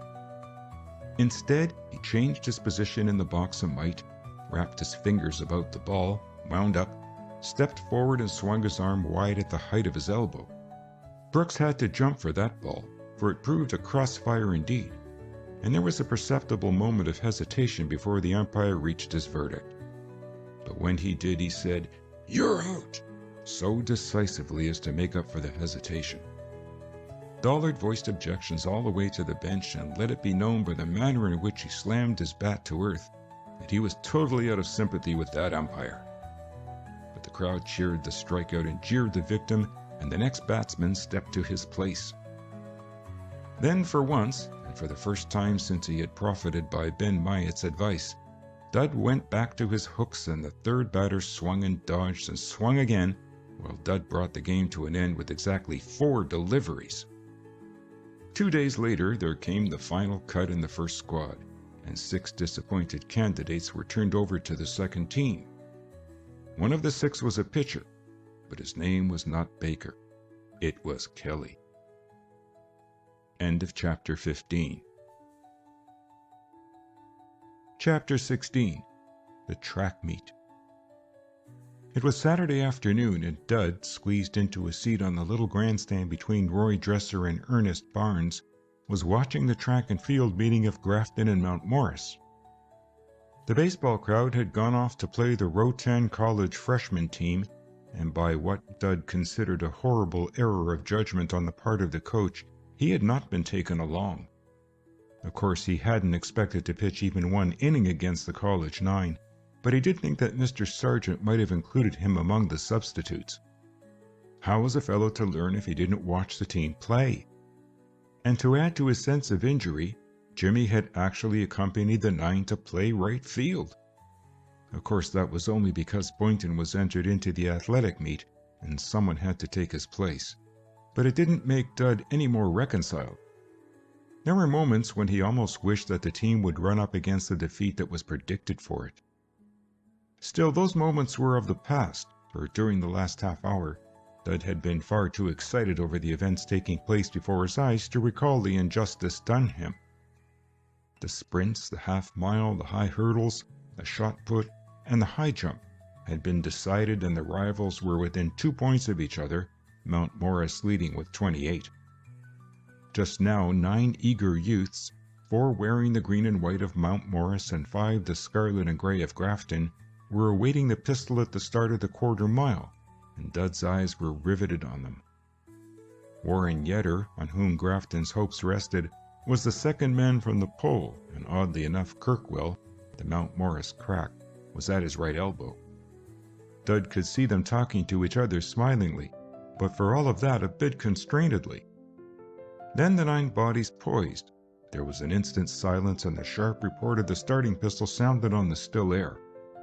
The runners leapt away, jockeying for positions in the first dozen strides, and swept past the stand like frightened deer. Dud was on his feet, and so too were all those around him. Inarticulate sounds made a background for the strident shouts and yells of encouragement. Along the grass, a Mount Morris youth, an official of some sort, raced beside the runners, dangling a white sweater with a broad green band on it, yelping and urging. Now they were at the first corner, Kirkwell leading and Yetter a yard behind him. Tenney of Grafton strove to pass Yetter on the outside, and was followed closely by a Mount Morris runner. At the next corner, the first 4 were strung out and hugging the rim, Kirkwell, Yetter, Tenney, and number 54.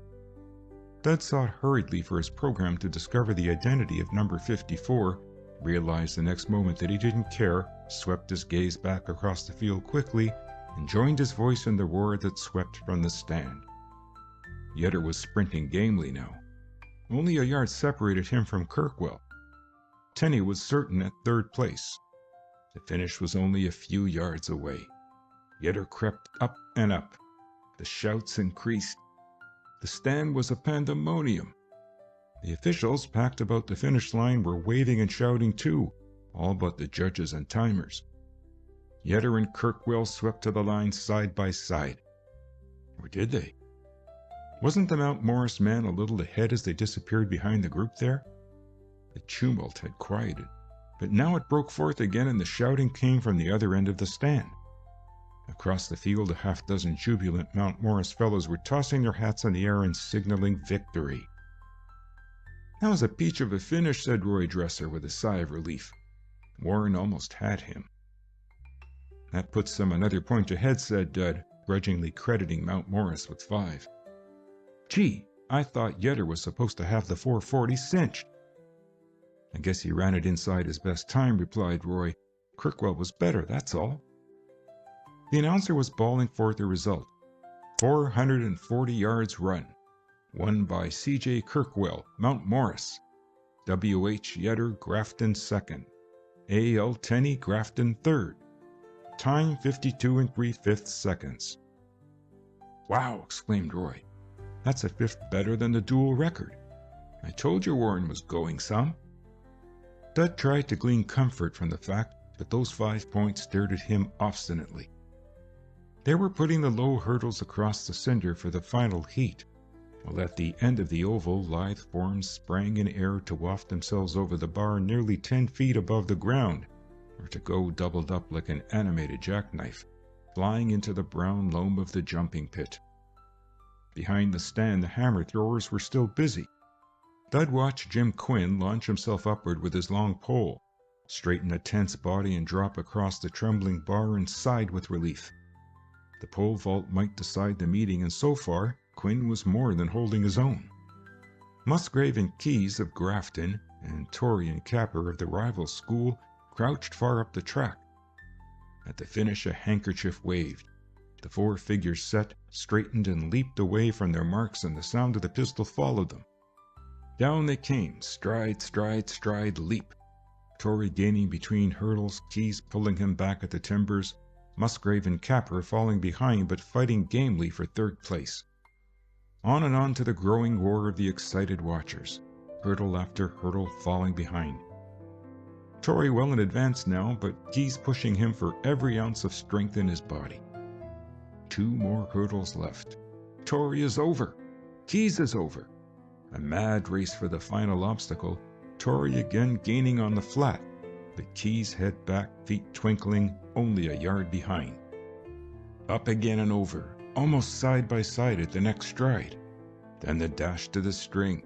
Torrey, arms up thrown, breaking it a stride ahead of Keyes. Mount Morris shouts wildly and Grafton joins, for Ned Musgrave has beaten out his rival handily, and again the points go 5 to Mount Morris and 4 to Grafton, and Mount Morris has been conceded first and third places. Dud is a trifle comforted as he sinks back to his seat and scratches agitatedly with his stubby pencil. Barnes, munching chocolate philosophically, asks the score. 38-34, replies Dud. We're a goner then. We are not. Wait till the mile run comes off. Foster Trey will win that at a walk, and we may get second place too.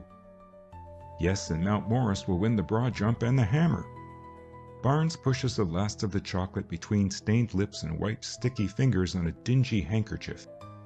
Say, I wonder how the baseball game is coming out. We'll get licked. Here come the milers. Who's the fellow in the blue and yellow bathrobe, Roy? Milton. He ought to do pretty well. He ran 5th last year, and they say he's a lot faster now. I don't see... The bar is now at 9 feet 10 1/2 inches, announces a voice, and they turn their gaze to see a Mount Morris youth rise in air, straighten and come hurtling to earth with the bar on top of him. So sorry, murmurs Roy Dresser. Hope he does it again next time. The megaphone artist trots into the middle of the arena and faces the stand, a slip of paper in his hand. The voices are still as he places the scarlet horn to his mouth. At the end of the 5th inning, deep silence now. At Rotan, the score stands Grafton 5, an outburst of cheers quickly stilled. Rotan 11. A moment of gloom broken by ironic cheers from the Mount Morris end of the stand. What do you know about that? Asks Dud wonderingly. They must have hammered Myatt for fair. 11-5. Gee. What I want to know, observes Barnes, is how we got 5. Dud observes him in faint disgust. Oh, I suppose they gave them to us. Don't you think we can play ball at all? I didn't think we could hit that fellow Gibbs, Barnes answered carelessly. He's a wonder, you know. Well, even wonders have their off days. I guess Myatt had one today. Gee, 11 runs. I'm just as well pleased I didn't go, Baker. The crowd will be dead sore when they get back. It cost nearly $2 to make that trip. We've just simply got to get this meet, mutters Dud. We can't get beaten all around today. I've known it to happen, says Roy unfeelingly. Here they go. Must be 24 of them. In truth, there were exactly 14, about evenly divided between the two schools. They hustled away confusedly and went to the corner, weaving in and out, slowing their strides. 4 times around a quarter-mile track is no pleasure jaunt, and they knew it. Foster Trey was well in the rear of the bunch, and he stayed there as long as the pace suited him. But at the finish of the first lap, he had crawled up to 3rd place, with Town of Mount Morris and Milton of Grafton leading in that order. The field was already strung out, for the pace had been fairly fast for the Tyros. In the backstretch, a Mount Morris youth sprinted from the center of the first bunch and swept into the lead, no one disputing him.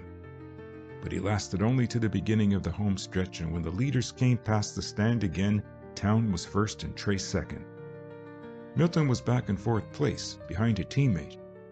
Then came 3 Mount Morris fellows, and after them a straggling line of pluggers. The time was shouted to them as they went by, but there was too much shouting from the stand for Dud to hear it.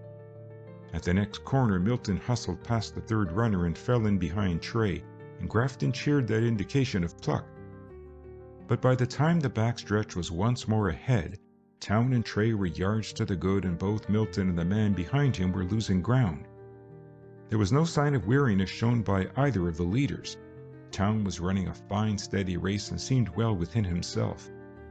Trey, not so pretty a runner, looked to be tiring, but he kept his position to the fraction of an inch, a single stride behind his rival, his spikes hugging the rim closely. Around the corners they came, into the stretch, to a chorus of cheers and shouts and shrill yells of advice, entreaty, and encouragement. The gong clanged its announcement of the final lap. 15 yards or so behind the 2 leaders came Milton, fighting doggedly to keep ahead of a Mount Morris youth, but losing gradually. By this time, the track showed tired contestants everywhere. Town and Trey were already lapping the rear guard. Stride for stride, the green ribbon and the scarlet passed the turns and reached the backstretch. There was still no sign of a change of pace, no altering of the steady strides. Now they were halfway through the final circuit, moving together across the green turf like a single machine. But suddenly cries leapt from the watchers. Town had started to sprint. Already a yard separated the 2, and now it was a good 2 strides. They were rounding the 3rd corner, heads back, digging for all they were worth. Trey was falling behind. The spectators in the stand were on their feet, hands outstretched and beckoning, lungs roaring forth shouts of triumph or of despair. Into the stretch the 2 white-clad figures swept. Surely Trey had pulled up again. He had. He was running stride for stride with the Mount Morris man. He was gaining. Why, there was nothing to it but Trey. What a sprint! 2 yards between them now. 3, 4. And Trey still opening up daylight and the finish growing nearer and nearer. The stand was empty, the audience piling down to crowd the track at the finish line. It was difficult to see now, but there was a head bobbing up and down a few yards away, and another. Track! Track! Keep back there! Give them room, fellows! Grafton! Grafton! Grafton! Trey! Trey! Trey! Come on, Town! Mount Morris! Mount Morris! You can do it! Come on! Come on!" Then a veritable babel of sound as a white-clad runner stumbles into sight at the end of the throng, is caught by ready arms and borne staggering to the turf. Grafton cheers fill the air. Another runner subsides on the grass. Cries of "Track! Track! Let them finish! Everyone off the track!" And then Milton, white of face, dragging his unwilling feet behind him, fighting for breath, crosses a line a scant 2 yards ahead of a Mount Morris youth and plunges forward on his face. After that they jog in one by one, but no one sees them, for the race is over and Grafton has won first place and third and added 8 much-needed points to her score. Dud, separated in the confusion of the rush down from the stand from his companion, waited to hear the announcement of the time, hoping to learn that Foster Trey had made a new record for the mile. But 4 minutes and 54 seconds was not sensational, and so he followed the crowd to the pole vault. The broad jumpers had just finished and Mount Morris had won first place, leaving 4 points for Grafton, and the figures stood 46 to 44, the green and white still 2 points ahead. The hammer throw had not yet been heard from, Dud learned, but Quinn was sure first in the pole vault. Dud joined the ranks of the anxious onlookers and watched while Mount Morris talent tried and failed to equal Jim Quinn's 10 feet and 1 inch. Watched while Hanson and Grafton struggled for third place in the vault-off between him and Joy of Mount Morris, and grieved when he lost out. And then, while Dud was figuring and calculating and staring at the unwelcome result, which showed Mount Morris still a point ahead, a wildly leaping junior shot around the stand, bringing an end to suspense. Grafton had won first and second place in the hammer throw. Driver had thrown 139 feet and 4 inches, and Gowan had done almost as well, and Mount Morris's best was only... But Dud didn't care what Mount Morris's best had been. He was scrawling a big black 8 on his program and shouting to no one in particular. "What do you know about that? Grafton 57, Mount Morris 51. Well, I guess 6 points to the good. Oh, we're not so bad, not so bad. 57 to 51. What do you know about that?" No one heard him, I fancy, for there was a great deal of noise about that time. End of chapter 16. Chapter 17. Baseball, tennis, and oysters. There was yet nearly 3/4 of an hour before supper time, and Dud, still elated and excited over the track victory, turned his steps to River Street and, skirting the school grounds, swung west and made for the station. The ball team, unless it missed its connection at the junction, would be in at 5:45. Dud was not alone in his journey to the station, for the carriages bearing the Mount Morris athletes passed him halfway along the shaded village road, and several boys, fortunate youths living nearby who had procured leave of absence over Sunday, were trailing along, suitcases in hand. Dud witnessed the departure of the Mount Morris track team and the fellows off for home, and then, seated on a baggage truck, watched the shadows creep down the hillside across the tracks and thought of a great many things. He speculated on what had happened at Rotan to result in Grafton's defeat, wondered whether by any stroke of fortune the Scarlet and Grey had redeemed herself in the later innings, and then tried to imagine himself in the box for Grafton, facing those dowdy Rotan freshies and mowing them down 1, 2, 3. He couldn't quite visualize the scene, however, and gave up with a sigh. Then he wondered how long it would be before Mr. Sargent would let him start a game, and what would happen when he did. And at that instant there was a whistle far down the track. The few loiterers came to life along the platform, and the baggage man requisitioned his truck. Jimmy was one of the first off the train and was all for returning to school in the barge until Dud reminded him that he had walked all the way over to meet him and didn't propose to pay any 15 cents to ride back. Whereupon Jimmy good-naturedly set out with his chum on foot. 12 to 7, he answered in reply to Dud's request for the final figures. What was the matter? Why, nothing much, except that we couldn't hit that pitcher of theirs and they slammed Myatt all over the lot in the third. Why the dickens Pete didn't yank him out, I don't know. Maybe it's just as well he didn't, though. I guess they'd have battered Letty something brutal. Those dubs sure can hit the pill, son." "How did you get on?" asked Dud. "Rotten, thanks. I muffed a peach of a fly and let 2 runs cross, worse luck. It was in that awful third. The sun got square in my eyes and just at the last moment. I had the old thing sighted nicely until I had to drop my hands to make the catch. Then it went plumb through 'em. There were 3 on bases, and so 2 of them scored. The other one could have 2 if he'd had any sense, for it took me about 10 seconds to find the ball after I muffed it. But the fellow slowed up at third, and by that time it was too late." "Did you hit any?" "I got 1, and it was a corker. I'd have had 2 bases on it if Blake hadn't held me up at first, a chump. I wasn't awfully strong with the stick, Dud, but I got a base every time I went up." "You did? How, for pity's sake?" "Well, the first time I rolled one in front of base and the catcher threw to second to get Ordway. He didn't, though, for Hobo's a regular flash on the bases and we were both safe.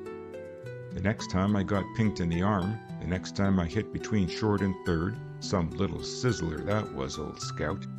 And the last time I worked Mr. Pitcher for a pass." "Gee, you're a lucky chap," said Dud enviously. "Lucky? Nothing of the sort. Brains, son, brains. Besides, do you call it lucky to have a long, easy fly go right through your fingers? Huh. Luck didn't do anything for little Jimmy today. Say, how'd the meet come out? Heard we won it, but what was the score?"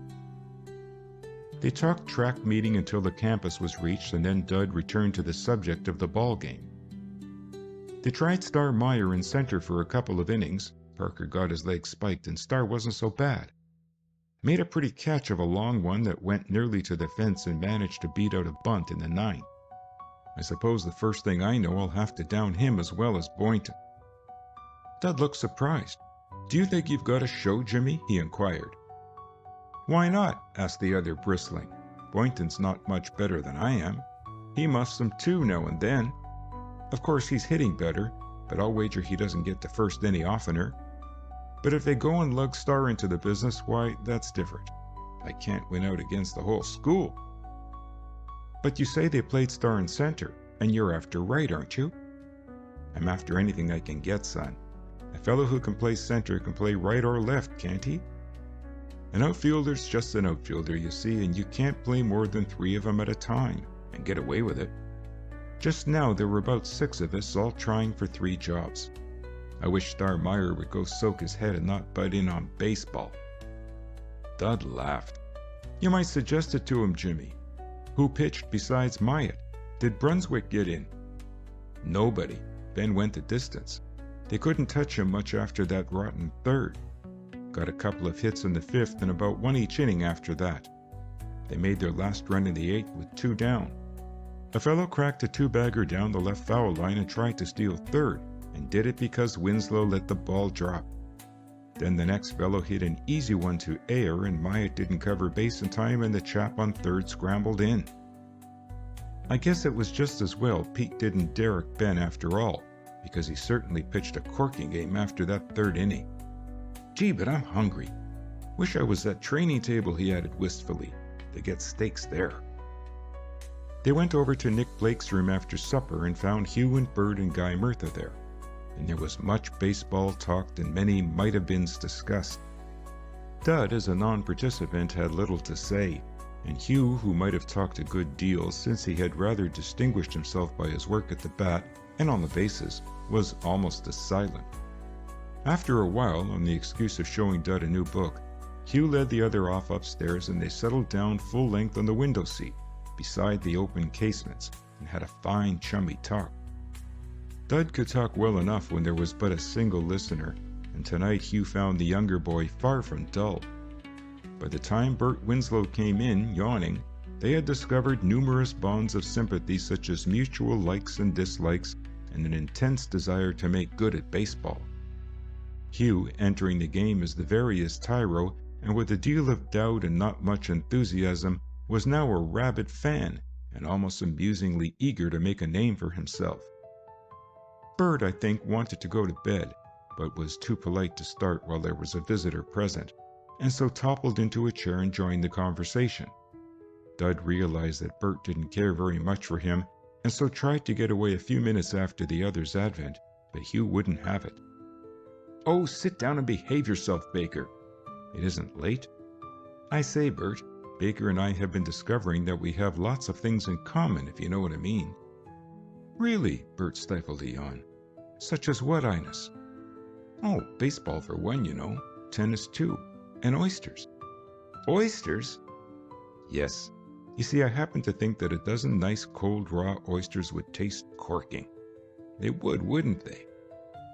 "Out of season, you chump." "Never. That's only prejudice, old chap. Well, anyway, oysters were one thing, I should say. English is beastly confusing at times, eh? And then we found that Baker knew my part of the country, down Maryland way, you know. He comes from Delaware." "So would I," laughed Bert. "Delaware," replied Dud, smiling, "is small but select. Where's your home, Winslow?" "Pennsylvania. Shreveport. Know it?" Doug shook his head. "Some of my folks lived in Pennsylvania once, a good many years ago." "It's a good state. They were foolish to leave it," yawned Bert. "Hope they didn't have to." "Why, in a way I believe they did. You see, one of them was an officer in the American Army, and when Howe occupied Philadelphia, they thought it might not be healthy." "Oh," said Bert. Hugh smiled. "Still," continued Bert, "they needn't have gone to Delaware, eh?" "I don't think they did just then. A couple of them were with Washington at Valley Forge. I think the women went to New Jersey until Philadelphia was evacuated again. I don't know just what happened then. We've been living in Delaware only since my grandfather's time. He moved there from Philadelphia to improve his state." "Improve his state? You mean he was hard up?" asked Bert suspiciously. "I can't say. I've been told it was to improve his state. That's all I know." Hugh laughed. "You began it, Bert. Honors are even. As judge of the debate, I declare it a draw." Bert smiled slowly. Then, "All right, Baker," he said amiably. "You win. Fact is, I don't know anything about Delaware or a thing against it. Sorry if I trod on your toes." "You didn't, Winslow. I moved them out of the way," laughed Dud. After the latter had taken his departure and the two roommates were preparing for bed, Hugh heard a grunt from the opposite chamber. "What's troubling you?" he called. "Nothing," was the answer. "I was just thinking that kid isn't such a fool after all, eh?" "Well," replied Hugh, winking at himself in the glass, "I rather fancy he had you, old top." Bert's only response was another grunt, but it sounded assenting. End of Chapter 17. Chapter 18. Dud Goes to the Rescue. Grafton had now played 7 contests with outside teams and had won 5 and lost 2. 6 games remained, 7 in case it became necessary to play a third game with Mount Morris. On the whole, the 9 had showed average strength. The pitching had been good, and defensively the team had more than held its own against contenders. But both Coach Sargent and Captain Murtha would have been anything but displeased if the batting had been heavier or had even shown promise of improvement. The remaining games were all, with the exception of that with Yarrow High School, scheduled just before the second Mount Morris contest, hard ones. St. James Academy especially was looked on as a difficult opponent, and Lawrence Textile School was scarcely less dangerous. Both teams boasted pitchers of reputation, and unless Grafton's stick work improved, she was not likely to pile up much of a score against either visitor. Of course, it could be argued that a team with a perfect defense is in no danger of defeat. But on the other hand, a team with no power of attack can't win games. And Guy Murtha, being captain and in his last year at school, naturally wanted very much to come off victor in those remaining contests.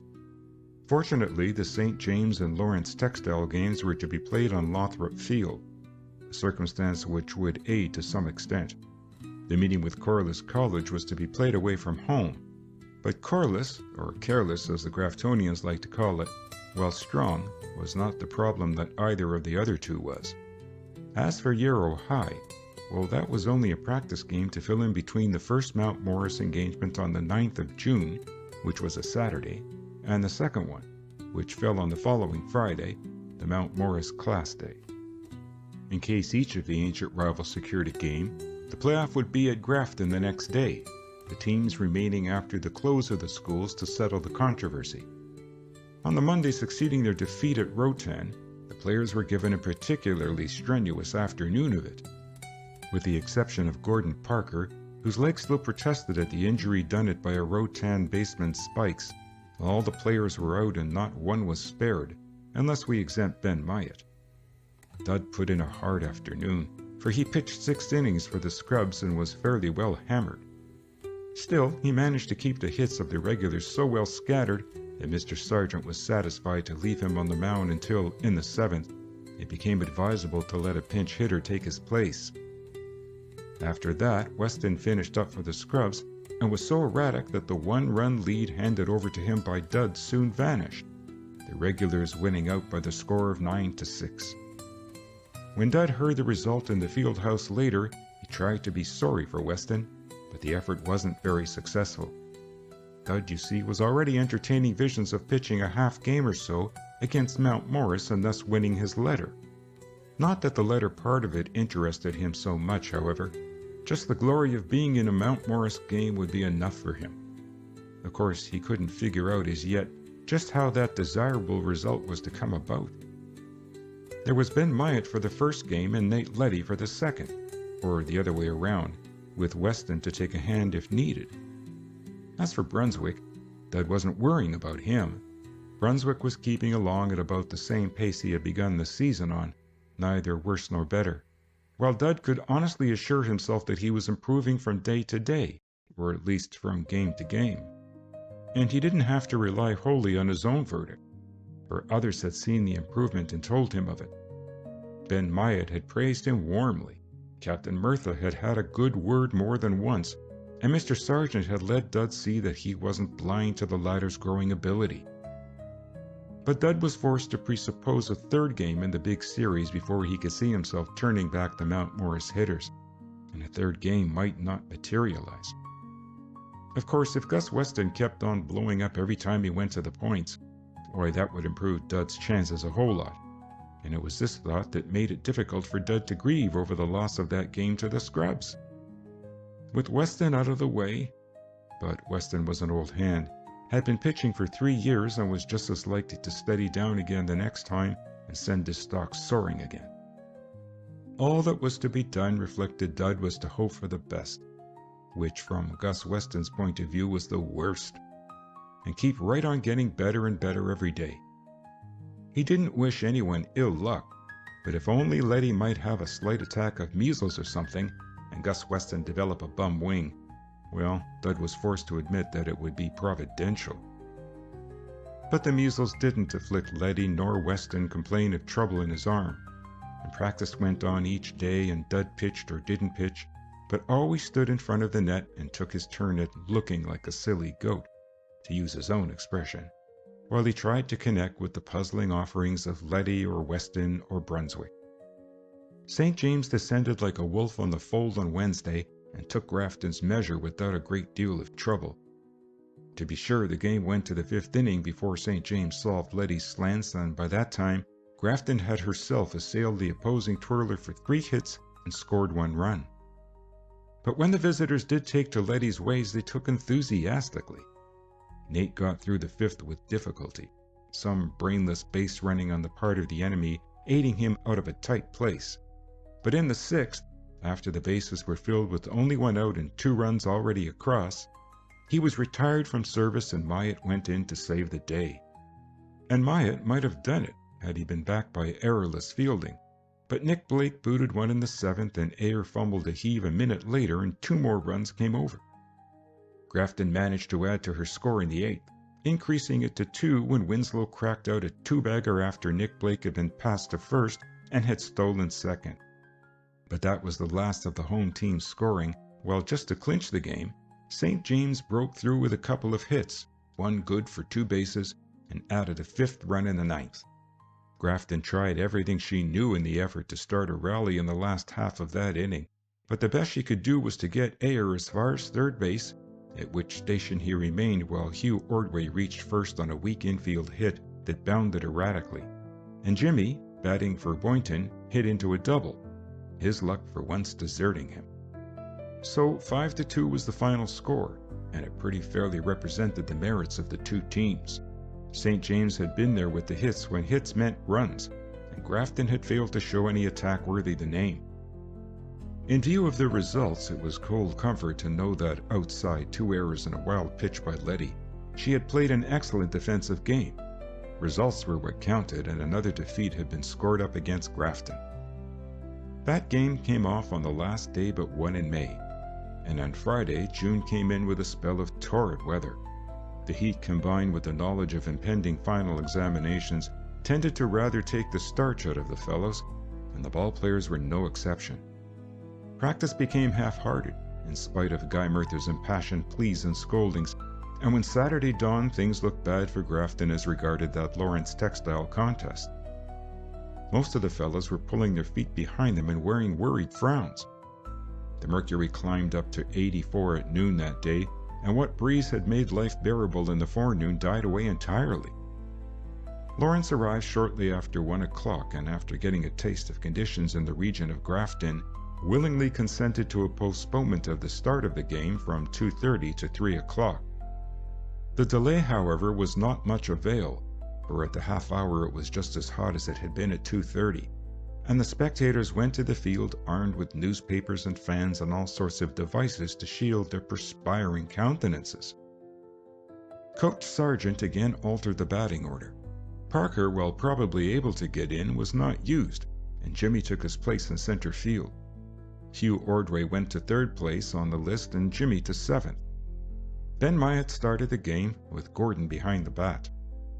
Lawrence's twirler was a tall, able-looking chap of about 20 years, unless appearances were deceptive, named Fairway. Nick Blake was responsible for an excruciating pun when, during Grafton's 3rd time at bat, he confided to Jimmy that it looked as if that pitcher was in a fair way to beat them. Jimmy charitably assumed that Nick was affected by the heat. Up to that time, neither team had presented more than 3 men at the plate in an inning, the two pitchers going very smoothly and working the corners for all they were worth. But in that last of the 3rd, the luck broke for the home team. Jimmy, surviving Nick's pun, chose a likely bat and took a stand. Being the first man up, it was required of Jimmy that he secure his base by any method short of robbery. Fairway sneaked the first one over on him and teased him with a slow ball, which Jimmy wisely let pass. After that, an attempt to bunt resulted in a foul down the 3rd base side. With 2 against him, Jimmy took a firmer grip on his bat and bent all his energies to the task. Naturally, Fairway could afford to waste a ball and did so, and it was 2-2. Jimmy took heart. The next one looked good and he swung briskly. Another foul resulted, the first baseman almost making the catch. Another offering curved up to him, and again he laid his bat against it, and again it went foul. Fairway dragged the sleeve across his perspiring face, had a good look at the signals, and unlimbered. The ball shot in, knee-high and looking good, and Jimmy started his swing. But something warned him in time, and he recovered just as the ball took a most deceptive drop in front of the plate.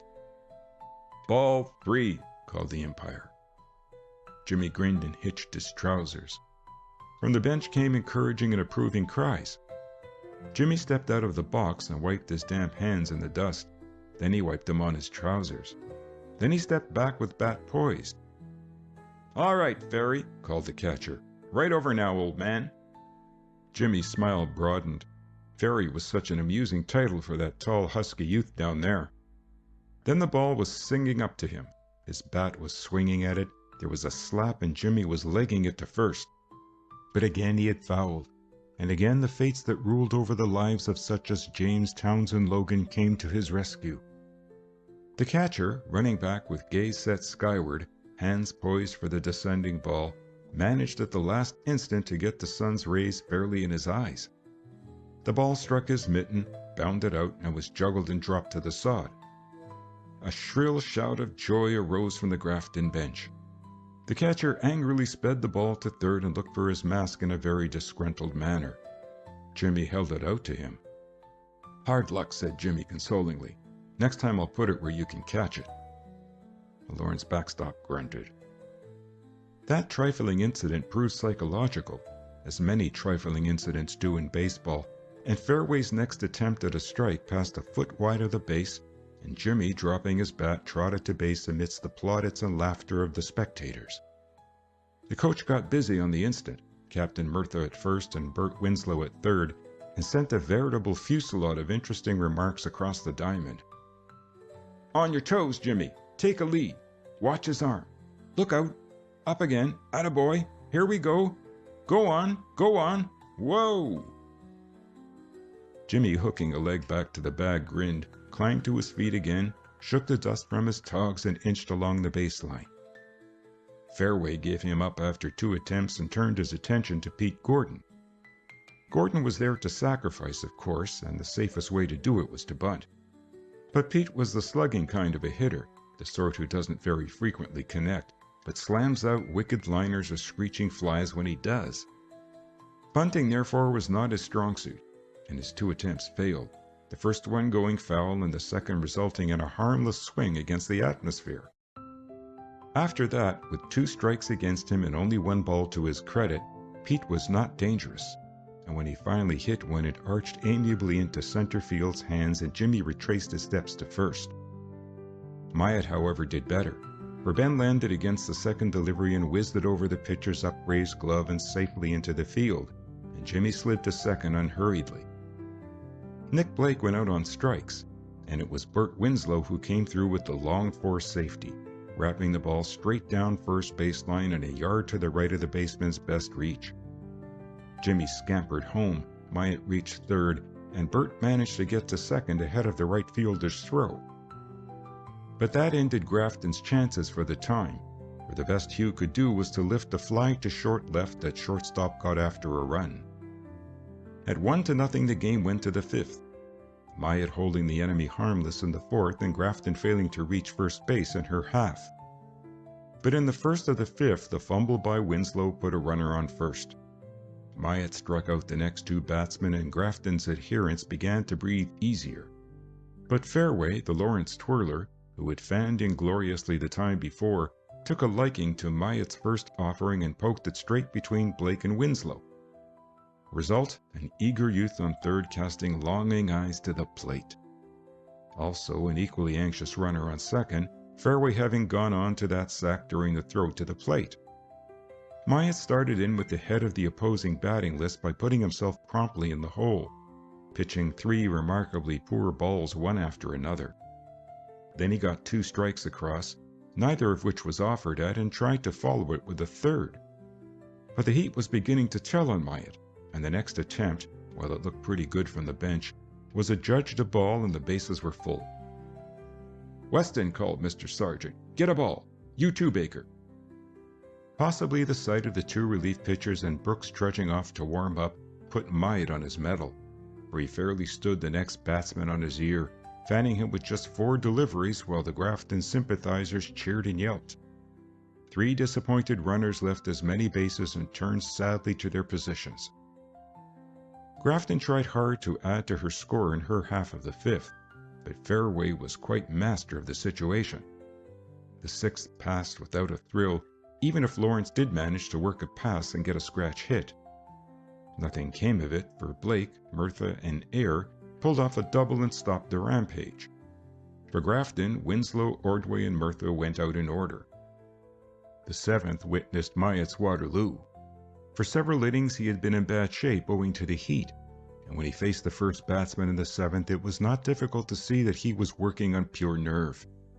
When the first man had found him for a single and he had pitched 3 balls to the second, Murtha stepped over and held a conference.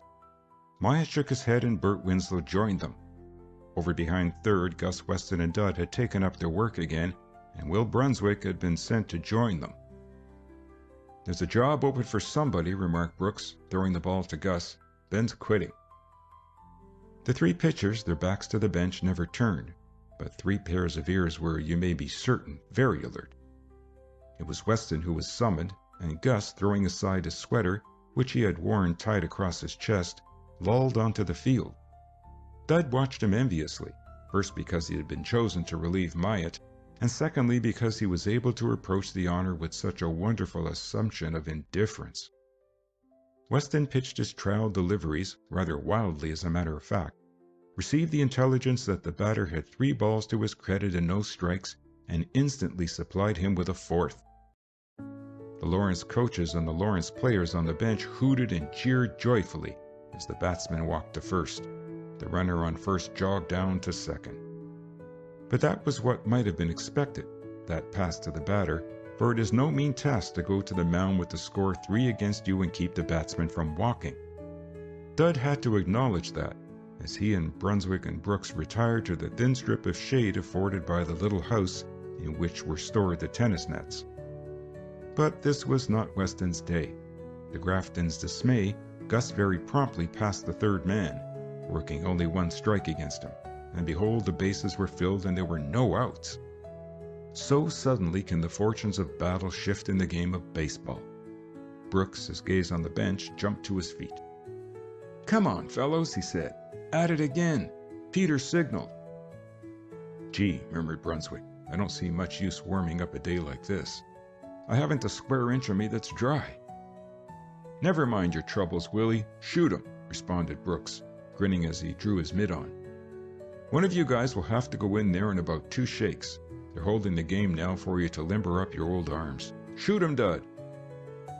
Over on the diamond, Captain Bertha and Bert Winslow and Nick Blake had surrounded the unfortunate Weston, Pete Gordon, ball in hand, standing guard at the plate. A faint breeze came up from the river and awakened murmurs of relief from the sweltering spectators. Lawrence demanded that the game go on, half a dozen impetuous youths leaping from the bench to confront the umpire. The group in the center of the diamond melted, and Weston held up his hand for the ball. Gordon tossed it back to him, knelt, and signaled. "All right, Gus, now," he encouraged. "Make 'em good, old man. Let's get this one. Slide 'em over." The infielders crept up to short field, the runners capered and took daring leads, and the coaches shouted themselves hoarse. Gus wound up and shot the ball away. It dropped prettily across the base, but the batter refused it, and the umpire upheld him. "Ball," announced the latter. Weston, hands on bent knees, stared as though dumbfounded. Then he straightened, turned on his heel, and cast his arms derisively apart. Lawrence jeered enjoyably. "Pretty good, Gus," called Gordon. "Never mind, though. Let's have it this time." But Weston, though he took time and pains, shot one in that sent the batsman staggering out of his box and sent Guy Murtha to the mound. "That'll do, Gus," said Guy. "This isn't your day, old man." "It's so beastly hot," grumbled Weston. Murtha nodded noncommittally and raised a hand. At the bench, Mr. Sargent turned to Nate Letty. "Better warm up," he said. "We may need you. Send Baker in." End of chapter 18. Chapter 19. Back to the bench. The coach met Dud at third. He appeared smiling and unworried, but his characteristic trick of jumbling his words betrayed the fact that he was not as calm as he looked. "Think you can go in there and pull us out of this mess, Baker?" he asked. "Take all the time you want and set your gignals right. Get your rignals sight. Well, go ahead, my boy, and show what you can do." Dud made no answer, which was perhaps just as well, since had he replied truthfully to the coach's question, he would have been forced to say that he was quite certain that he couldn't do anything of the sort. Instead, he walked toward the mound with a fair appearance of ease and in a condition of blue funk. Murtha met him, and although the latter smiled cheerfully and tried his best to look as if he thought all his troubles were now past, it wasn't difficult for Dud to perceive that the captain was a bit disappointed in Mr. Sargent's selection. He would have much preferred Nate Letty, but he had a good deal of confidence in the coach's judgment, and after all, young Baker had shown real pitching more than once. "Good boy, Baker," he said cheerfully. "Let's see what you can do now. Listen, let Gordon do the headwork, see? Just try to give him what he wants. They've got 3 on and no one out, Baker, and the score's 2 against you. Whatever you do, old man, don't pass him. Let him hit if you have to, and try to make him pop up. Do your best, Baker, for we want this game." Guy handed him the ball, and Dud, very trembly at the knees, conscious of the hot glare of sunlight that made heat waves dance along the paths, conscious of the encouraging voices of teammates and of hearty applause from the stand, wrapped his fingers about the leather and sent in his first warm-up ball. A whoop of joy and derision came from the visitors' bench, for the ball had almost eluded the spry Gordon. Back it came, and Dud, trying his best to calm his nerves, shot it in again. It was all right that time and the next. Then the ball struck the ground in front of the plate, and Gordon had to drop and block it. One more, high and wide, ended the practice, and the Lawrence third baseman stepped up to the plate again as the umpire called, "Play!" From the Lawrence bench and from the Lawrence coachers came a sudden hubbub of sound, but through it Dud heard Nick Blake's cheerful voice. "We're all with you, Dud. Go to it, son." Dud! Nick had never called him that before, and somehow the thought steadied him remarkably. To be sure, his knees were still a trifle wobbly as he studied Gordon's fingers laid against the back of his mitt, but the stage fright was passing. "Let's get him, Baker," called Gordon as he arose from his crouch and held hands wide apart. "You've got the stuff, old man." With a man on third watching for the least excuse to race home, a full wind-up was out of the question, and Dud realized that he must depend more on cunning than speed. Gordon had shown 3 fingers horizontal, and 3 fingers horizontal called for a low curveball. Dud, emulating the example of Myatt, surveyed the bases slowly, pulled his cap down, tried to shut out the wild cries of the coachers, snuggled the ball on his fingers, threw his arm up, took his stride, and pitched. At the plate, the batter moved up on the ball, hesitated, and let it pass. "Strike," said the umpire. There was cheering from the stand, yells of triumph from the players in the field, but Dud scarcely heard them. Gordon, walking down the alley, thumped ball and mitt together. "That's the stuff, Baker," he cried. 1 and 2 now. Let's have him out." He tossed the ball back, a watchful eye on third, went back to his place, crouched, signaled, and again held hands wide apart. He wanted a drop, and he got it, but it shaved too closely the outer corner, and the umpire judged it a ball. Gordon turned indignantly. "What?" "You heard what I said," returned the official crisply. Gordon grinned and returned the ball. "It looked good, Baker. Let's have it again." But it was 1 finger this time, and the fast one that sailed straight across the plate caught the batsman napping, and the umpire's "Strike 2" was drowned in a shout of joy from the Grafton sympathizers. "That's the pitching, Dud," called Nick, scooping a handful of dust from the base path and tossing it joyfully into the air. "Fine work, Baker. Keep after him. No one walks." They were all calling encouragement to him now. He almost forgot the shouting, cavorting runners and the bawling coachers. Back came the ball once more, Gordon grinning widely. Then he dropped to one knee and laid 4 fingers across the big brown mitt. "Right in the slot, old man. He can't see him. Atta boy. Let her come." And Dud led her. It was a slow one that did the trick, a ball that sped away from the mound with all the earmarks of a moderately fast straight delivery, but that never crossed the rubber until the batsman's sharp swing had passed harmlessly. Then it descended into Gordon's eager hands, and the umpire waved an arm skyward. "He's out!" How the stand shouted, and then how silent the Lawrence bench suddenly became. The third baseman, disgusted and puzzled, dragged his dishonored bat away with him and tossed it contemptuously into the pile. But that was only 1 down, and a big, capable-looking youth with a grim determination shown in his tight-set mouth was already waiting. A wide one that went as a ball, a drop that the batter tried for and missed, a second ball that had attempted to cut the inner corner of the plate with a hook and failed by an inch. And then, in response to Gordon's signal of 1 finger, a fast one that reached the batsman waist-high and which he met with his bat. Crack! He was speeding to first. The bases were emptying. Dud, heart in mouth, turned in time to see Nick Blake spring 2 feet into the air and spear the ball, and then, without a wasted motion, dash across the second sack a scant instant before the runner from first slid, feet foremost, into it in a cloud of dust. Nick had played the double unassisted, and the side was out. Grafton stood up in the stand and shouted herself hoarse. Dud, still a little dazed by the suddenness of the triumph, stood a moment beside the pitcher's box ere he turned toward the bench. Then Guy Murtha was with him, had him by the arm, and was laughing softly and saying extravagant things that he probably wouldn't have said 5 minutes later. But Dud didn't altogether sense them.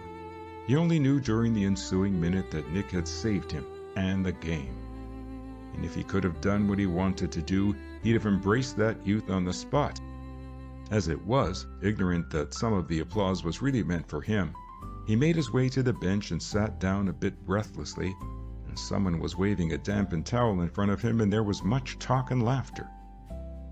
And so Grafton started her half of the seventh with the score still 1-0 and Ayr at bat. Ayr popped innumerable fouls into all sorts of out-of-the-way places, and then, with 2 strikes and 1 ball against him, stood inertly by and let a perfectly good straight one pass. He shook his head dejectedly as he turned away. Boynton reached first on second baseman's questionable error. The Lawrence scorer gave Boynton a hit, and went to second a moment later when Jimmy was thrown out at first. Gordon brought the inning to an end by fouling out the third baseman. Then Dud was back in the box again, and Gordon was shouting one thing and signaling another, and again the Lawrence coaches were doing their level best to rattle him.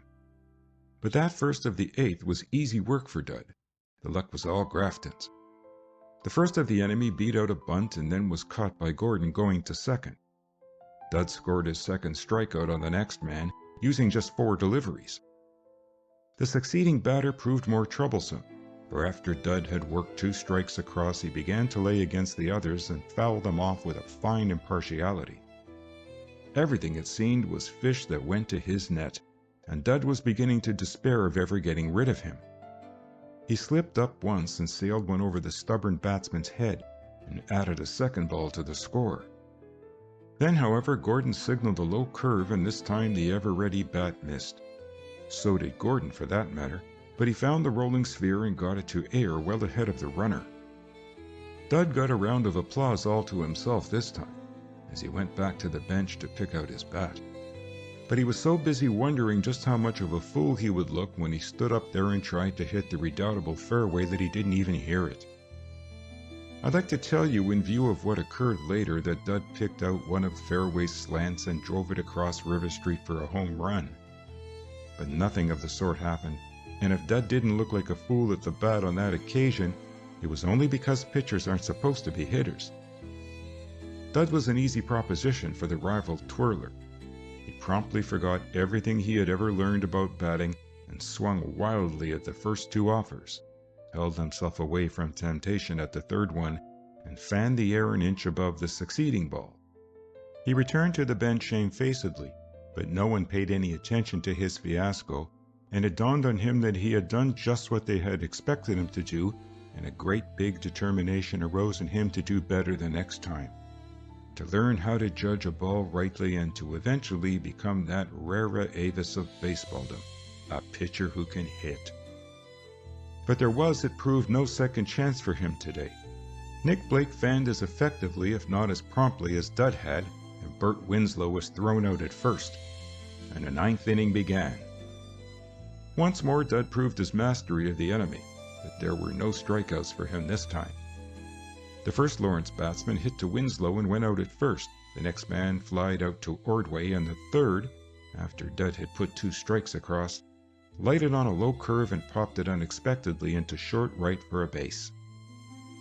Dud made 3 attempts to catch him napping and failed, and the next minute the runner was sliding to second ahead of Gordon's hurried throw.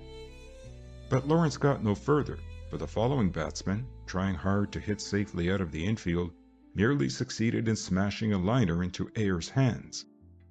Once more Grafton swung her bats and tried to break the deadlock. The heat was moderating now, and long shadows were creeping across the diamond, but the players of both sides were fagged and wilted and prayed for the end of the contest. But it wasn't to come yet, for Ordway fanned, Murtha flied out to left field. It would have been a wonderful hit if that fielder hadn't raced back like a rabbit and made a one-hand catch that brought applause even from the Grafton adherents. Ayr beat out a bunt and Boynton hit a weak grounder to shortstop, and the 9th had passed into history. Dud was back at his post again, a little tired too, in spite of the fact that he had worked only 2 innings. He had the head of the list against him now and realized that this was no time for slip-ups. Lawrence began enthusiastically. The little blonde-headed second baseman outwitted Gordon and Dud and walked to first. The next batsman fouled out to air. Then came a sharp rap and the ball sailed over second base, and there were 2 on and only 1 out. But things looked better a few minutes later, for Dud scored his 3rd strikeout, turning the left fielder ignominiously back to the bench. That surely ought to have ended things for all practical purposes, but right there luck took a hand in the game. The next batsman was anxious to hit, and Gordon knew it. In consequence, the latter signaled high ones and Dud tried to serve them up. They caught him on the second for a strike, after the first had gone as a ball, and then Dud fooled him with a low one that barely crossed and the score was 2-1. It seemed all over but the shouting, and Gordon risked all on the next delivery. 1 finger was the signal, and Dud sped the fast one in breast high with not a thing on it but steam. The batsman leaned against that nice ball and drove it far and high into right field, and although Boynton was under it, he missed the catch. And although he recovered it quickly and sped it back to second, and Guy Murtha pegged it on to third, the runner there was safe, and the chap who had hit took advantage of the play and slid to second unchallenged. Lawrence caught hopefully at the chance before her. A pinch hitter took the place of the center fielder. Gordon had no line on the new man and had to guess his tastes. A high one was refused and was judged a ball. A curve that didn't cut the outer corner went as another ball. Gordon signaled for a drop and the batter bit at it and had 1 strike against him. Then another drop failed to please the umpire and Dud was in the hole. Gordon called for a high one over the plate and Dud tried to put it there, but he didn't. The ball went wide and Dud saw with dismay the batsman trotting to first and heard the triumphant yelps of the enemy. Another pinch hitter was up and Gordon, a little anxious of countenance now, was asking for a curveball. Dud responded and scored a strike, the batter hitting hard but uselessly. Then came a ball, then a second. Gordon was calling all sorts of encouragement. Guy Murtha came over and told Dud to take his time. His teammates were assuring him that he could do it. The enemy's coachers, back of first and third, were howling and dancing like Comanche Indians. The runners were running back and forth along the paths. Pandemonium was fairly loose, and the din thumped against Dud's ears excruciatingly. He felt his courage ebbing out of his fingertips. He wanted to ask Murtha to let him quit, to put someone else in, but was more afraid to do that than he was to go on. Gordon was pleading for a straight one. Dud glued his eyes to the catcher's chest, took his half wind-up and sped the ball. And even as he released it, he knew that he had failed again. "Ball 3!" called the umpire through the din. Gordon was hurrying down the alley toward him, shaking the ball at him, his eyes blazing. "Settle down," he growled. "Put him over. You can do it. Now get on to yourself." Dud took the ball, nodded dazedly, and turned back to the mound. Murtha was there, Murtha and Winslow too, and the captain was looking over past third base and juggling a pebble in his dirt-grimed hands. When he turned, his gaze sought Dud grimly. "Guess you better let someone else in, Baker," he said. "Sorry, but we need this old man." Dud passed him the ball, tried to say something, he didn't know what, and turned, white-faced and with hanging head, toward the bench. End of Chapter 19. Chapter 20. Jimmy Encourages. That game with Lawrence Textile went to 13 innings and ended, still a tie, 1-1, to allow the visitors to get their train. Nate Letty, going to the rescue with 3 on, 2 out, and the pitcher's score 1-3, pulled out of the hole very neatly. Instead of attempting the difficult feat of striking the batsman out, Nate dropped one over knee-high and the ball went straight up from the swinging bat and straight down again into Gordon's mitten, and Lawrence saw her golden opportunity vanish. After that, for 3 innings, although the suspense kept up every moment, neither side got anywhere near a score. Letty and Fairway, the latter showing fatigue and substituting control for speed, were masters every minute, Fairway's work to the very end was such that the spectators applauded him every time he left the mound or went to bat. After that hair-raising, nerve-wracking 10th inning, Grafton could feel only satisfaction at the outcome. Even Captain Murtha had no regrets, and if Coach Sargent was disappointed, he made no sign. Perhaps, aside from the Lawrence players, the only disconsolate one was Dud. He had hurried from his shower straight to his room, his main desire being to get out of the way before the game ended and the fellows came piling into the field house, and so he didn't learn the outcome of the contest until Jimmy arrived half an hour later. By that time, Dud's common sense had come to the rescue, and he was able to review his performance in the pitcher's box without being prompted to suicide. After all, he had fared no worse than Gus Weston, he told himself comfortingly, and even Ben Myatt had begun distributing passes before he had been taken out, although, of course, Ben had far more excuse for giving out, since he had pitched 6 innings. Dud was still wondering what had happened to him. He had been all right until Boynton had made that memorable muff. After that, he hadn't been able to get the ball where he wanted it.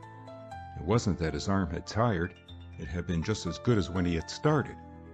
And as Dud recalled it now, he hadn't been nervous, not anyway until he had issued that first pass in the 10th.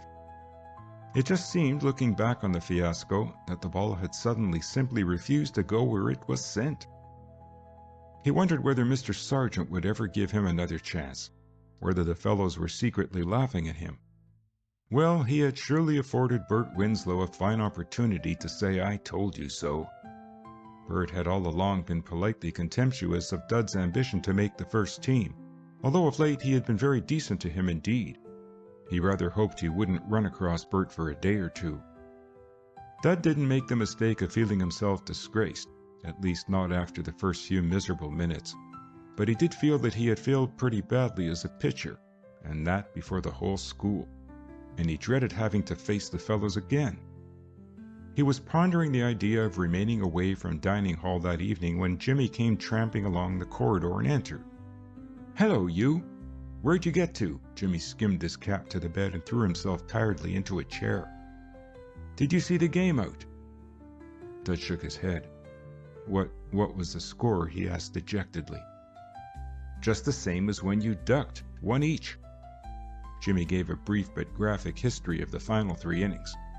"Why didn't you come back and see the rest of it?" he concluded. "I guess I would have if I'd known they weren't beating us. I'm glad they didn't. Did anyone say anything?" "Say anything? What about?" "About me, I mean." "Oh, that's what's worrying you? I thought you looked a little bit downhearted. Don't you let that bother you, son. They all have to go through with that before they arrive. You did pretty well on the whole. 3 strikeouts, wasn't it?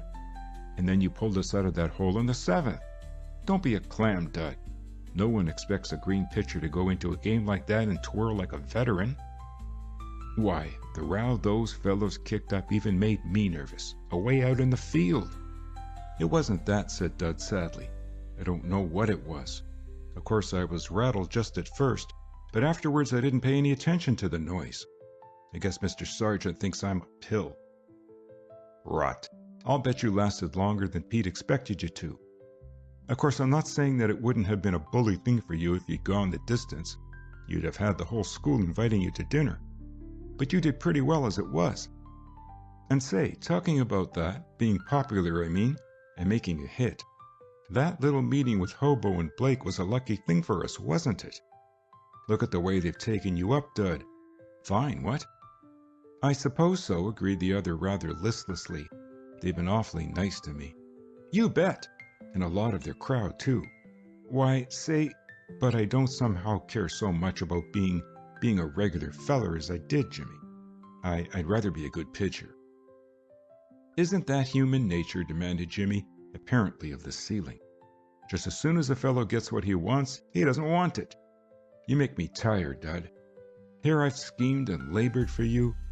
"I know, and I'm awfully much obliged," said Dud soberly. "Only, please don't do it anymore, Jimmy. I've had enough of it, I guess."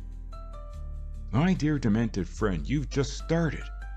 You mustn't think that just because Hobo Ordway and Nick Blake and Bert Winslow and if you of that close corporation have taken you up that the battle's won. Far be it from such. The fun's only started, son. You've got 2 years here yet, and you want to make hay while the sun shines. Just you leave it to me. No, you leave it to me now, said Dud. I guess it's like Blake said. Every fellow must hoe his own row. And I haven't got time to be popular, Jimmy. I just want to get so I can pitch like Ben Myatt. Say, that's hitching your wagon to a star, all right. Ben being the star. Maybe you're right, though. There's always the danger of having fellows think you're trying too hard, and they don't like that. Maybe your scheme is the best, Dud. Foxy, too, I call it. I haven't any scheme, denied the other impatiently. I just want to quit thinking anything about whether fellows like me or don't like me. I guess if they do, it will be because I don't care. That's what I'm saying, said Jimmy, grinning exasperatingly. Just let them think you don't care a fig and they'll flock to you. Yep, that's a good idea, Dud. Jimmy, if folks didn't know you better, they'd think sometimes that you were a regular... Feller? Asked Jimmy helpfully. Bounder. Oh, thank you kindly, and such is gratitude. Never mind, son. All you need is food. Let's get to it. I don't think, that is, I'm not very hungry. Not hungry? You're not sick, are you? Dud shook his head. Then what's wrong with you? Well, if you must know, replied the other desperately, I don't want to go over there and see the fellows grinning at me. Grinning at you? What would they be doing? Say, for the love of lemons, Dud, get that idea out of your bean.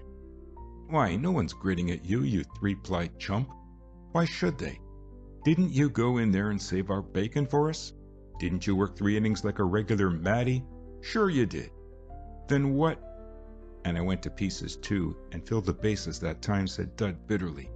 Even if they don't grin, I shall know they want to. Piffle. Honest, Dud, I didn't know you were such a chump. Look here, you've been wondering again. Don't tell me, I can see it. You've got your I wonder expression on. You stop thinking about Dud Baker and wash your dirty face and hands and come to eats. I'll guarantee you that you won't get grinned at once, old man. If I see any fellow trying it, I'll punch his head. After all, Dud only wanted to be reassured and had no real intention of missing his supper, for he was undeniably hungry. And so, presently, they were off to dining hall together, and things were just as Jimmy had predicted. There were no grins, save an occasional friendly one, and no one paid much more attention to Dud than usual. They slipped into their places at table. Neither had been called to the training table yet, since accommodations at that board were very limited, and Jimmy, in high spirits, bandied remarks with the others between mouthfuls, and Dud tried hard to forget anything that had happened since luncheon. There was naturally much talk of the game and much criticism of various plays, as there always was, and Jimmy, as a participant, was listened to with respect, if not with entire credence.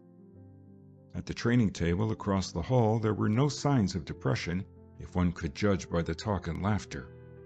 In fact, the whole school was looking back on the afternoon's contest as something very much like a lucky victory. And perhaps it was. At all events, a comparison of the scores showed that Lawrence had made more hits and fewer errors, and that the renowned Mr. Fairway had behaved more creditably than the 4 Grafton pitchers judged together. When Dud and Jimmy left the dining hall, they ran into Nick Blake and Bert Winslow in the corridor. Dud had determined to avoid any such meeting, but fortune ruled otherwise. "Hello, James T.," greeted Nick. "How's Tris Speaker Jr. tonight?" "Hello, Dud Baker." "My arms are a trifle lame," responded Jimmy, "when a fellow makes all the hits in a game." "Ha!" ejaculated Nick mirthlessly. "Again, ha! You make me laugh, Jimmy. He's a regular funny fellow, isn't he, Dud? How are you feeling, by the way? Say, that was some twirling you did in the 7th, my lad." "How about the 10th?" asked Dud, smiling wanly. "Well, no harm done, you know," said Nick cheerfully. "They all get there sooner or later, and I dare say if you'd stayed in, you'd have pulled yourself out all right." "If we hadn't needed the game so much," observed Bert, "he'd have stayed in, I guess. I was hoping Guy would let him. It's a bully good thing for a pitcher to have to dig his way out, Baker. Gives him confidence, you know. If I was captain of a team and a pitcher got in a hole, I'd just let him stay right there and crawl out of it. Just let him have to do it, and if he's the least bit of good, he will. My notion is that if a pitcher thinks he's going to be relieved anytime he goes bad, he's going bad too plaguey often. That sound like sense to you, Jimmy? I haven't heard a word that sounded like sense since I got here, answered Jimmy gravely. If someone would suggest something to do more exciting than hearing Lyd and Form jabber over some subject like resolve, that Marcus T. Cicero was faster on the bases than his brother Quint, or that the penguin is mightier than the swordfish. That's so. It's debate night, isn't it? Said Nick. Who's going? You, Bert? I suppose so. You? Well, if there was anything better.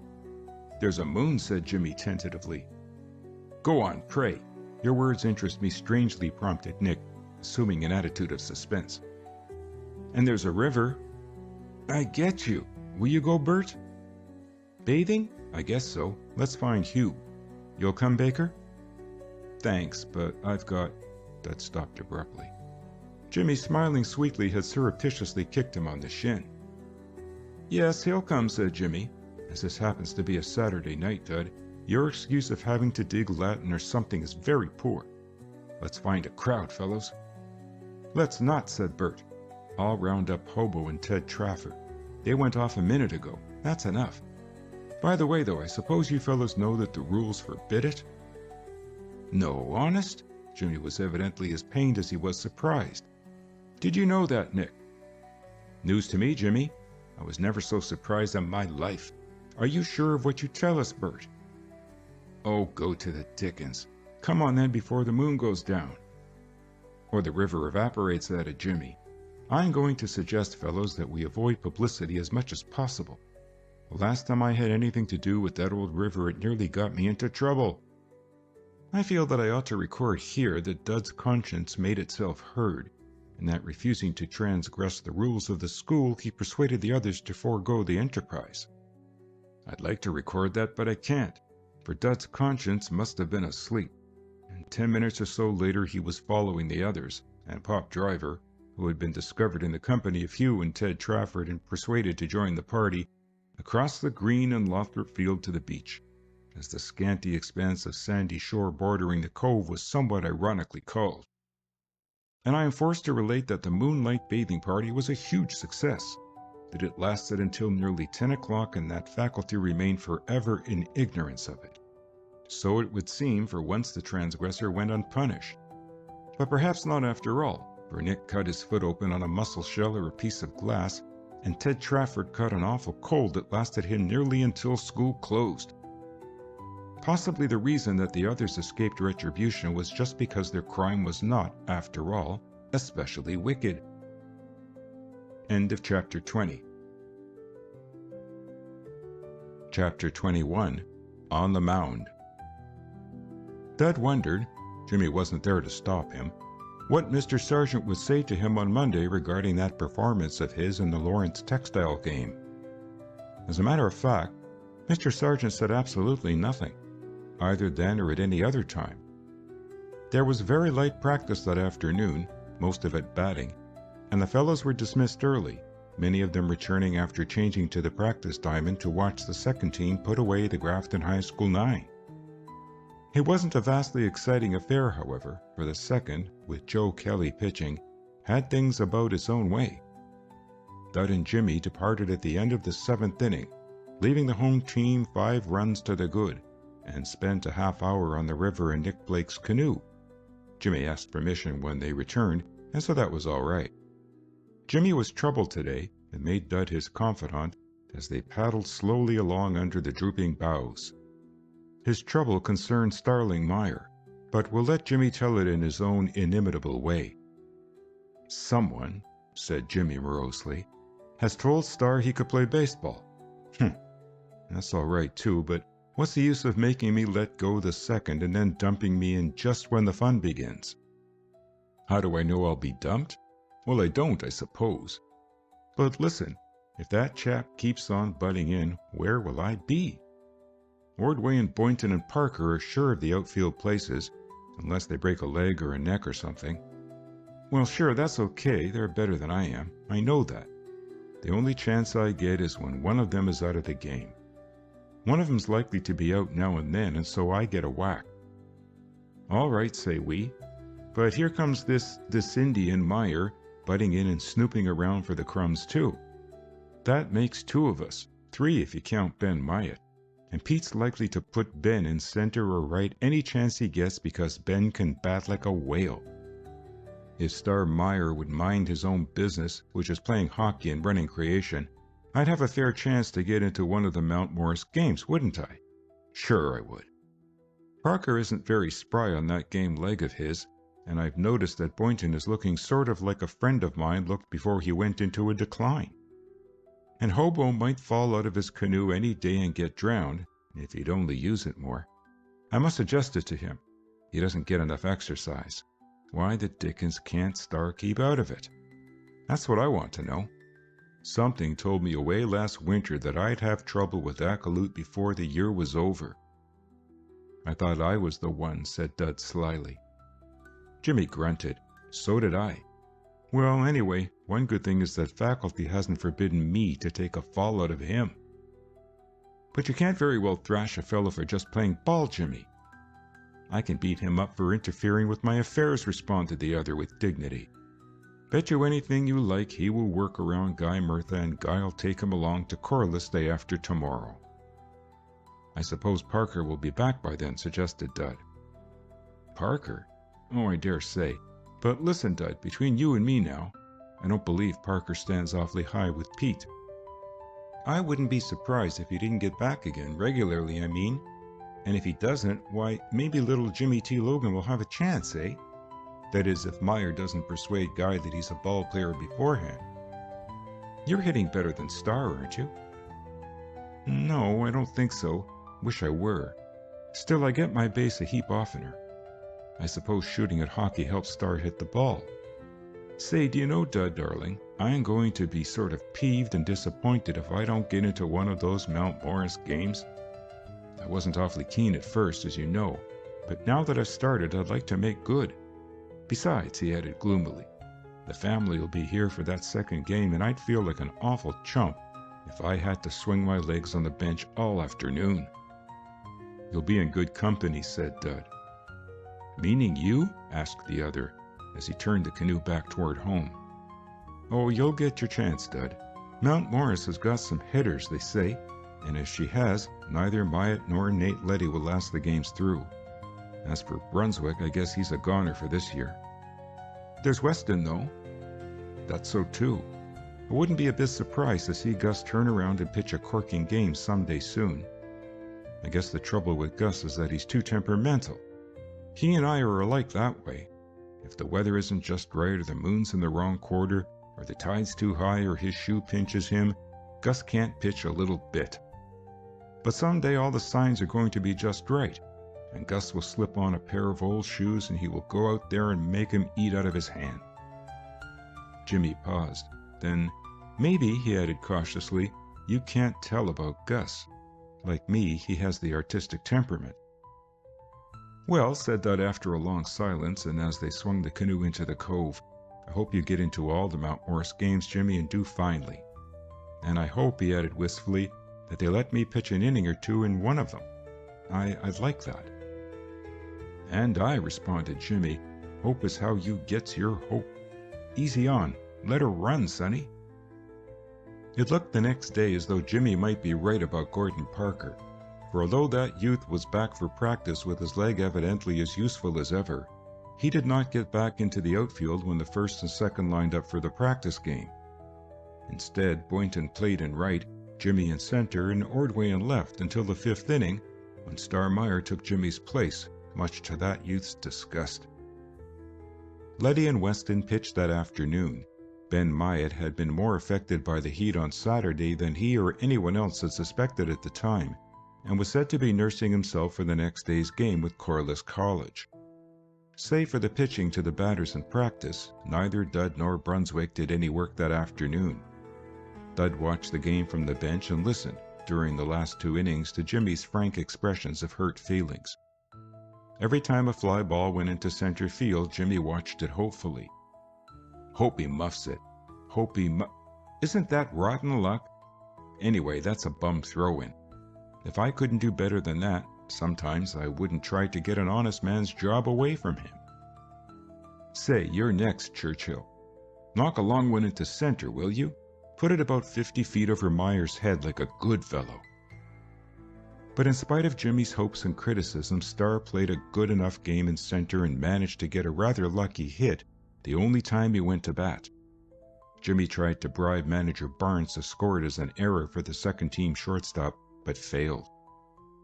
There was an early and rather hurried dinner for the players the next day, and the team, 18 strong, bowled away to the station shortly after 1 o'clock. Much to his surprise, Dud made one of 4 pitchers to accompany it, and Jimmy too was of the number. Jimmy's satisfaction, however, was somewhat spoiled by the presence of Starr Meyer. Parker was left behind. So too was Ben Myatt, still suffering from what the school physician had diagnosed as a touch of heat. Ben was instructed to keep out of the hot sunlight and, when playing, wear a fold of paper inside his cap. Mr. Sargent, however, had no intention of allowing Ben to pitch again until he was so far recovered as not to require that paper. The first of the series with Mount Morris would be played on Saturday, just 3 days later, and so Ben had been instructed to stay right at home and be very, very good to himself. Letty, Weston, Brunswick, and Dud would undoubtedly manage between them to dispose of Corliss, for Corliss, although called a college, was little more than a preparatory school and was not considered dangerous. Corliss lay an hour and 40 minutes away by railroad, although the actual distance was about 38 miles. The team had to change at Needham Junction first and later on at North Taunton, and in consequence was somewhat weary when it finally disembarked from the trolley car that had brought it from the Corliss station to the nearest point to the school.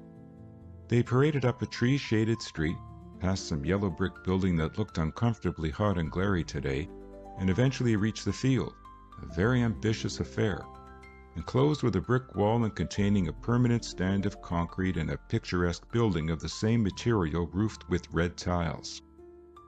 The fellows secretly admired that field, but they pretended to consider it too dressy, and made a good deal of fun of the commodious and well-appointed building into which they were shown.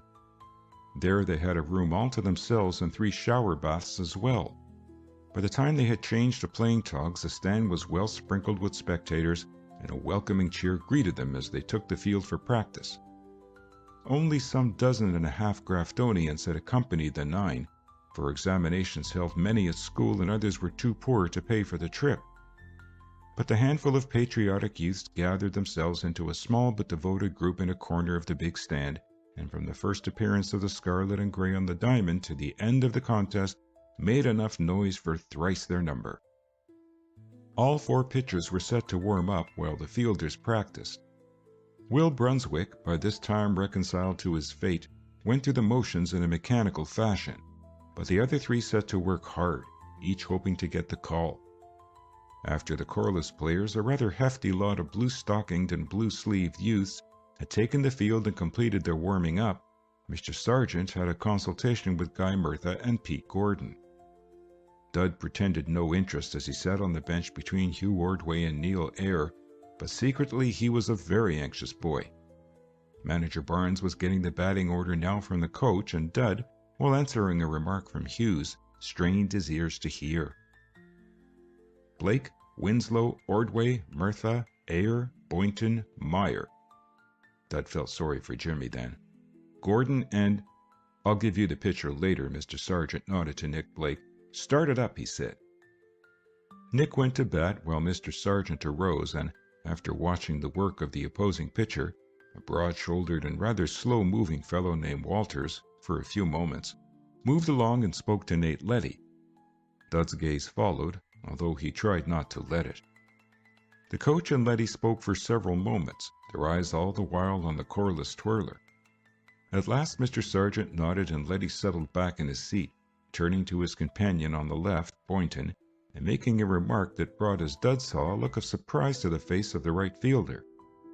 Mr. Sargent remained behind the bench, watching Nick Blake trying to find something useful to him amongst the slow, wide curves that the blue-legged pitcher was offering. Nick finally slammed one across the diamond, but was an easy out, shortstop to first. Bert Winslow raised a long fly to left field and likewise retired, and Hugh Ordway, after fouling off a couple, was badly fooled on a drop and fan. As the players arose from the bench to trot into the field, Dud, who had forgotten the coach for the moment, felt a hand on his shoulder. "Baker, I'm going to let you start," said Mr. Sargent. "You've pitched to Brooks a good deal, haven't you? Would you rather have him handle you than Gordon?" "He knows my stuff pretty well, sir," stammered Dud, "but it's just as you say, sir." The coach called to Ed Brooks. "You catch Baker, Brooks," he said. "Let's see what you can do, my boy. Study your batters and watch the bases. Barnes, put Brooks down for Gordon and Baker last. All right now, you two. Show what you can do." Dud started for the mound, drawing on his glove, but Brooks overtook him on the way. "Say, Dud, don't let slip up on signals, eh?" he said anxiously. "If you don't get 'em, sing out. And if you use that sidearm pitch, signal beforehand, will you? I'm always afraid of that getting by me. Lift your cap in front and I'll know, see?" "All right, Dud." End of Chapter 21. Chapter 22. Dud Comes Back. Dud started out with one idea, which was to redeem himself. He was pretty sure that Mr. Sargent would not expect him to go more than 5 innings, 6 at the very most, and he determined to use every bit of strength and science he possessed during those 6 frames, to pitch himself out if necessary, but at all hazards to show form. He was nervous at first and showed wildness with his practice balls, and after that made a bad start by passing the first man up for Corliss. But subsequently he settled down nicely, and although he had no strikeouts to his credit in that first inning, he allowed no hits, and the runner on first never left that bag. Grafton got 2 hits in the second, one rather scratchy, but failed to score. Corliss once more got a man to first on a hit that took a bad bound in front of Nick Blake, and once more watched him die there. In the third, after Grafton had retired in 1-2-3 order, Dud began to find his control, and he and Ed Brooks disposed of the Corliss pitcher and the first 2 batsmen on the Blues list with no trouble, Walters fanning, the next man popping a fly to Neil Eyre, and the next being thrown out at first by Bert Winslow. Grafton got a first run in the 4th inning. Hugh Ordway was passed, Murtha sacrificed him to second, and after Neil Eyre had struck out, Boynton slipped a fast grounder down the alley between shortstop and second, and Hugh romped home and beat the throw by a yard. Starmeyer flied out to center field. Dud added speed to science in the last of the 4th, and 2 of the Blues' best batsmen fanned wildly, and the little group of Graftonians in the corner of the stand cheered themselves patriotically and appropriately scarlet of face. The succeeding batter drove a liner into Captain Murtha's glove, and the 5th inning began. Ed Brooks allowed Waters to put him in a hole with the first 2 deliveries, and then, after disdaining a couple of wide ones, swung despairingly at a third, and somehow managed to get it on the tip end of his bat and land it safely behind shortstop. Then began a fusillade of the Corliss pitcher that ultimately spelled retirement for that youth. Dud, who had rolled a weak one down the first base path and been an easy out the first time at bat, now tried twice to bunt and failed. After that there was nothing to do but take a good healthy swing and try to get the ball out of the infield. With the score 2-2, Dud cut loose and poked a hit past third baseman that put Brooks on the 3rd sack and himself on first. Blake bunted and the pitcher fielded, the latter making the mistake of holding the ball too long to protect the plate. When he finally tossed to first, he was too late and the bases were full. At this interesting juncture, Bert Winslow ought to have stepped into the limelight with a smashing home run or a 3-bagger at least, but the best Bert could do was to bounce one away to shortstop, and Brooks was an easy out at the plate. But the bases were still filled, with only one man down, and there were cries of "Lift it, Hobo! Knock it in the nose, Hobo!" as Hugh went to the plate. Walters, showing the strain now, pitched 2 wild heaves which his catcher barely stopped and then slipped one across in the groove. Hugh swung at it but was too late. A 3rd ball followed and Grafton yelled exultantly. But again Walters made good, Hugh not offering. Everything depended on the next delivery, and as the ball left the pitcher's hand, the three runners on the path started away. They need not have hurried, though, for the ball went low and wide, and Hugh walked, Dud crossing the platter with the second tally for the scarlet and gray. By this time, Corliss had two pitchers warming up, and it was easy to see that Walter's minutes were numbered. Captain Merthyr brought affairs to the crisis by landing on the pitcher's second delivery and lifting it high and far to right field. It was well over the fielder's head, and that youth failed to get under it. 2 more runs tallied, and Guy took second. After that, Walters passed Ayer and was promptly derricked. The new twirler, Hoyt, had difficulty in getting underway, and before he succeeded, 2 more hits and as many runs had been scored. Of the hits, Boynton contributed 1 and Brooks 1. Starmeyer made the second out and Dud the third, Dud being robbed of a hit by a pretty running catch of a short fly to center. The score was 6-0 when the last half of the 5th started, and there seemed to be no doubt as to who owned the game. Dud was beginning to feel tired, but believed himself fit for another inning or 2 if necessary. But things broke bad at the start. The first of the enemy to face him showed no eagerness to hit, and before he knew it, Dud was 2 balls to the bat. Then, although he managed to get a strike across, he followed with a 3rd ball, and the final result was that the Corliss youth smashed a hot liner straight over third base and took 2 bases on the hit. The succeeding batsman fouled out quickly to Winslow. Then Brooks tried to catch the runner off second, and the ball got away from Merthyr, who took the throw, and the runner reached third. Dud felt himself slipping then and shot an inquiring look toward the bench. But Mr. Sargent was evidently still unworried, for Letty and Weston were both there and no one was warming up. Dud gritted his teeth and went on. The batsman had a strike and 2 balls on him when Dud, trying to break a high one over the inner corner, lost control of the ball and it went straight for the batter's head. But Dud's shout of "Look out!" was not necessary. The man at the plate dropped just in time and the ball sailed past Brooks and brought up at the net, the runner on third sprinting home. Merthyr and the others did their best to steady Dud again, and Ed Brooks, walking down to place the ball in Dud's hand, said, "That was my fault, Dud. I ought to have got it. Sorry, old man. Don't mind it, though. Let's have this fellow, eh?" Dud nodded. It was nice of Brooks to call it his fault, but of course it hadn't been anything of the sort. Dud glanced again toward the bench as he went back to his place on the mound. He wished that Mr. Sargent would get his relief ready. He wondered why he didn't. He was giving way to a sort of fright now, although he didn't show it unless by the longer time he took to grip the ball and study Brooks' signal. About him the infield players were speaking words of encouragement. The batsman had him in the hole. He must make him hit.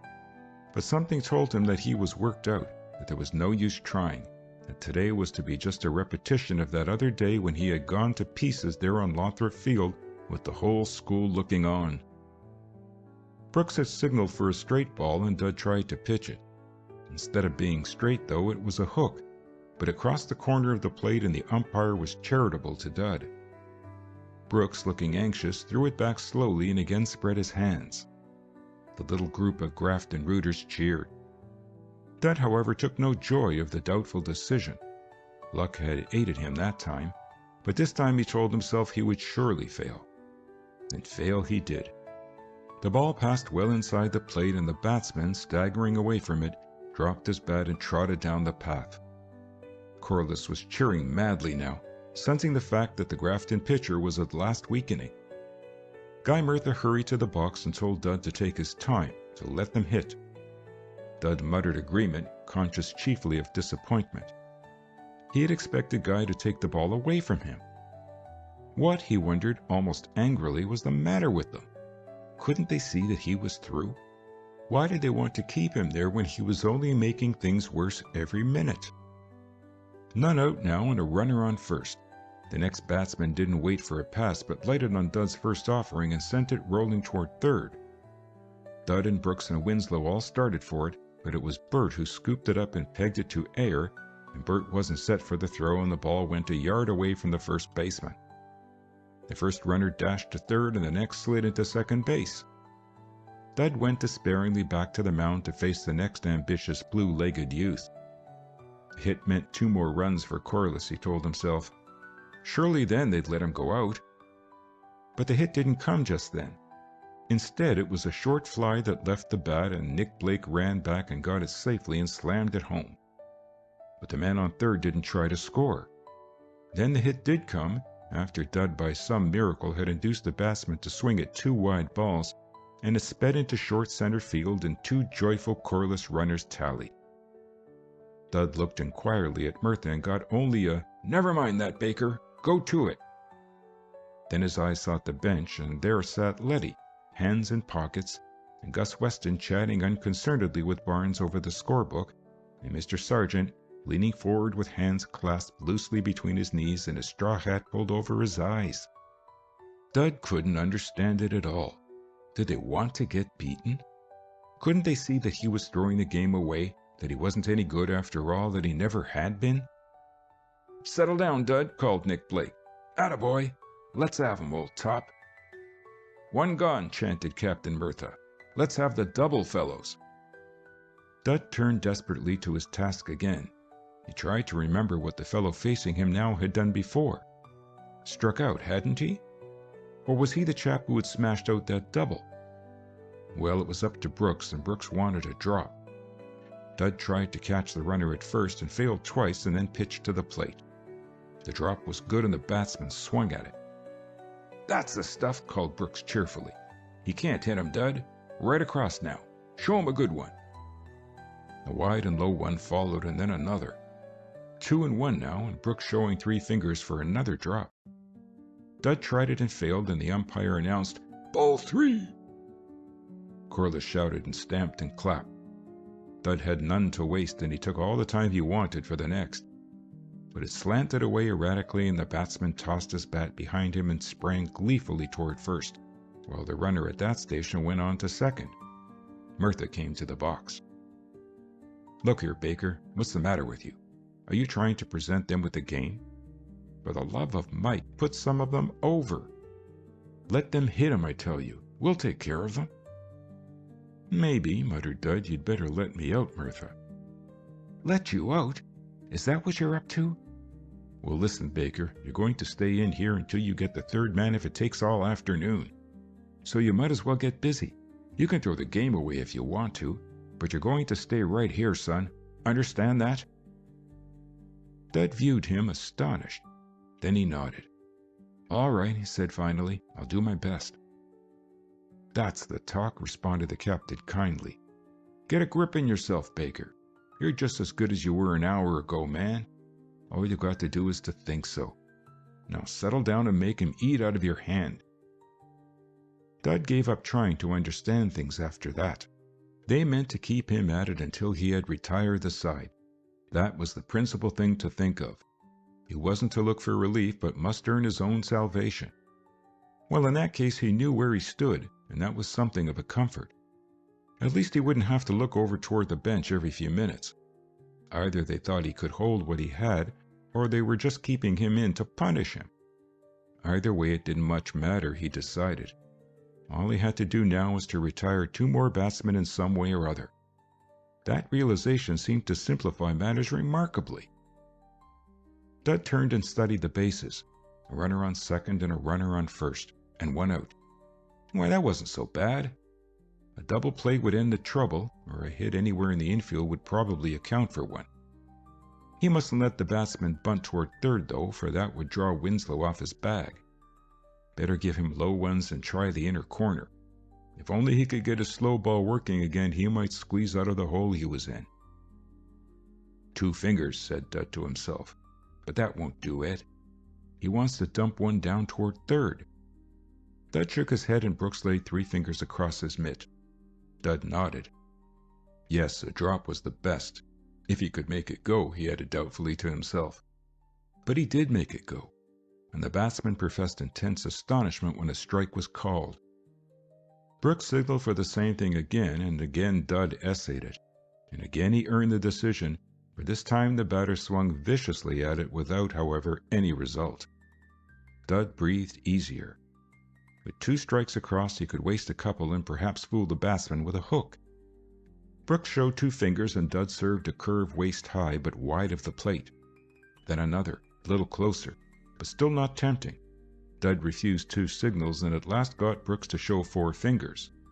Then Dud nodded, glanced behind him to where Martha and Blake were running the blue-legged youth back to base whenever he tried to steal the start, and wound up.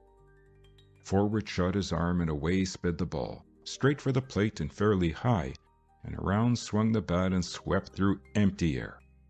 For the ball had been a slow one and the batter had hit inches ahead of it. Dud stopped slipping then, brought up with a round turn in fact. If he could still make that slow ball of his go right, he could fool any of them. He wondered what had got into him. Why, he was just as good as ever. What a silly fool he had been to think anything else.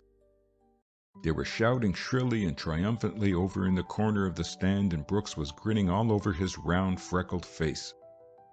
Dud spread his hand in the dust and fondled the ball and waited calmly for the next batsman. He was no longer afraid, no longer doubtful. He had, he told himself exultantly, come back. Brooks asked for a curve and Dud refused it. A fast, straight ball instead was what the batter saw speed past him. Perhaps, though, he didn't really see it, for it fairly sizzled with the steam that Dud had put on it. After that, a low curve broke badly, and then a second one barely trimmed the outer corner of the rubber, but the batsman swung at the latter and missed it. A foul back of the plate just escaped Brooks and spoiled what Dud had intended for a third strike. 2 and 2 now, and the coreless coacher shouting imploringly for a hit, and the runners dancing on their toes, eager to be off. Dud might still waste one if he liked, but his fingers, when the ball came back to him, curved themselves around the ball cunningly in response to the catcher's signal, and Dud stepped forward and pitched, and every ounce of speed he had went into that delivery. Straight as an arrow it flashed to the plate, cut it squarely in halves and thumped into Ed Brooks' mitt. The batter never even offered at it, and his bat was still at his shoulder when the umpire waved him aside. Dud, walking across to the bench, heard the cheers of the tiny band of Grafton rooters and smiled a little. Those cheers sounded awfully good to him just then. He had come through, and the only desire in his heart now was to be allowed to finish. And finish he did, and went straight through to the end of the 9th without further punishment. In those 4 succeeding innings, the enemy made just 3 hits, one of them a 2-bagger that netted nothing beyond a journey to second base. 6 strikeouts were added to his credit, and he made 2 assists. And in the meanwhile, Grafton sweetened her total with 3 more runs, so that when Dud ended the game by causing a coreless pinch hitter to fly out to Boynton and left, the score stood 9-3. End of chapter 22. Chapter 23. Ben tells a secret. The team missed connection at North Taunton coming back, and had to kick their heels about the platform there for more than an hour, reaching school finally just before 8. A very tired lot. There was a cold supper awaiting them in the dining hall, and after that had been demolished, few of the fellows had inclination for anything but bed. Jimmy, who had remained on the bench all the afternoon, was in a particularly pessimistic frame of mind, and Dud's last conscious memory was of Jimmy, pajama-clad, seated on the edge of his bed, muttering dire threats against Star Meyer. Thursday was a busy day for Dud, with examinations beginning in real earnest. In the corridor of School Hall at noon, he was hailed by Roy Dresser. "Say, Baker, Myatt's looking for you. Told me to tell you to drop around to his room if I saw you." As there was still a half hour before dinner, Dud turned his steps toward Lothrop and climbed the flight of slate steps that led to the second corridor. Ben Myatt roomed with Nate Letty in number 8, and both occupants of the 2-room suite were in when Dud entered. He hadn't seen Myatt for several days, and he was surprised to find him stretched out on the couch looking rather pale and fagged. "Hello, Dud," he said. "Mind if I don't get up? I'm feeling a bit rocky today. Pull up a chair." Dud replied to Letty's greeting and found a seat. Letty went on sorting some books at his desk. "Nate," continued Myatt, "has been telling me about your good work yesterday, Dud. I was awfully glad to hear it, son. How's the arm today?" "Quite all right, thanks. Oh, it's a little stiff, but I guess it will limber up this afternoon." "Better go easy with it. 9 innings is quite a stretch the first time. You've never gone the full limit before, eh? No, and I thought for a while yesterday that I wasn't going to be able to. I guess Letty told you what a mess I made of that 5th inning. Ben nodded. I wonder, he ruminated, how many of us have had an upset in that fatal 5th. It seems that the 5th is crucial. Anyway, I've always had a sort of superstition about it. If I can last out the 5th, I can go the limit, but almost every game I pitch, something happens in that inning. Sometimes it's only a stumble, and sometimes it's a regular fall down. I dare say you thought it funny Pete didn't pull you out yesterday when you went bad, eh? Dud nodded his head. Yes, I expected him to, and when he didn't, I sort of thought he was keeping me in to discipline me. I suppose he was. Not exactly. We were talking you over the other evening. I guess it was the night after the Lawrence game. And Pete said he guessed you wouldn't stand a full game this year, but that you might next. I told him you could stand it any time if he'd let you do it. You put Baker in a game that's on ice, I said, or a game you don't particularly care about winning, and let him see himself through. Every pitcher has got to get into trouble once and dig out again before he finds himself. After he has done it once, he knows that he can do it, and after that he does it. Pete thought I might be right, and Guy said he was certain of it. Great Scott, don't I know? Haven't I been through it? I've stood up there with the crowd yelping and been so scared I couldn't half see the plate. Just had to trust to luck when I let 'em go that they wouldn't fly over the backstop. Don't you feel, now that you've stood the gaff, that you could start out this afternoon and pitch 9 innings without getting wobbly? Yes, I think I could, responded Dud cautiously, but I mightn't. When a fellow's stuff stops breaking right for him and a play goes wrong in the infield and there are a couple on the bases... Right you are, said Letty. I know the feeling, Baker. It's the deuce. It sure is, agreed Ben. But what I'm trying to say is that a chap has got to get good and scared and get over it before he's worth a hang in the box. You had your scare in the Lawrence game, Dud. I could see just how you felt. But they had to pull you out to save the game. You had another one yesterday and they didn't have to pull you out, and you found it was up to you to crawl out of that hole all by yourself. And you buckled down and did it. You didn't know it, but if we'd been trimmed 30-0 yesterday, you'd still be in there pitching him over when the game ended. That was Pete's plan from the first. If Baker's in shape, he said to me, I'll put him in and let him pitch the whole game. I'm glad I didn't know it, laughed Dud. I'd have been frightened stiff if I had. Wouldn't have blamed you a mite, said Nate. To tell the truth, Baker, when Pete told me on the bench there yesterday that he was going to put you in for the limit, I thought he was crazy. I didn't expect you to last more than 4 innings. I don't mind telling you now because it turned out all right and you fooled me beautifully. I apologize. You pitched as nice a game for a rookie as I ever saw in my life, old man, and that's a fact. I wish I could have seen it, said Ben. Fact is, Dud, I sort of look on you as a pupil, although I never really taught you a thing except a little common sense. You had everything you've got now when I got you after that day in the cage, but... You taught me how to use what I did have, said Dud stoutly. If it hadn't been for you, I'd never have made a good little bit. Well, all right. Thanks for the testimonial. What I wanted you to see about today was this. Nate and I talked it over and we decided to put you wise to what's up. Pete probably thinks it's better to keep quiet about it. Anyway, it wouldn't help any to let it get over to Mount Morris. So you keep it to yourself. I'm dished for the rest of the year, Baker. When I was a kid, I had a sunstroke. A lot of us were on the beach one beast of a hot day and we were doing stunts and racing and going on the way kids will, you know. Well, I keeled over and was sick for 2 or 3 days. I'd rather a narrow squeak of it, I believe. I've never had any trouble since, though, until Saturday. It was beastly hot that day, and I guess I was feeling sort of punk anyway. Well, the result was that I had to give up. And after I got to the field house, I was sick as a dog and felt like the dickens. Now the doc says I've got to keep out of the sun all summer.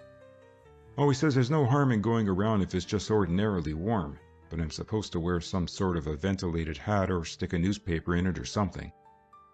If the day's all right, I'll have a try at twirling Saturday, but I'm pretty sure I'll be good for only 4 or 5 innings. That means that Nate here will have to finish out. Or Nate may start and I'll go in if it's necessary.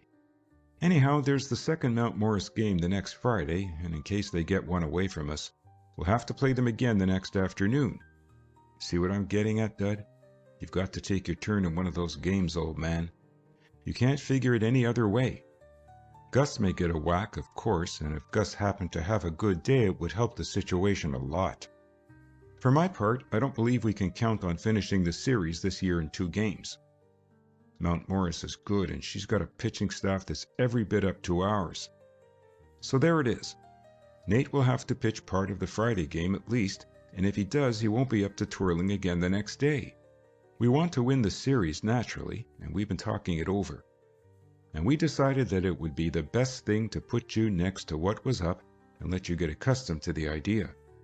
I don't know how you are that way, Dud, but I know that a good many fellows, if they were suddenly called on to go in and pitch in a deciding game with the rival team, would have nerves so badly they wouldn't know a drop from a jump. Dud took a long breath. Gee, he said, can I do it? Yes, I'm sure you can, after yesterday. Yesterday's experience was just the sort of medicine you needed. Don't you think so yourself? Yes, I do. At least I don't think I'd ever go to pieces quite so badly again, Ben. But pitching against Mount Morris? Pshaw, said Letty. Mount Morris isn't so different from Corliss. They play a little better, that's all. The big thing is to just go in and tell yourself and make yourself believe that you're a heap better than any batsman they can put up. Isn't that so, Ben? Yep, I think it is. Confidence is a big factor in pitching, Dud. And we want you to spend the next week or so accumulating a lot of it. You're not likely to have to work Saturday, although you never can tell what'll happen in a ball game. Anyway, you won't have to work more than an inning or 2. I'm pretty sure I can go 4, and Nate isn't likely to break down under 5, I guess. I wish to goodness we had one southpaw in the bunch. Brunswick's a left-hander, offered Dud. I know, but he isn't ready yet. I guess he'll come around nicely next year. Well, that's the outlook. Now, if you take my advice, you'll do a little work every day, Dud. Not a great deal, but enough to keep silky. And you'll get used to the idea of going into one of those Mount Morris games and doing a lot of pretty pitching. I'm going to get out of here tomorrow and we'll have a tryout, just you and I, Dud. I want to see that crossfire of yours again. If you can make that good, it might be a big asset against some of Mount Morris's right-handed batters. How is your hitting nowadays, Dud? Pretty poor, I'm afraid, replied Dud ruefully. Try and brace up with it. You never can tell when a hit will mean a whole lot to your team.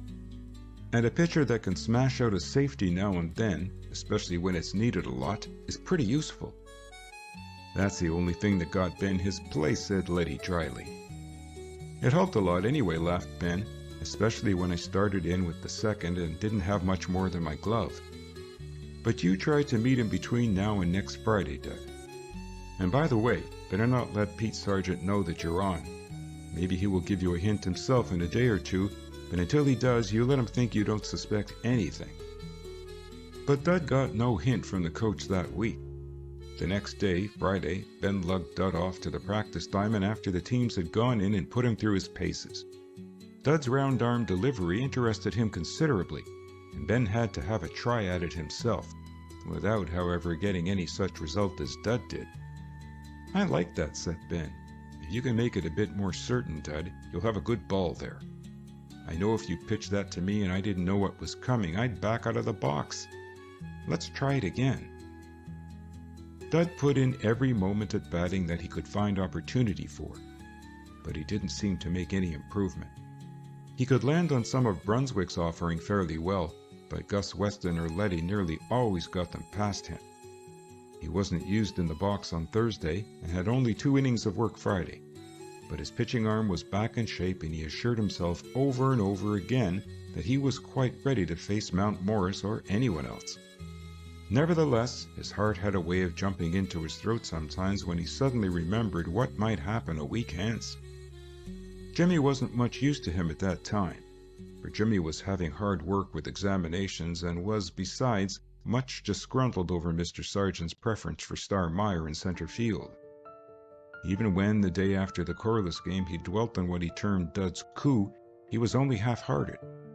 "You own the school now, Dud," he proclaimed. Your middle name is Popularity. Didn't I tell you that if you followed my advice and specialized on pitching a baseball, you get to be a regular feller? Sure I did, and you've gone and done it. Dud, though, failed to discern any enormous popularity. Of course, those who had seen the game were warm in their praise of his work, and those who hadn't been present looked on him a bit more interestedly. But if he had expected to wake up on Thursday and find himself suddenly famous, and as a matter of fact he hadn't thought of any such thing, he would have been disappointed. No one patted him on the back and told him how good he was, and no one particularly sought the honor of his society. But the coreless contest had not been a very important one, and the school had fully expected to win it anyway. Real fame was to be garnered only in a game with Mount Morris. Saturday dawned hot and breathless, with an unclouded sky overhead. There were no examinations that morning, and the fellows had nothing to do but look forward to the afternoon's contest with their old rival and speculate on the outcome of it. A few heroic ones played tennis, and the canoes were pretty busy, but the heat made idleness almost a virtue. It was rumored at dinner time that Letty would start in the box for Grafton, and that Myatt would be held in reserve. End of Chapter 23. Chapter 24. The First Game. When at 2 o'clock the invading hordes swept down on Grafton, it looked as though Mount Morris Academy had arrived in toto.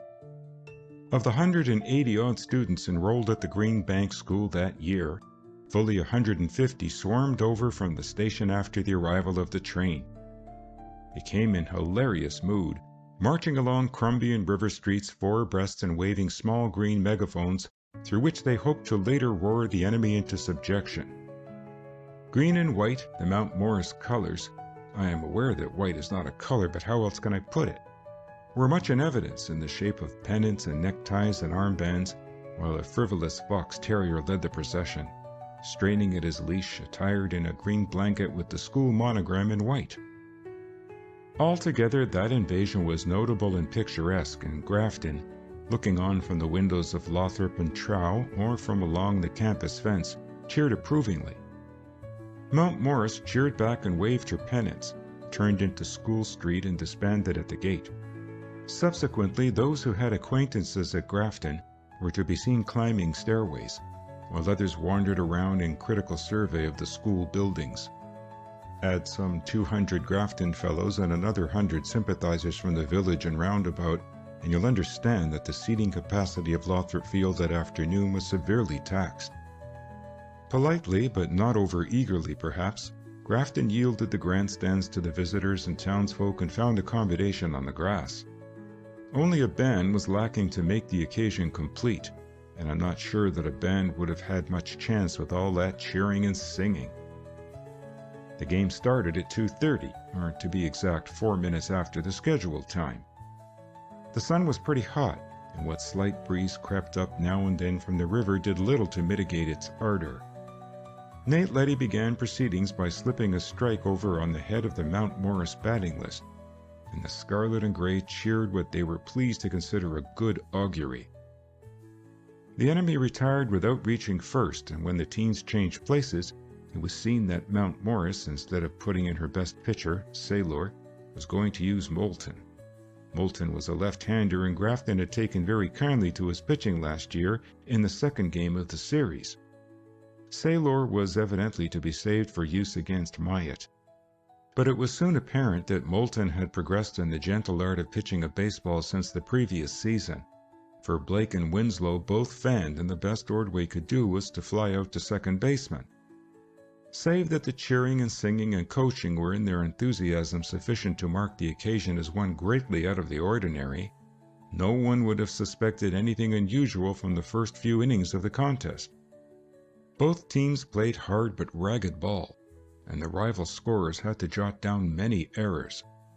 And yet, since every spectator was thoroughly partisan, those scoreless innings were not without their interest.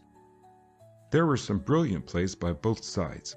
A running one-hand catch by left fielder Porter of the visitors that deprived Guy Murtha of a two-bagger, a superb throw to second by Gordon of the home talent that cut down a green-legged runner, a double by Blake and Ayre that brought the fourth inning to an inglorious, or glorious according to whether you sported green or scarlet, ending. And the two pitchers, neither seriously threatened, also deserved laurels. To offset such commendable incidents, however, there was a sickening muff of an easy toss by Murtha at second, the dropping of a foul by Ayre after he had it nicely in his hands, the booting of a hit by Winslow, and a solid ivory play by Gordon in the third when he called for a pitch out and then pegged the ball over first baseman's head when the runner was halfway to second. And the visitors made quite as many slip-ups, and I think more displays of bad judgment of the kind that counts in results but do not show in the error column.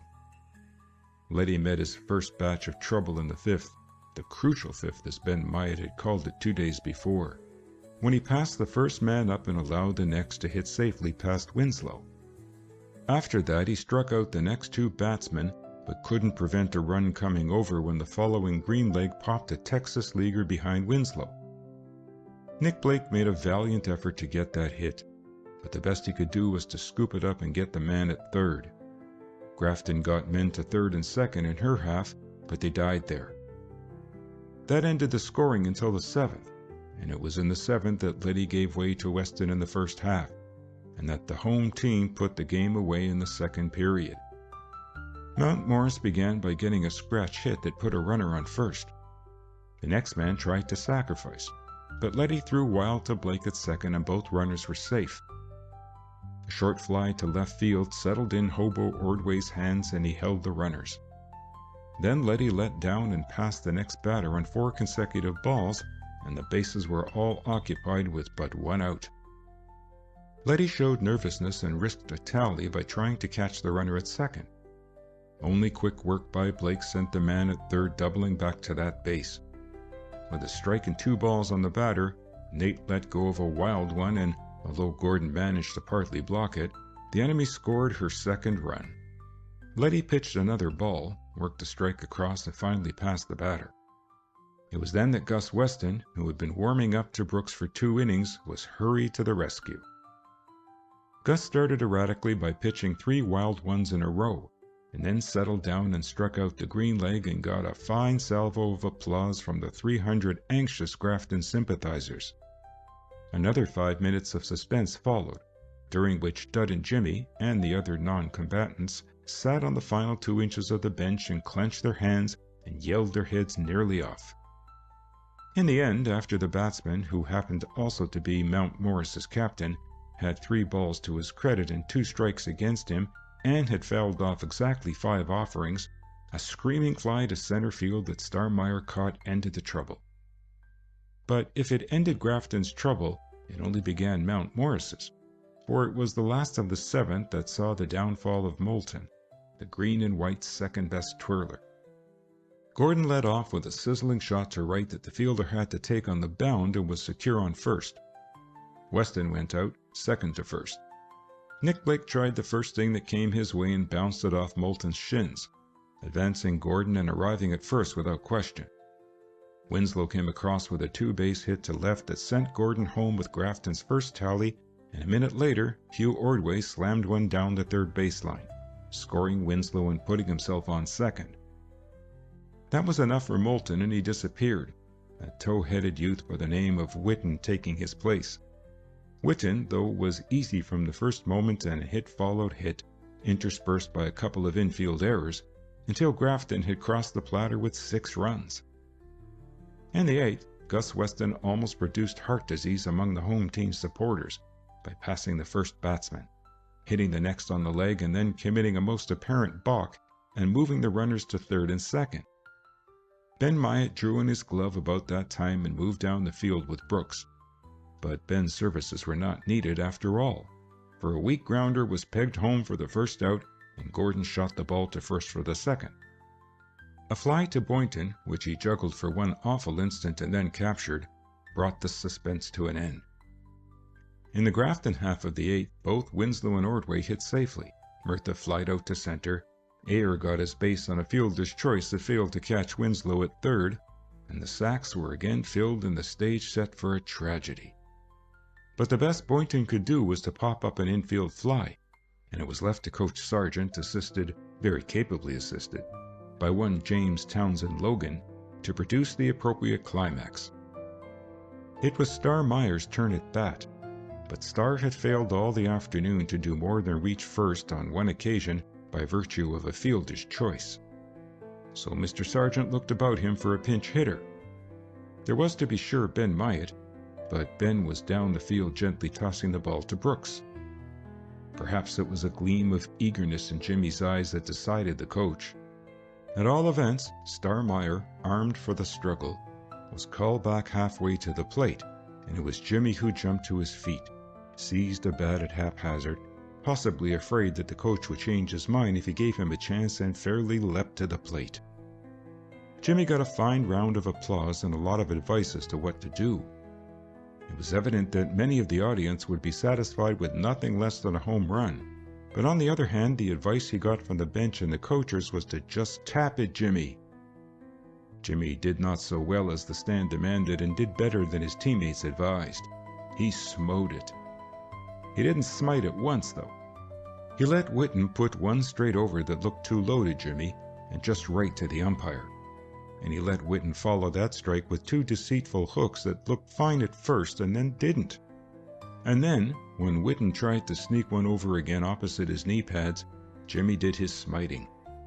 Jimmy got that ball on the one square inch of his bat best calculated to produce results, a square inch located about 4 inches from the end, and he put all his contempt for Mount Morris and Whitten and, incidentally, Star Meyer, into his swing, and the ball traveled away with a crack that was heartening indeed to the three impatient runners, shot over second baseman's up-thrust glove, still ascending, went curving into center field at a place where neither the guardian of that territory nor his left-hand neighbor had any chance of reaching it, and finally dropped to earth to roll joyfully along the sward pursued by two pairs of agitated green legs.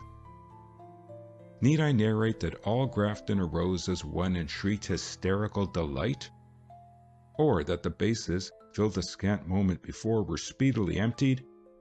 Or that Jimmy, finding them empty and having his choice of any, decided to annex second, and then, urged on by coachers more capable of judging the demands of the moment, spurned second and set his heart on third, and would have gone tearing home if Guy Merthyr himself hadn't seized him forcibly and thrust him back to the bag? Well, perhaps you wouldn't have guessed the latter details, but I fancy you'd have surmised the others.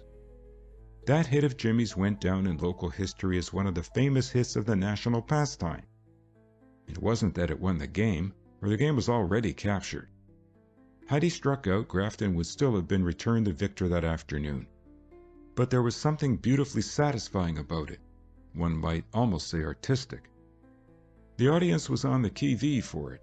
The setting was right to the most minute detail, and it was made when and where it would do the most good. To be sure, it might have been a home run and so scored 4 tallies instead of 3, but I maintain, and I am supported by Dud and Nick and Hugh and half the school, that there is nearly always the element of luck in a home run, whereas Jimmy's three-bagger was a solid, meritorious, honestly earned hit, as soul-satisfying as any homer ever lifted over a fence. Perhaps you think I am dwelling over long on the glory of that performance and to the holding up of the game. But as a matter of fact, it ended the game there and then to all intents and purposes. To be sure, Gordon did get to first on a pass, while the cheering was still going on, but nobody cared, any more than they cared a minute later when Gus Weston fanned. Anything that might happen now would be an anticlimax. The audience was satisfied, surfeited. Mount Morris had no fight left in her and went out in 1, 2, 3 order in the 9th. Subsequently there was chaos and noise, and the sight of numerous scarlet and grey-hosed heroes bobbing about above a sea of joyful faces and open mouths. And Mount Morris trotted subduedly off the field, after returning Grafton's cheer, and was next seen attired in street clothes being borne in hacks to the station, a number of rather tired-looking but still smiling young gentlemen whom fate had used unkindly. And yet, as they passed Lothrop Hall, they tossed a final cheer behind, and there was a grimness and determination in the tone of it that seemed to say, "Make the most of your triumph, Grafton. Our turn comes next." End of Chapter 24. Chapter 25. Left Behind. Grafton jubilated and made glad. Nate Leddy spent a sorrowful evening and refused the comfort offered by his roommate. Gus Weston was inclined to be talkative about his share in the victory, but no one took Gus seriously. Of all those who had taken part in the contest, it remained to Jimmy Logan alone to be triumphant. Jimmy triumphed and made no bones about it. I don't mean that he went around throwing his chest out or figuratively crowning himself with laurel and with bay. Oh, not at all. Jimmy was not self-assertive in the least. He only smiled when laudation came his way, and strove to impress others as being firmly of the idea that what he had done had been nothing to speak of. Absolutely nothing. Only now that it had been mentioned, wasn't it a joke on Star Meyer? Star hadn't made a hit in the game and had fielded, well, anyone knew what Star's fielding was like. And then, just when he had a chance to really do something for himself and the team, Pete had yanked him away from the plate. Not, however, that in Jimmy's belief Star would have done anything. Probably quite the contrary and otherwise. Star, he reflected compassionately, must be feeling rather cheap, eh? Jimmy fairly haunted Star's waking hours for the next day or two. No matter where Star went, there was also Jimmy. Jimmy with a sympathetic mane and a sly twinkle in his eye. Star ran across him in corridors, on the green, on the campus, on the field, everywhere.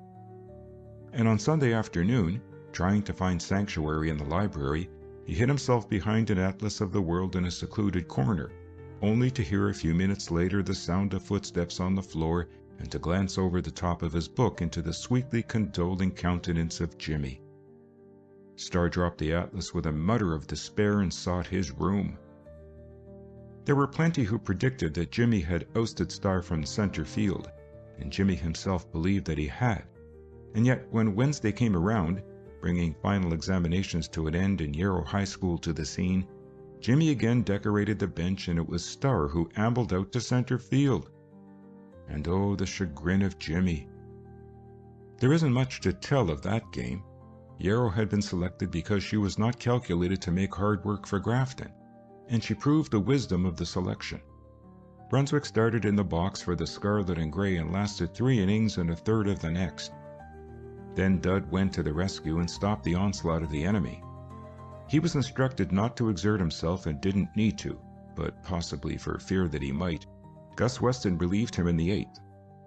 Meanwhile, Grafton kept her plate clean and scored 8 runs on her own account, except that it kept the players in form and took the place of a game with the second, which team, by the way, was at Greenbank receiving a rather conclusive drubbing from the Mount Morris second 9. That contest might just as well have not been played. Yarrow High was not enough of an opponent to test Grafton's ability in any line, but it served to keep the enthusiasm up, if anything was needed for such a purpose, and gave the Scarlet and Grey something to while away the time with.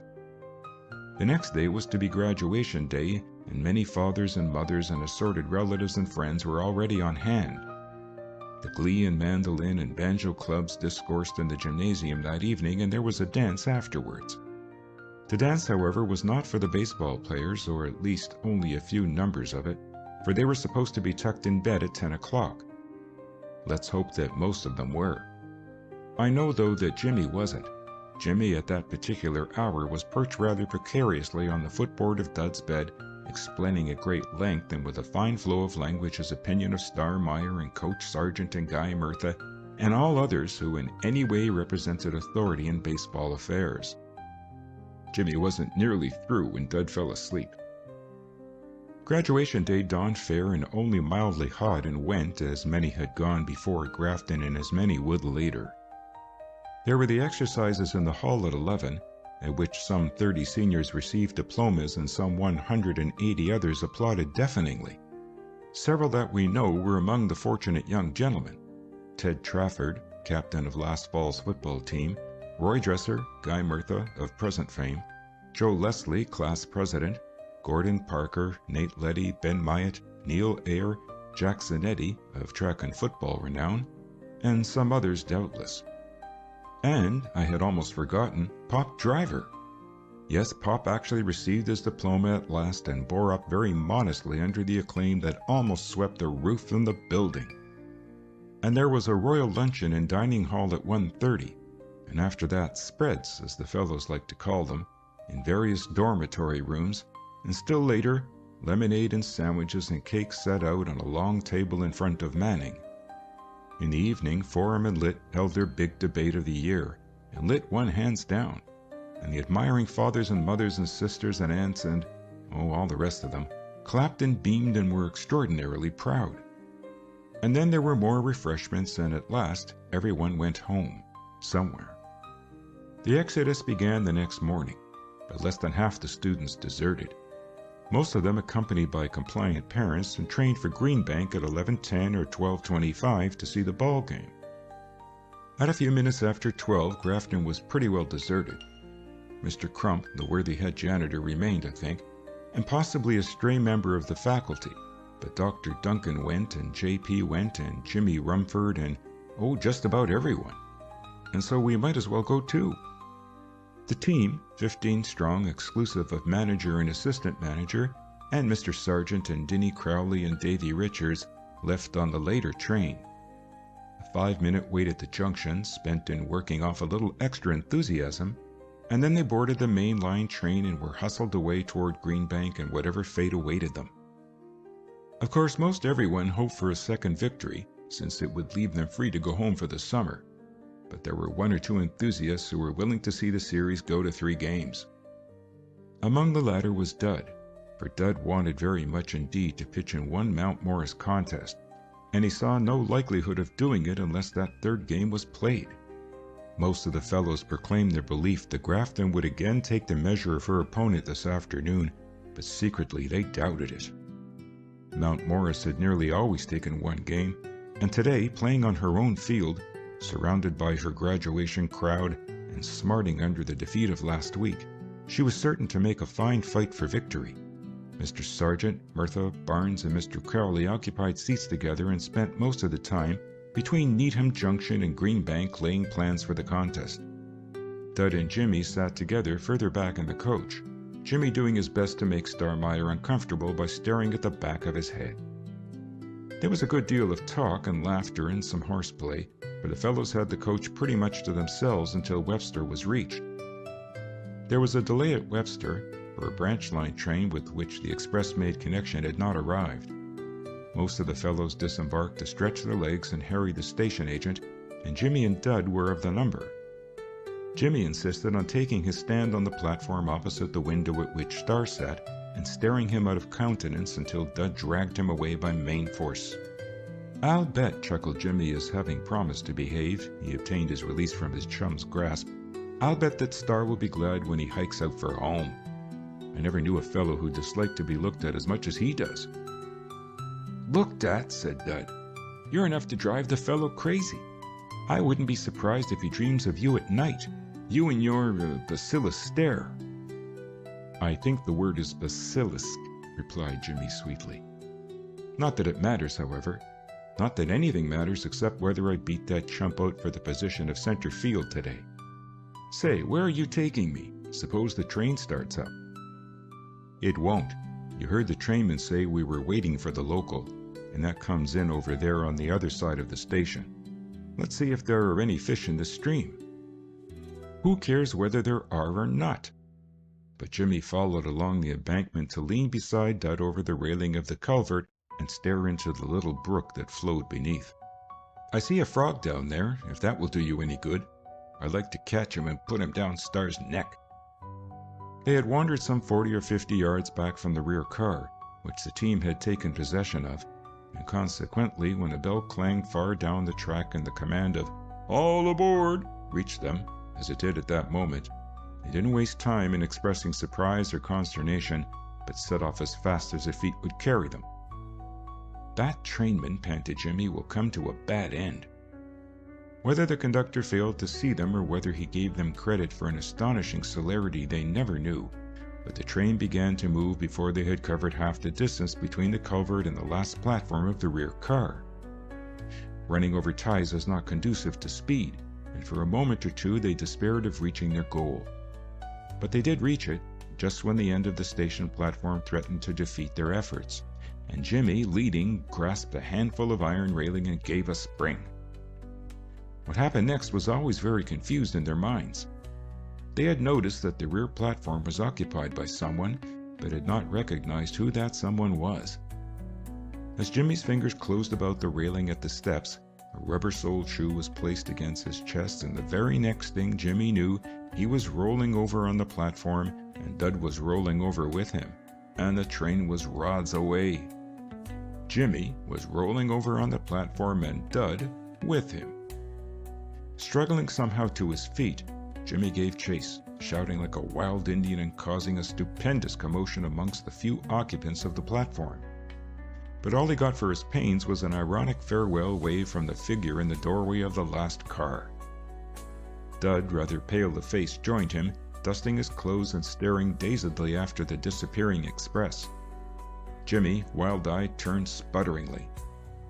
Did you see who that was?" he demanded. "It was Starmeyer. He pushed me off the step. He kicked me off. I might have been killed. You wait till I..." But Jimmy was fairly gibbering now. Dud handed his straw hat to him.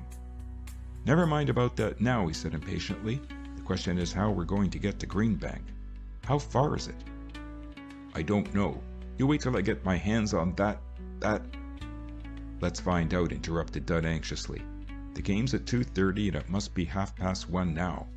Maybe there's another train that will get us there in time, Jimmy." Jimmy stopped his mouthings and hurried after Dud to the waiting room, unconscious of the curious regard of the small audience. The agent was most unsympathetic. He had been chivied by the fellows and made sport of, and he seemed to think that it served those two young rascals just about right.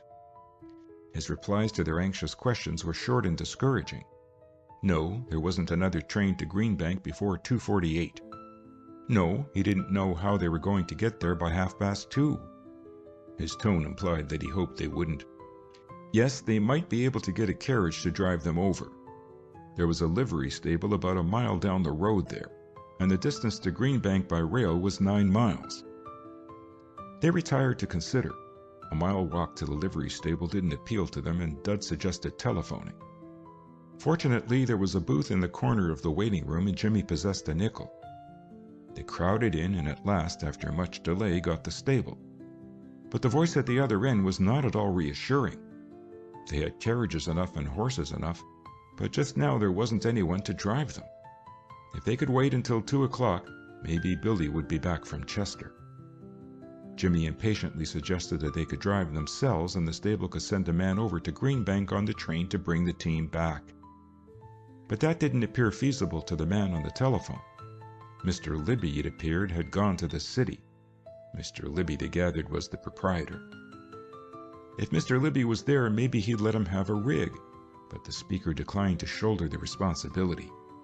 In short, the only course was to await the return of Billy at 2, or maybe 2:30 or 3 at the latest. Jimmy hung up the receiver impatiently. "I suppose there isn't a trolley?" murmured Dud. They consulted the agent once more. He showed peevishness at being required to awake from his nap, and opened the window again and took evident pleasure in informing them that the nearest trolley line was 4 miles distant and that it didn't go to Greenbank anyway, leastways not direct. It went to West Shoreham first. The window descended with a venomous bang. Dud and Jimmy, hands in pockets, wandered disconsolately back to the platform. There was an unoccupied baggage truck there, and they seated themselves on it and swung their legs and stared forlornly at a field of potatoes. "I don't know," murmured Jimmy hopelessly. Dud consulted his watch. It was now 1:46. In 3/4 of an hour the game would start, and they wouldn't be there. Of course, it wasn't very likely that he would have had a chance to pitch today anyhow, but there was always the possibility. Dud sighed deeply, and Jimmy echoed the sigh. It had just occurred to him that there was now no question as to who would play center field. "If I ever lay my hands on that skunk," broke forth Jimmy, I'll just about..." But Dud interrupted by sliding off the truck and walking away down the platform. "Where are you going?" called Jimmy. "I'm going to Greenbank," answered Dud. "How? Walk. Walk. Walk 9 miles? Why, it'll take hours. All right, replied Dud over his shoulder. Let it. But I'm going to get there just the same, Jimmy. But here, hold on. Jimmy followed at a trot. What's the use, Dud? We won't get there until the game's most over and... Can't help it. I started out to see that game and I'm going to. Besides, a fellow might as well be walking as sitting around on that platform. I can do 9 miles in 2 hours, I guess. 2 hours? Oh, Jiminy. Jimmy looked longingly back at the shaded platform.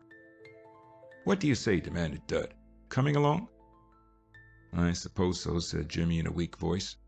I don't see what good it is, but all right, Dud. I'll have a try at it. 9 miles. Gee. Come on then, said Dud.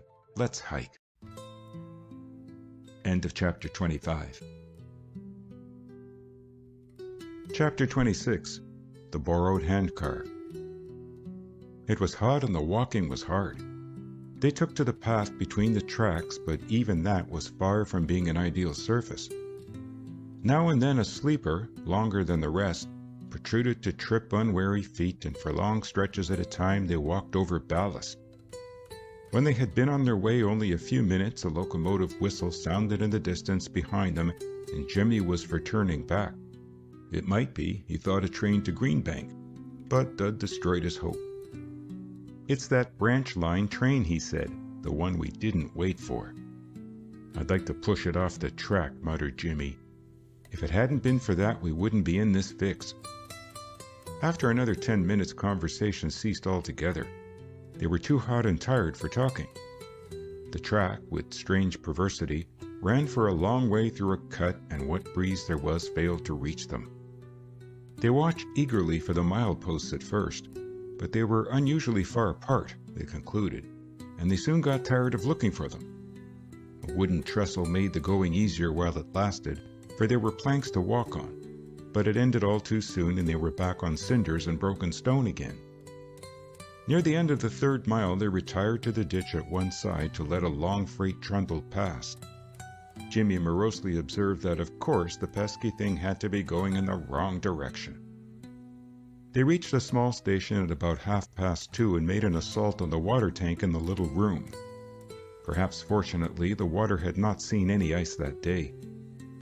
They rested a few minutes and then went on again. 100 yards down the track, Jimmy uttered an exclamation, and Dud turned to find him pointing dramatically at a handcar reposing on a couple of ties laid at right angles to the rails at one side of the way. What do you know about that? Asked Jimmy in odd tones. What about it? Asked Dud. Why, you chump, all we've got to do is slide that on the track and get to Greenbank in no time at all. And get arrested for swiping railroad property. We won't swipe it, we'll just borrow it, said the other indignantly. I guess, responded Dud dubiously, it's harder to work one of those things than it is to walk. Besides, we couldn't lift it onto the rails. I'll bet we could, and all you have to do is to just work those handles up and down like a pump, you on one side and I on the other. It may be hard, but it'll be a mighty pleasant change. We're certain to get in trouble if we try that, Jimmy. Come on. We've done half the distance, I guess, already. Oh, come on. Jimmy was already struggling with the handcar. We can lift it easy enough, Dud. It isn't heavy. Here, we'll toss this junk off. And Jimmy ruthlessly slid a box of spikes and some tools to the ground. Give us a lift, Dud. Dud hesitated an instant longer and then went to Jimmy's assistance. The car was lumbersome, but they had no great difficulty in trundling it along the ties and then swinging it to the rails. Fortunately, a bend in the tracks hid them from the little station. Climb aboard, said Jimmy joyfully. Bend your back, Dud. Let her flicker. She didn't flicker much at first, though, and it proved to be surely a case of bend your back. They did a good deal of grunting and perspiring before the handcar found its gait. After that, it wasn't hard to keep it going, except that the continual raising and lowering of the bars soon began to tire arms and shoulders and backs. But Jimmy, although the perspiration was soon trickling down his nose, was full of encouragement. There's another milepost coming, Dud. Say, I'll bet we're making 15 miles an hour, eh? More like 10, panted Dud. Wish we'd come to a grade so we could quit a minute. Bound to be one soon, I guess. Keep it up. We're doing finely. And there was one soon. It began a few rods beyond, but instead of being a downgrade, it was the other sort, and for the next 10 minutes they had their work cut out for them. Dud was all for abandoning the handcar and taking to their legs again, but Jimmy pointed out that when they had once reached the top of the hill, they'd be able to coast down the other side of it. But Jimmy was wrong about that, for when the grade did come to an end, only a level track awaited them. Still, after propelling that thing up a quarter-mile rise, even level track was a vast relief, and they let the car run a minute while they dropped the handles and mopped their streaming faces. "What time is it now?" asked Jimmy, easing a wilted collar about his neck. They had long since removed their jackets and hats and bundled them at their feet. 2 minutes to 3, answered Dud. "How much further is it, do you think?" "Only about 2 miles, I guess. Say, suppose we come to a station. We'll have to beat it by in a hurry, eh?"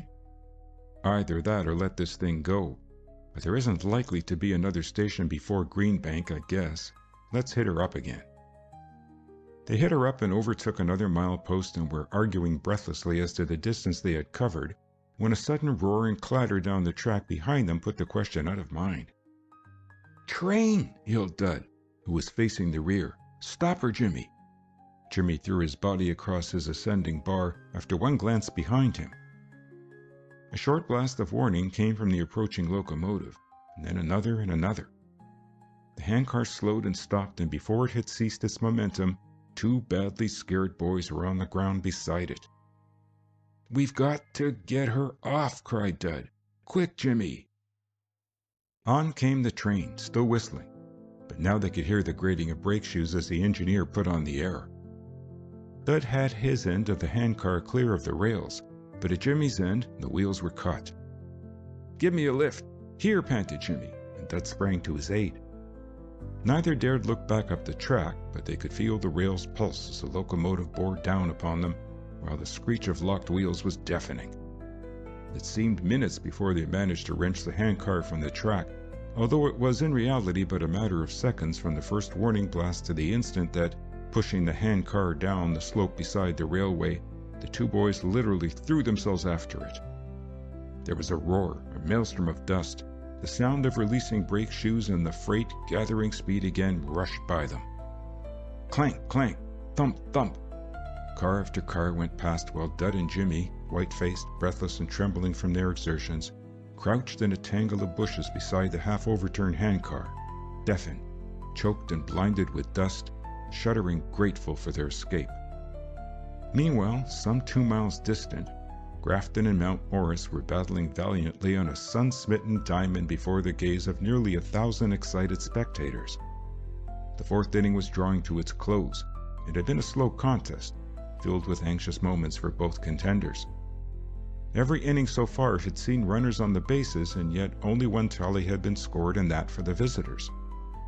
In the first of the second, a pass had been followed by a clean hit, and a bad error by Mount Morris, the second baseman, and Captain Murtha had dashed over the plate. But since then, Saylor, for the green and white, and Nate Letty, pitching for the visitors, had managed to stave off runs, although more than once a hit would have spelled disaster. Neither Saylor nor Letty had gone unpunished, for there had been hits aplenty for both teams. But neither Grafton nor Mount Morris had been able to hit safely when a hit would have meant a run.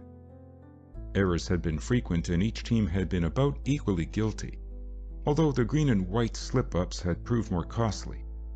Now, with 2 down and Gordon on second, Nate Letty was trying his hardest to solve the mysteries of the sharply breaking deliveries of his rival. Here again a hit would send a tally across, and here again the hit was not forthcoming, for Nate, after getting Saylor in the hole, fouled off his second strike and then lifted a high one to first baseman. The 5th began with the tail end of the Mount Morris batting list coming up and Letty beginning to show wear. Strikeouts had been few, and Nate had in nearly every case been obliged to serve at least 7 balls. Mount Morris had displayed a positive passion for knocking fouls. Nate's first 2 offerings were not good enough, and the 3rd went bounding off the batsman's cudgel into the stand. Then came a 3rd ball, and simultaneous with the umpire's decision, Ben Myatt left the bench and began to warm up with Brooks. Nate had to let that batter go. The next one flied out to Boynton. Then came another hit, the 7th for the home team, and first and second were occupied. Nate was slipping now, and from the bench Coach Sargent was watching him as a cat watches a mouse. 1 ball, 2 balls, a strike, another ball. Mr. Sargent arose and Guy Murtha hustled in from second to the mound. Back of first base, Ben Myatt removed his coat and moved into the field.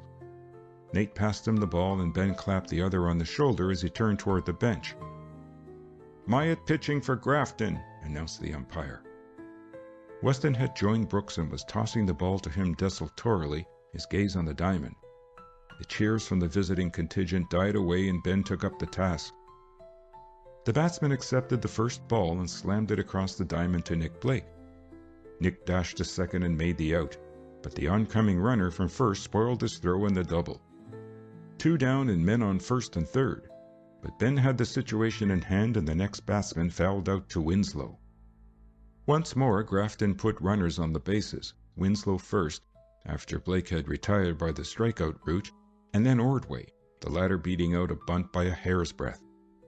But then Murtha, swinging like a Hercules, only succeeded in driving a liner into shortstop's glove, and Neil Arif's fly to right was an easy out. Mount Morris's first batsman struck out amidst the joyful whoops of the Grafton supporters, but the next man hit safely to short left and was advanced by a bunt which Winslow, coming in for on the run, scrambled. A double steal followed, Gordon pegging to Winslow too late. Myatt had trouble finding the plate and the bags were filled again. But fortune had not yet turned her back on the scarlet and gray. The Mount Morris left fielder, doing his utmost to bring off a sacrificed fly, only hit a weak bounding ball to the pitcher's box and the runner was out at the plate. But Gordon's throw to first was too late to get the batter. Myatt worked the strike over and followed it with a ball. Then a healthy swing failed and the score was 2-1.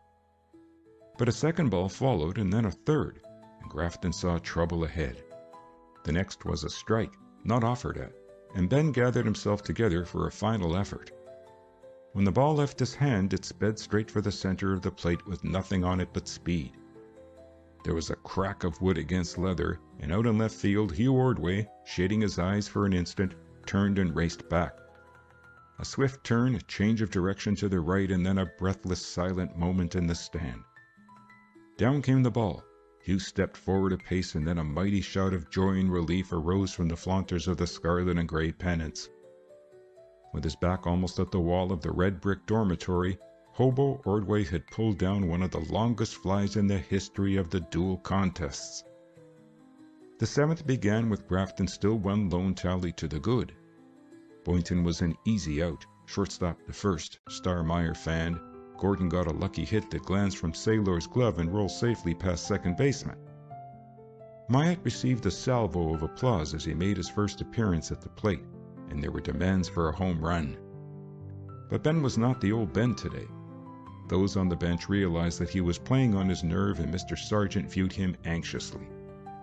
Ben let Saylor put a strike and 2 balls over before he offered. Then came the hit and run signal and he swung at a fairly wide one while Gordon streaked to second. Ben missed entirely, but the catcher's hurried throw was low and Gordon was safe. Ben spoiled the next one and Saylor made it 3 balls and Grafton howled and whooped expectantly. But Ben's attempt to wallop failed, for the ball only glanced from his stick and rolled slowly toward third. Pitcher and third baseman both scurried for it and Saylor fielded it. It was too late to get Gordon and the pitcher pegged across to first. Ben, running hard, scented the throw and dived feet foremost to base with the result that he collided with the baseman and that youth dropped the ball. Had Gordon started for home at that moment, he could have reached it safely, but he didn't and a golden opportunity was lost.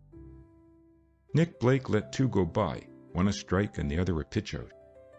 Then on the next delivery, Myatt sprinted to second unchallenged. Nick tried to hit but failed and found himself in the hole. Saylor coaxed him with a drop and then a wide and high one and Nick refused both. It had to be good then and it was, and Nick let go at it and dashed for first, while Gordon tore in from third and Myatt legged it to third.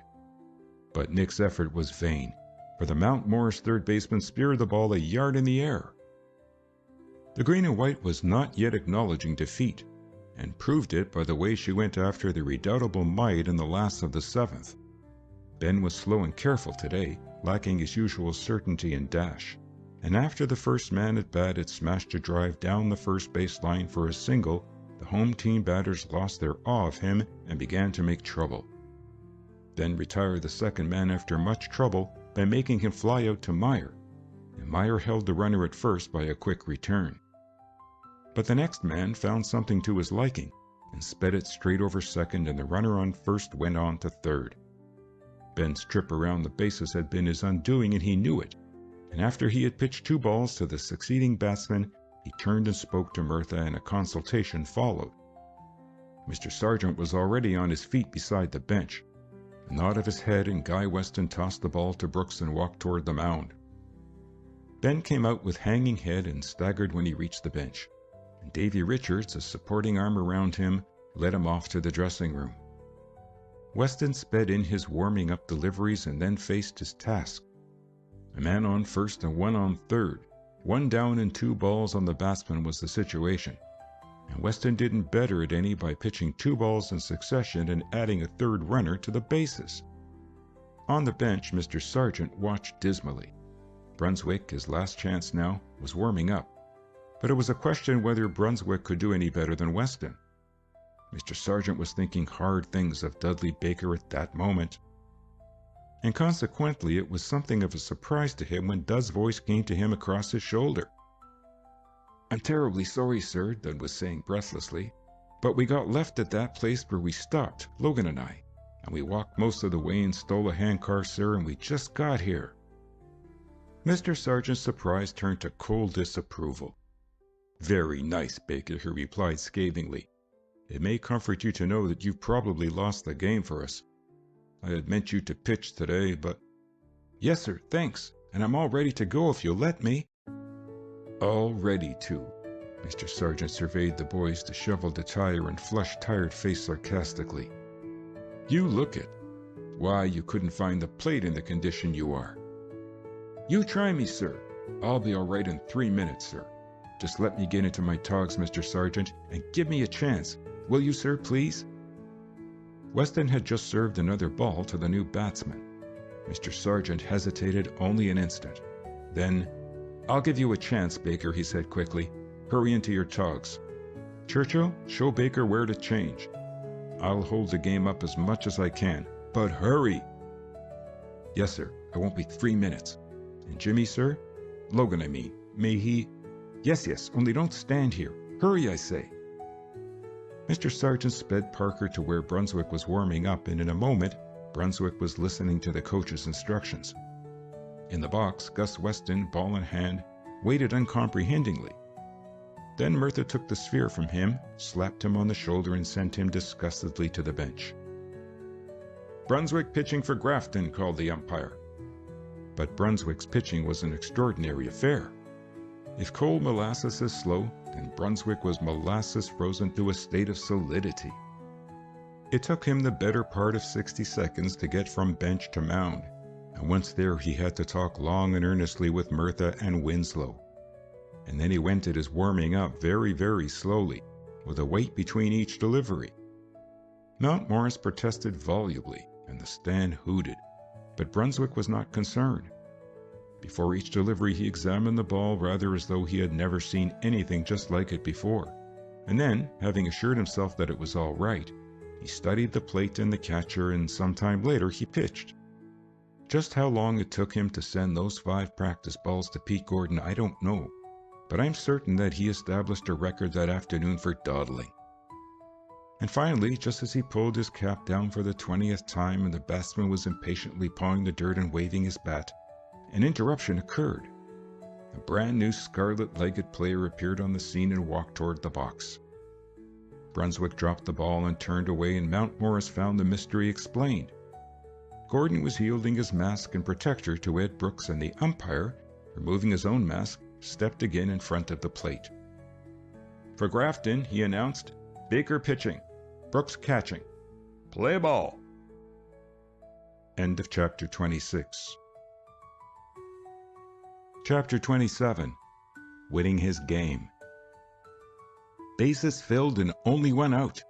2 balls and no strikes on the batsman. A hit meant 2 runs across. All this Guy Murtha explained in quick, troubled words to Dud. And Dud, tired of face but eager-eyed, nodded quite as though Guy had explained that it was a fine day and that the weather prediction was for a continuation of present conditions. Then Guy went back to his place and the Grafton sympathizers stopped cheering and Dud sped his 5 balls to Brooks, each one just where he meant it to go. Once more the batsman took his place and Dud pitched. "Steer right," bawled the umpire, and waved an arm aloft. The batter thumped the rubber with his bat. Again Dud launched the ball forward. Again it sped straight and true across the platter and knee-high. "Strike 2." The batsman grew wary. He no longer fidgeted, but put his whole mind on the next delivery. Dud fumbled his cap, took his half wind-up and shot his arm to the right and around in a swing. The ball flashed to the plate and the umpire hurled his hand aloft with a mighty gesture. "He's out!" Strident protests from the retreating batsman and from the Mount Morris bench. Cheers wild and triumphant from the Grafton seats and from the field. And another green-stocking player faced his fate. A ball, a strike, another ball. Then a drop that was swung at and never touched. 2 and 2 and Mount Morris watching her opportunity slip from her grasp. Then, while Dud swung his arm up, came a quick cry from behind him. "He's off!" The man at third was streaking to the plate. But so was the ball, and although the batsman swung at it, it lodged safely in Brooks' mid and Brooks, dropping to his knees, blocked the ambitious runner a foot from the plate. "Can you keep it up?" asked Mr. Sargent wonderingly as Dud sank to the bench and Davy Richards flourished a towel in front of his face. "I think so, sir. I'm going to try awfully hard," answered Dud. "Well, go easy on yourself this inning. Let them hit a little if you like. There's another inning coming and maybe several." "Yes, sir." Dud's gaze, straying along the bench, caught sight of Jimmy. Jimmy dressed for play and with an anxious regard fixed on the coach. "If you could, sir," said Dud, "I wish you'd let Logan in. It wasn't our fault that we got left, sir, at least not wholly, and Jimmy's crazy to play."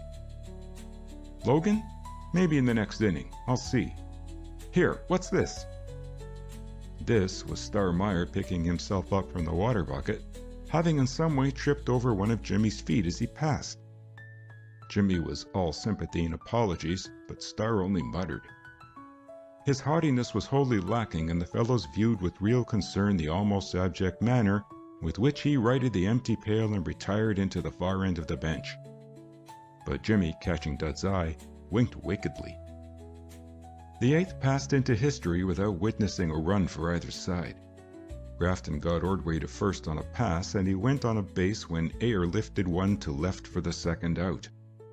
Then, while Boynton was at bat, Hugh was caught napping a second and another chance to score passed into oblivion. Mount Morris's first man got a hit and was thrown out at second on an attempted steal, Brooks making as pretty a peg to Murtha as one could hope to see. The next man struck out miserably. Then followed a scratch hit that came near to being an error for Blake. The next man, Saylor, flied out to Murtha and ended the 8th. Boynton started for Grafton in the 9th by beating out a weak hit and the scarlet pennants waved again. Meyer, bat on shoulder and stepping to the plate, was recalled. "Logan batting for Boynton," called the umpire. Jimmy swung at the first ball, disdained the next 2, had a second strike called on him, started for the next and changed his mind and was glad of it, and was finally passed when what Saylor had meant for a strike over the inner corner went wrong. With 2 on bases, Brooks was the man of the hour. But Brooks was no hitter and only stood there while Saylor fooled him on 2 slow ones that went for strikes, wasted a wide one on him and then made him bite at a drop that actually dusted the plate.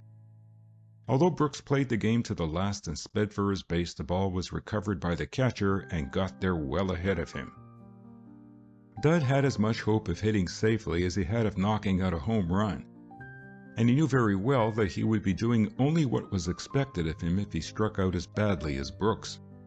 But he wanted very much to do something a little better than that. As he dug his toes and faced Saylor, He recalled Ben Myatt's remark that a pitcher who could hit was pretty useful, and Dud wanted to make himself just that. And so he tried as hard as he knew how to keep his eyes on the pitcher and study him, and then on the ball, and study that. And so see if... "One ball," said the umpire. Dud took a breath. All right so far. It had been too high and he had known it. He wondered if Sailor would try it again or... "Steer right." Well, that had certainly fooled him. He thought surely it was going wide. Sailor had some curve on that one. Dud glued his eyes to the ball once more, swung and missed. "Strike 2." That was awful. He was as good as gone now, unless... 2 balls. Perhaps Sailor would miss it this time.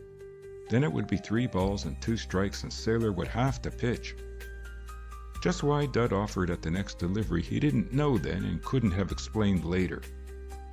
It had all the earmarks of a fast one on the outside of the plate, but for some reason Dud let go at it, and the ball, curving inward, met his bat fairly and screeched off into short center, low enough to have been speared by a second baseman had he been 2 yards nearer its path, and long enough to send Boynton and Jimmy hustling home.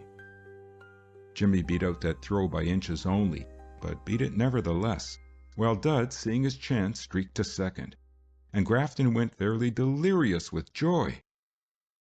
Nick hit safely and advanced Dud.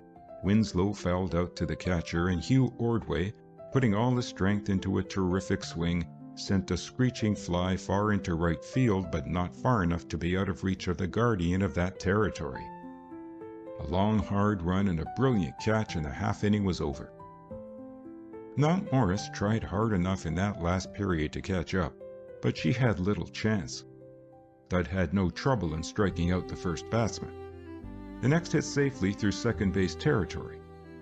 The third went out, Winslow to air, and the fourth, Mount Morris's last hope, swung at a high one, was fooled by a drop that he didn't like and that was labeled a strike, held off another, and at last, just as the shadow of the grandstand had reached the edge of the plate, slammed a straight, fast one directly at the pitcher's box. Dud couldn't make the catch, it was too hard for that, but he knocked it down, found it leisurely enough, and tossed to air. And as the big first baseman nestled the ball in his glove, the stands flowed onto the field, and the game was over. Half an hour later, tired and very, very happy, Grafton was returning home. Dud, hero of the hour, but a very retiring, modest, even uncomfortable hero, was wedged between Jimmy and a car window. There was much talk, much laughter, much noise, and James Townsend Logan was accountable for fully his share of it. Jimmy had just finished recounting the history of their handcar adventure and the subsequent heartbreaking hike to Green Bank to as many fellows as could cluster within hearing. Blake, sitting on the arm of the seat, one hand fondling Jimmy's damp locks, put a question. "Where," he asked, "is Star now, Jimmy?" Jimmy grinned, felt carefully of a large lump under his left eye, and made answer solemnly. "He's coming by the next train. He was delayed." "I hope," said Nick gently, "that you didn't damage him, Jimmy." Jimmy turned and smiled broadly up at the questioner.